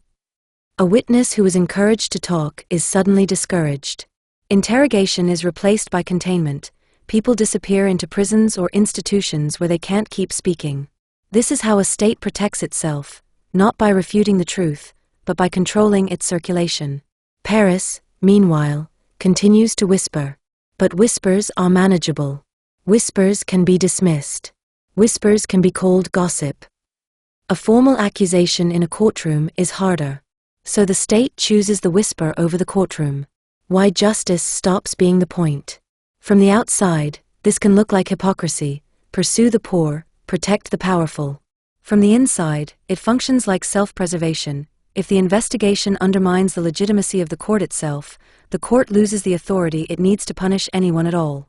That logic is cold, and it is very old. Reconstruction. The Crown's priority is not moral purity. It is stability. Stability requires that the public believe in the system's ability to govern. If the poison panic persuades the public that the governing class is buying death in secret, stability becomes fragile. So the Crown does what it always does when legitimacy is threatened: it controls what becomes official knowledge. This is the point where the poison panic's official story begins to shrink, even while the private story grows larger. The human cost of being contained. When the state decides to contain rather than reveal, it still needs to neutralize the people who know too much. This produces a particular kind of punishment, not the public spectacle that reassures the crowd, but the quiet disappearance that reassures the state. Reconstruction. Some people are executed publicly because their deaths feed the narrative of control. Others are removed privately because their testimony feeds disorder. A seller who can name clients becomes more dangerous alive than dead. A witness who can keep talking becomes more dangerous than a murderer who acted alone, because a witness carries information into places the Crown can't fully control. So the state creates a second kind of ending: incarceration without closure, silence without proof, punishment without the city's cathartic theater. For those caught in this system, the outcome can be worse than death in one specific way: they vanish into institutions designed to erase their voice from public life. They become living secrets. And living secrets are exactly what the poison panic created too many of. Brinvilliers as the safe emblem again. In this phase, Brinvilliers' role becomes even clearer in hindsight. She remains the safe emblem, an individual case that can bear the weight of moral storytelling without forcing the Crown to admit how wide the market may have been. She is the sealed example the state can point to whenever it needs to justify its authority. She is also, ironically, a kind of shield. Her story absorbs fear that might otherwise be directed at the court itself. Reconstruction. When people speak of poison now, they still say her name. They still picture a Marquise. They still imagine the domestic table as a crime scene. This keeps the panic emotionally anchored in one figure rather than in a web that could implicate too many. Even as the investigation reveals networks, the public imagination is steered back towards a single woman's fall. It's easier to fear one monster than to fear a system. And easier, too, to punish one monster than to punish everyone who might have bought from the market. The ending the state chooses. Eventually, the state closes the door. Not with a clear announcement that the danger was exaggerated, because that would contradict the very spectacle it staged and the lives it ended, but with a gradual tightening of secrecy, a narrowing of prosecutable cases, and a preference for containment over revelation. Reconstruction. Paris feels the shift the way cities always feel shifts in power, through absence. Fewer arrests. Fewer public reports. Fewer dramatic proceedings. The panic doesn't vanish in the street, but it begins to lose official oxygen. It becomes, increasingly, something people speak about in private rather than something the state performs in public.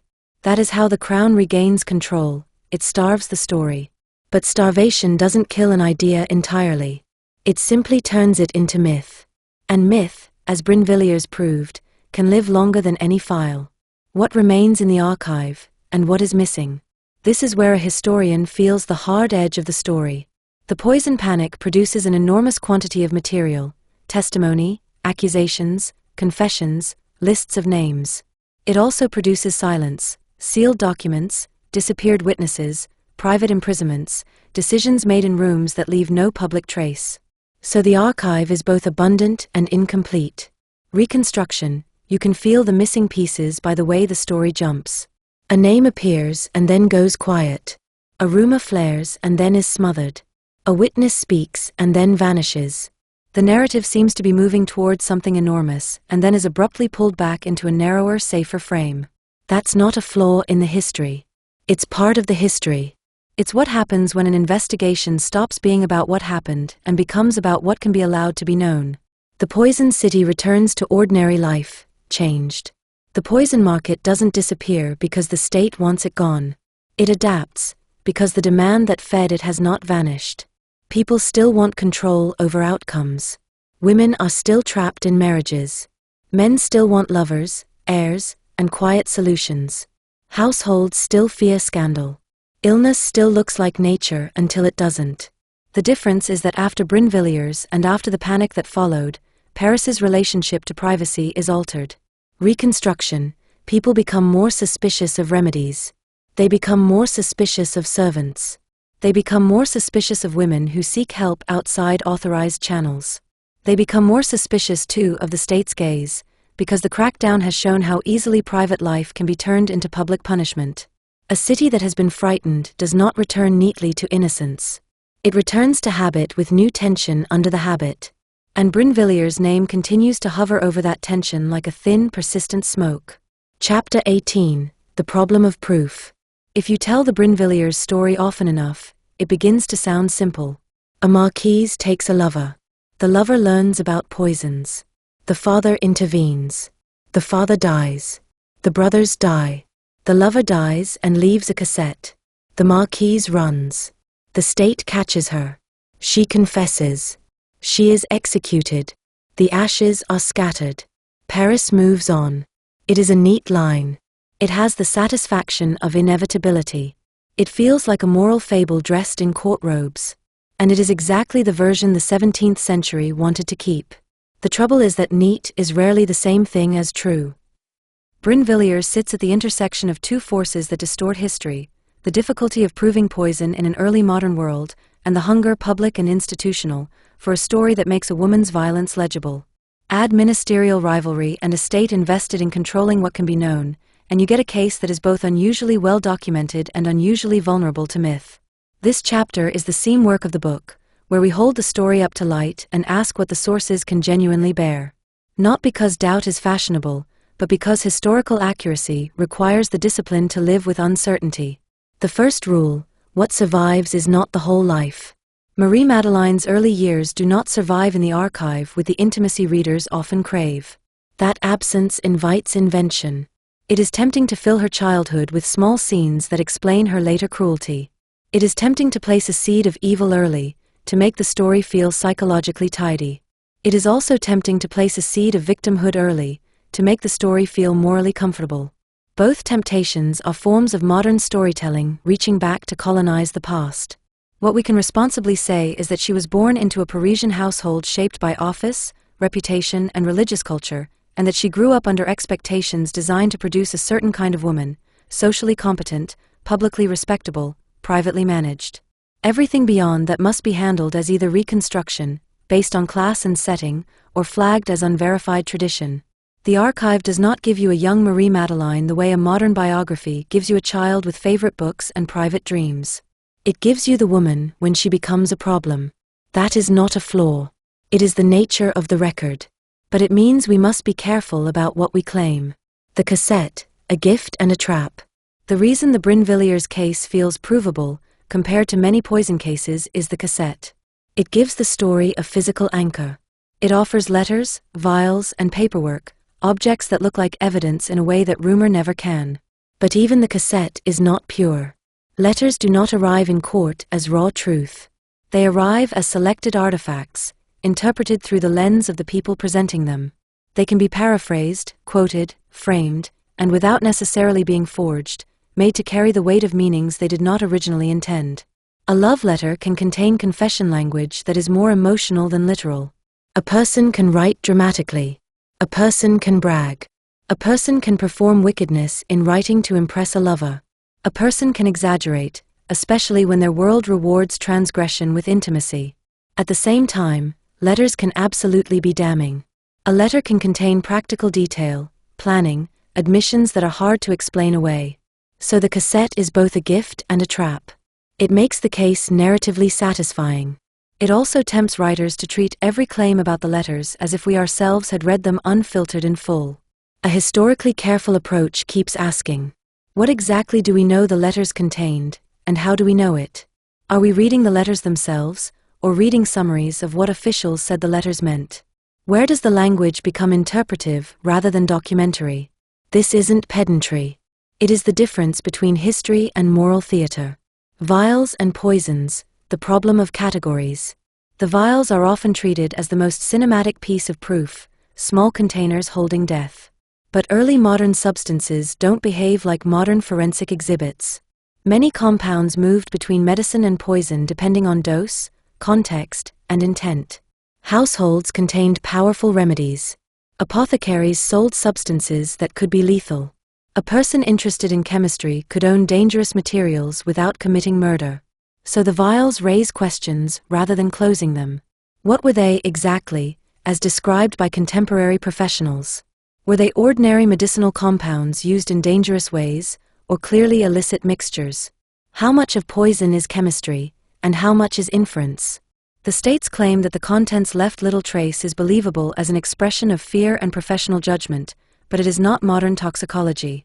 It tells us the vials were alarming. It does not, by itself, prove who used them on whom. The vials are part of the case's power because they feel like certainty. The historian's job is to treat them as what they are, strong circumstantial material, interpreted by people who lacked our modern tools, in a context shaped by political need. Saint Croix and the Bastille, the seductive origin story. The case tradition loves a clean origin story. The lover is imprisoned, meets a poison master, learns the craft, returns to teach the Marquise, and together they begin the killings. It is a story that satisfies a moral appetite. It explains female violence as male influence, and it explains poison knowledge as imported corruption rather than as something the city already contained. The name that often appears in this tradition is Exili, described as an Italian poisoner encountered in the Bastille. The difficulty is that Exili sits in the record as a figure wrapped in repetition and uncertainty. He may have existed. He may have been part of a broader rumor ecosystem. He may have been real but not central. He may have been central but later exaggerated. What matters for this book is not forcing Exili into the story as a firm fact, but understanding why the story keeps trying to put him there. Reconstruction, a culture that fears poison wants poison to have a teacher. It wants knowledge to move through a single doorway, so that closing that doorway would restore safety. An Italian poisoner is a convenient doorway, foreign, shadowy, easily mythologized. Even if Exili was real and Saint Croix did learn from someone, that doesn't reduce Marie-Madeleine to a puppet. It simply adds another layer of complexity to a relationship already tangled in power and resentment. The deaths. Pattern is not proof, but pattern is not nothing. The father dies. Then 2 brothers die. Later, the state claims this is a pattern of poisoning.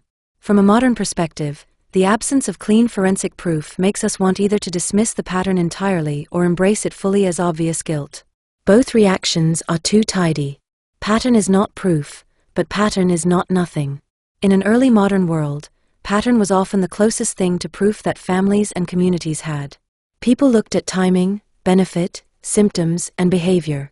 They compared what they had seen in one sickness to what they saw in another. They noticed who gained and who lost. But pattern can also be produced by grief, by coincidence, by hereditary vulnerability, by the harshness of medical treatment, and by the simple reality that families can suffer runs of tragedy without conspiracy. So again, discipline matters. What symptoms were described contemporaneously, and by whom? What did physicians of the time conclude, and how did those conclusions shift later? How much of the pattern is retrospective, built after the cassette gave the state a narrative? This is especially important because the case becomes much easier to read once you already believe she is guilty. Retrospective reading is a powerful drug. It makes ordinary moments look sinister. Confession, the state's favorite kind of truth. If the cassette is the physical heart of the case, confession is the moral heart, because confession allows the state to claim the accused agreed with its story. But confession in this period is not a neutral act. It is shaped by imprisonment, fear, religious pressure, and crucially, coercion. Once the question is applied, any confession must be handled with care. It can still contain truth, but it exists in a landscape where the body is being used to force alignment. That means confession can include admissions made to end pain, omissions designed to protect others or protect what remains of the self, exaggerations that satisfy moral expectations, and narratives shaped by what the interrogators keep asking. A confession can be a human attempt to regain control. When everything else is taken, a person can still control how they confess, what they confess, and what story they leave behind, especially if they believe they are dying regardless. Reconstruction. Confession can become a final performance, not necessarily false, but shaped. The condemned person may choose to appear repentant to secure spiritual comfort, to protect children, or to ensure they are remembered with a sliver of dignity. They may also choose to shock as a form of revenge against a world that has already destroyed them. So we treat confession as a major source, but not as a simple one. The female criminal script, why sexuality keeps being dragged into it. Many retellings of Brinvilliers are obsessed with her sexuality, her affair, her alleged depravity, and claims that her transgression began early. Some of this may come from documents connected to the case tradition. Some of it may be later moral embellishment. Either way, the obsession tells us something important. Early modern France struggled to imagine a noblewoman committing familial murder without making her sexual life the explanation. This is not unique to Brinvilliers. It's a broader pattern. When a woman commits violence, or is accused of violence, her sexuality is treated as evidence of her character, and character is treated as evidence of her guilt. This is why the case becomes such fertile soil for myth. If you want a woman to look capable of murder, you frame her as sexually transgressive. If you want her to look unnatural, you frame her as morally corrupted. If you want the public to accept her execution as necessary, you make her seem like a contaminant. A historically accurate book must keep this lens visible. Not to excuse her, but to prevent the narrative from becoming a recycled misogynistic script dressed up as truth. What we do know with confidence. Despite uncertainty and distortion, the Brinvilliers story does have firm posts we can stand on without wobbling. She existed, she was of rank, and she was married into the Brinvilliers name. She had a relationship with Saint Croix that left documentary traces strong enough to become central to her prosecution. Saint Croix died, an inventory was conducted, and incriminating materials were found. She fled and was pursued, condemned in absence, later captured, returned, tried, tortured by the question, and executed publicly. The state staged her ending as moral theater, humiliation, execution, burning, dispersal. Those elements are the spine. The rest, the precise mechanics of poisoning, the full detail of supply chains, the exact content of every confession line, the degree of Saint Croix's chemical expertise, the extent of any wider network, must be treated as layered, some likely, some plausible, some uncertain, some sensational. How this book handles uncertainty. To keep the book accurate and honest, I use 3 categories on the page. Documented events, dates, procedures, known artifacts, recorded decisions. Plausible reconstruction, what would typically occur in households and courts of this class and period, clearly signposted as reconstruction. Case tradition and allegation, claims repeated in later accounts or emerging from contested documents, handled as part of how the story was made, not automatically as fact. This matters because readers deserve to know when they are standing on stone and when they are walking on boards. It also matters because the Brinvilliers case is not only about a woman. It is about how a state and a city manufacture certainty out of fear. The moral afterlife, why the story refuses to settle. Brinvilliers' name survived because her case answered two appetites at once. The appetite for a clear villain, and the appetite for a complex fear. The clear villain is simple, a Marquise who poisons her kin. The complex fear is harder, that social order is fragile, that private life can be lethal, that the state can invade the household and force a story into coherence, and that the truth may be both worse and less knowable than the public version. That tension is why the case remains alive in writing. Every retelling tries to resolve it. Some resolve it by making her a monster. Some resolve it by making her a victim. Some resolve it by making Saint Croix the puppet master. Some resolve it by making the state the true villain.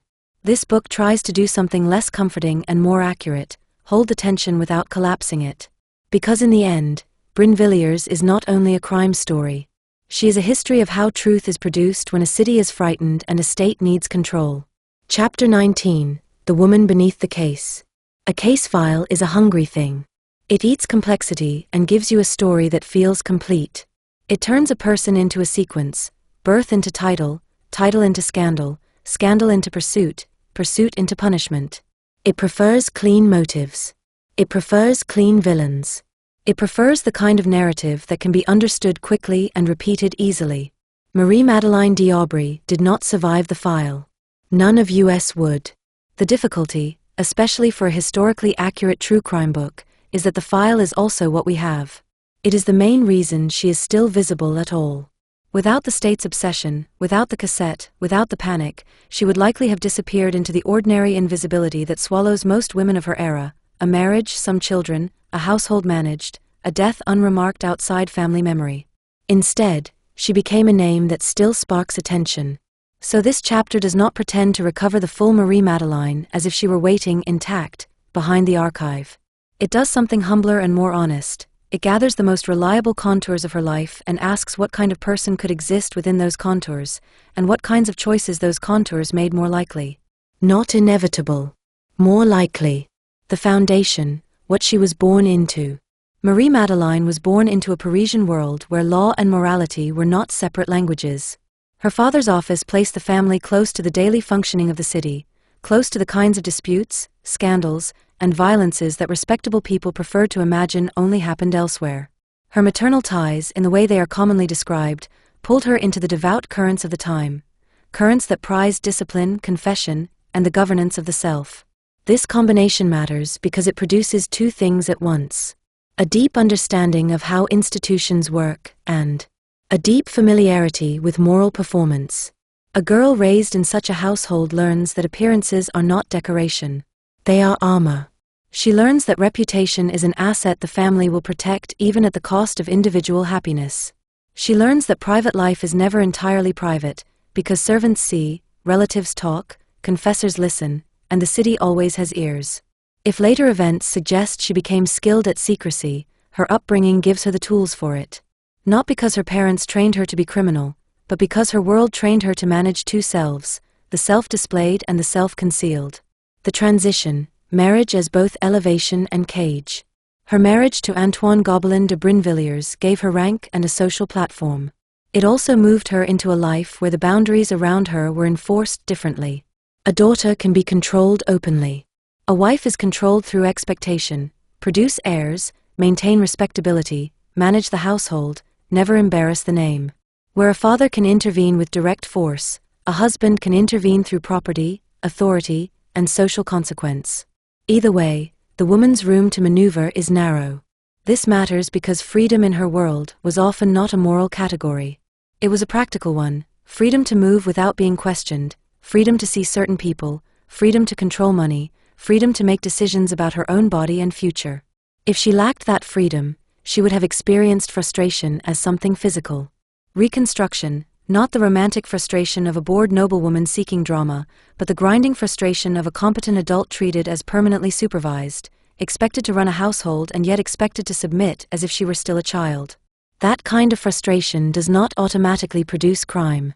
It can produce depression, resignation, piety, secrecy, small rebellions. But it is fertile ground for resentment, especially when a woman begins to suspect that she is being managed not for her own good, but for the family's convenience. The affair, not only desire, but leverage. Saint Croix is often presented as a lover, and he was that. But to understand why this relationship became the engine of the case, you have to see what an affair could represent for a woman like Marie-Madeleine.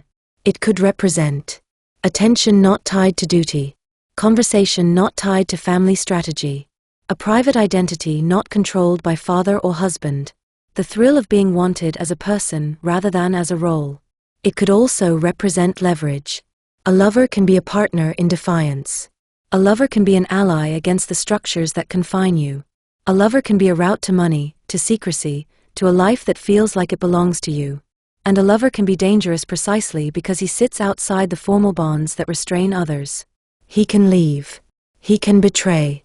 He can keep your letters in a locked box. When her father intervened and had Saint Croix imprisoned, it did more than interrupt the affair. It turned the affair into a conflict with power. It made desire political inside the family. That's when an affair stops being simply an affair and starts becoming a shared grievance. The pivot, humiliation as an accelerant. Humiliation is one of the most underestimated forces in crime history. Not because it is unique, but because it is common. People are humiliated every day. Most do not become violent. But humiliation can become an accelerant when three conditions exist. The person feels trapped. The person feels watched, and the person believes they cannot reclaim dignity through ordinary means. Marie-Madeleine's situation ticks those boxes neatly. Her father's intervention was not only moral disapproval. It was a demonstration of power. It said, I can reach into your life and rearrange it. I can take your lover. I can force you to submit.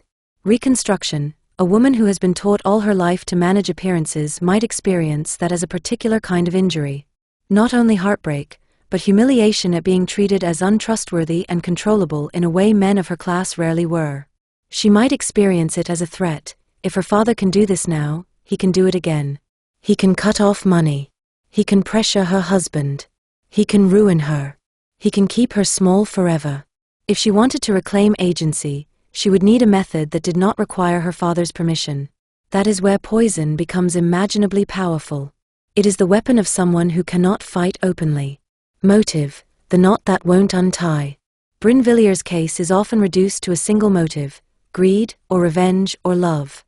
The more honest approach is to treat motive as a knot, because the evidence we have, particularly the state's framing and the later tradition, does not allow one clean strand to be pulled without distorting the rest.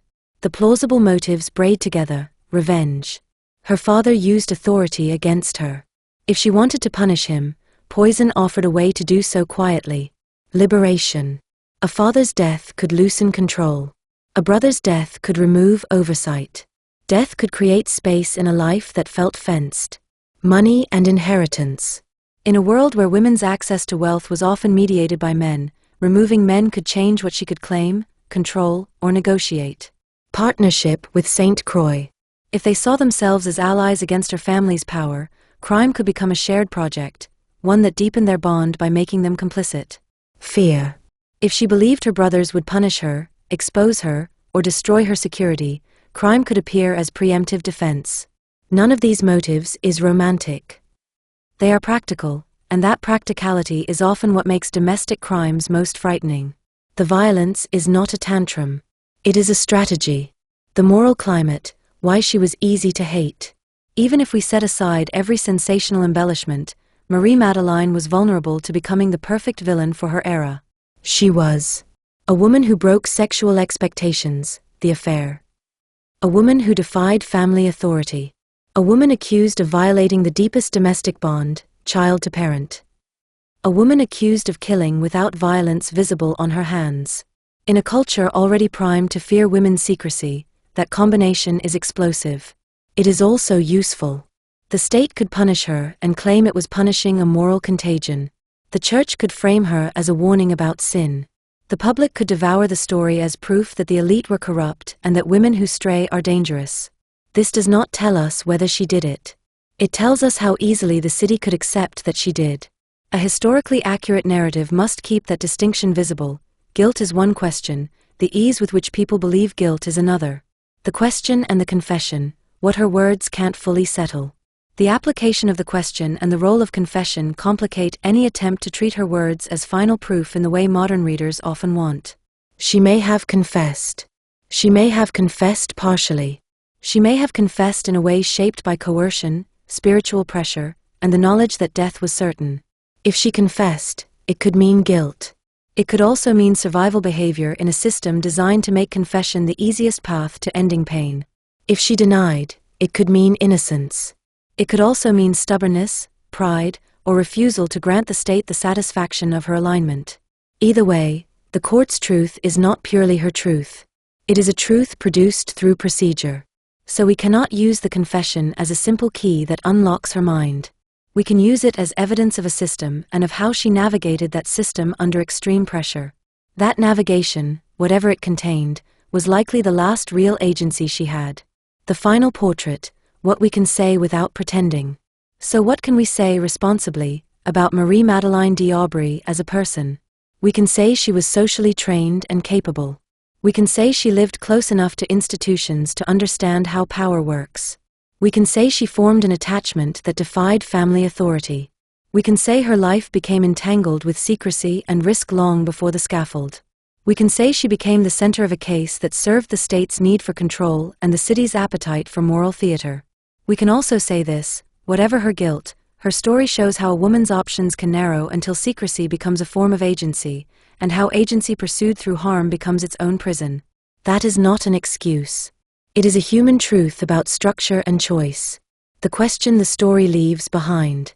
Even if we never recover every chemical detail, every private conversation, every exact sentence spoken under pressure, one question survives with clarity because it belongs to the logic of the case itself. What happens when you teach a person that they have no legitimate way out? Some people accept the cage. Some people break themselves against it. Some people break others. Marie-Madeleine's story, whether you interpret her as calculating, desperate, or both, belongs to the third category. It is the story of a woman who, at some point, appears to have decided that death could solve problems that law and society refused to solve for her. Paris executed her to close that story. But it did not close the question. Chapter 20, the file closes, the city remembers. A true crime story wants an ending. A body on a scaffold. A sentence spoken in a formal voice. A crowd dispersing. Ashes scattered so the dead cannot gather power after death. A final line that says, and thus justice was done. The Brinvilliers case offers that kind of ending so neatly it almost feels designed for it. The state pursued her across borders. The court extracted what it could. Paris watched her fall. The river kept moving. The official story was sealed into paper. And yet the story refuses to stay sealed. Because what lingers in this case is not only the question of what Marie-Madeleine did, or did not do. What lingers is the machinery around her, how a city and a state behave when the crime is invisible, intimate, and terrifying in exactly the way domestic life is meant to be safe. Brinvilliers is not only a murder story. She is a story about how fear becomes policy. The domestic table as a crime scene. 17th century Paris feared many things: plague, famine, political instability, moral disorder. But poison touched a particular nerve because it traveled through the places people were supposed to trust. It did not require a thief's violence or a highwayman's threat. It required access, routine, and the quiet confidence of familiarity. That is why poison is such an enduring true crime horror. It turns the household into a trap. In Brinvilliers' story, the household is both the setting and the weapon: meals, remedies, sickbeds, the ordinary rhythms of care. If you accept the court's conclusion, then the most frightening thing about her is not that she killed, it's that she could kill while performing devotion. If you doubt the court's conclusion in some respects, then the household remains frightening in a different way. It becomes the space where evidence is hardest to see and where suspicion can rot relationships from the inside. Either way, the domestic table never fully returns to innocence once poison has entered the cultural imagination. The state's obsession with certainty. Poison threatens the state's preferred worldview. A state likes crimes it can see, count, and punish publicly. It likes the clarity of theft, assault, and visible murder because visible crimes produce visible deterrence. Poison undermines that. It suggests that ordinary order is not sufficient protection, and that the state's power may not be able to prevent the most intimate harms. So the state responds the way it often does in moments like this: it manufactures certainty. It does this through procedure, through ritual, through confession, through spectacle. It takes a crime that is chemically uncertain and turns it into a morally certain story. It substitutes public clarity for private ambiguity. This is not unique to 17th century Paris. It is a deep pattern in the relationship between power and fear. When evidence is thin and anxiety is thick, institutions lean harder on the tools that create the appearance of truth. In Brinvilliers' case, that appearance is built through the weight of the file, the authority of the court, the extraction of confession, and the public language of punishment. The result is an official truth that can be repeated cleanly: she did it. She admitted it. We punished it. But a clean official truth is not always the same thing as a fully knowable historical truth. The problem of confession. Brinvilliers' case forces a modern writer to grapple with a difficult reality. Confession is both compelling and contaminated. Compelling, because it appears to offer direct access to motive and method. Contaminated, because it is shaped by coercion, by spiritual pressure, by the state's need for closure, and by the condemned person's need, sometimes, to find a last form of agency in a world that has taken everything else. This is why the story can be told in multiple registers without collapsing. You can tell it as the tale of a guilty woman brought to justice. You can tell it as the tale of a woman crushed by a system hungry for a narrative. You can tell it as both at once, because both forces can operate simultaneously. A person can be guilty and also be shaped into something larger than their guilt. The uncomfortable point is that the system's violence does not automatically prove innocence, and the system's certainty does not automatically prove guilt. The system produces outcomes, and those outcomes must be read with care. Women, power, and the usefulness of a villain. Brinvilliers became the perfect villain not only because of what she was accused of doing, but because of who she was. A noblewoman, a wife, a mother, a daughter of office. A woman who stepped outside the boundaries of acceptable behavior in ways her culture could not easily forgive. A woman accused of turning the domestic role of care into a method of harm. When the criminal is a woman, the story almost always expands beyond the act. The culture wants her inner life as proof. It wants her sexuality as explanation.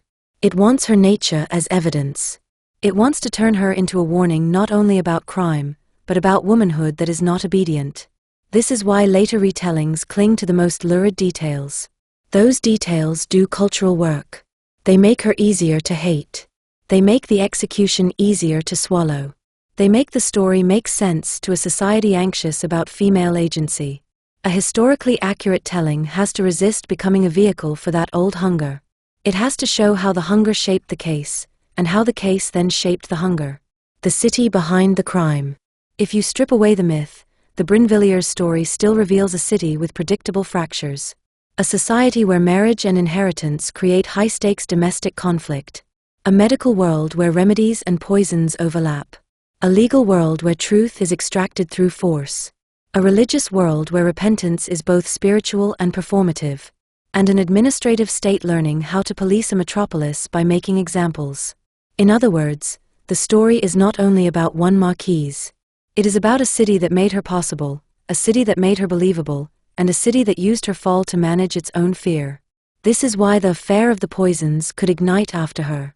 Her case didn't create the market for secret remedies and lethal powders. It made the market visible enough, at least in the public imagination, to demand a response. And once the state responded, it learned something it would keep learning in different forms, that investigations are dangerous when they begin to illuminate the powerful. Why we still read her. There is a reason Brinvilliers doesn't fade the way most early modern criminals fade. Her story contains modern anxieties in early modern clothing. The fear that private life is unsafe. The fear that a charming surface can conceal harm. The fear that institutions prefer closure to complexity. The fear that women are punished not only for crimes but for disobedience. And the fear that truth is something produced by power rather than discovered cleanly. We read her because she sits at the intersection of those fears. We also read her because the story is frankly cinematic, a locked box, letters, vials, flight, capture, torture, public death, ashes scattered. It has the architecture of a tragedy. But if you stop there, you miss what is most historically valuable about her case, the way it shows how a society interprets a crime that is both intimate and invisible. Poison doesn't only kill bodies. It poisons trust. It turns households into surveillance spaces. It invites the state to climb inside private life and declare what it finds there. Brinvilliers is where that invitation becomes visible. A final honesty. We will never have the kind of certainty this story invites us to want. We can assemble timelines. We can compare accounts. We can read institutional records and contemporary commentary and later retellings. We can separate what is likely from what is dramatic. We can be disciplined. But we cannot step back into that house and watch the cup being filled. We cannot test the powders with modern instruments. We cannot hear every conversation without the distortions of fear and power. Historical true crime is not a courtroom with perfect evidence. It is a reconstruction of human life through imperfect traces. And yet, those traces still matter. Because even uncertainty teaches us something. It teaches us how a city decides what it believes. It teaches us how a state turns fear into order. It teaches us how women's lives are translated into moral narratives. It teaches us how an invisible method of murder forces a culture to become obsessed with control. That is what the Brinvilliers case gives us, even when it refuses to give us perfect proof. The last image. In the end, there are two images that compete to define her. One is the official image, the condemned Marquise, forced into public repentance, executed at Place de Grève, burned, scattered, made into a warning. The other is quieter, a woman seated somewhere in Paris years earlier, writing a letter she believes will remain private, not knowing it will be lifted from a dead man's box and turned into a weapon. Between those two images sits the entire story: love and secrecy, control and rebellion, domestic life and state power, the ordinary city and its extraordinary fear. The file closes. Paris remembers. And the name that wouldn't burn continues to drift, through history, through gossip, through moral lesson, through true crime fascination, asking the same unsettled question it asked in 1672, when a locked box was opened and a private life became public property. What, exactly, can be hidden inside a respectable home?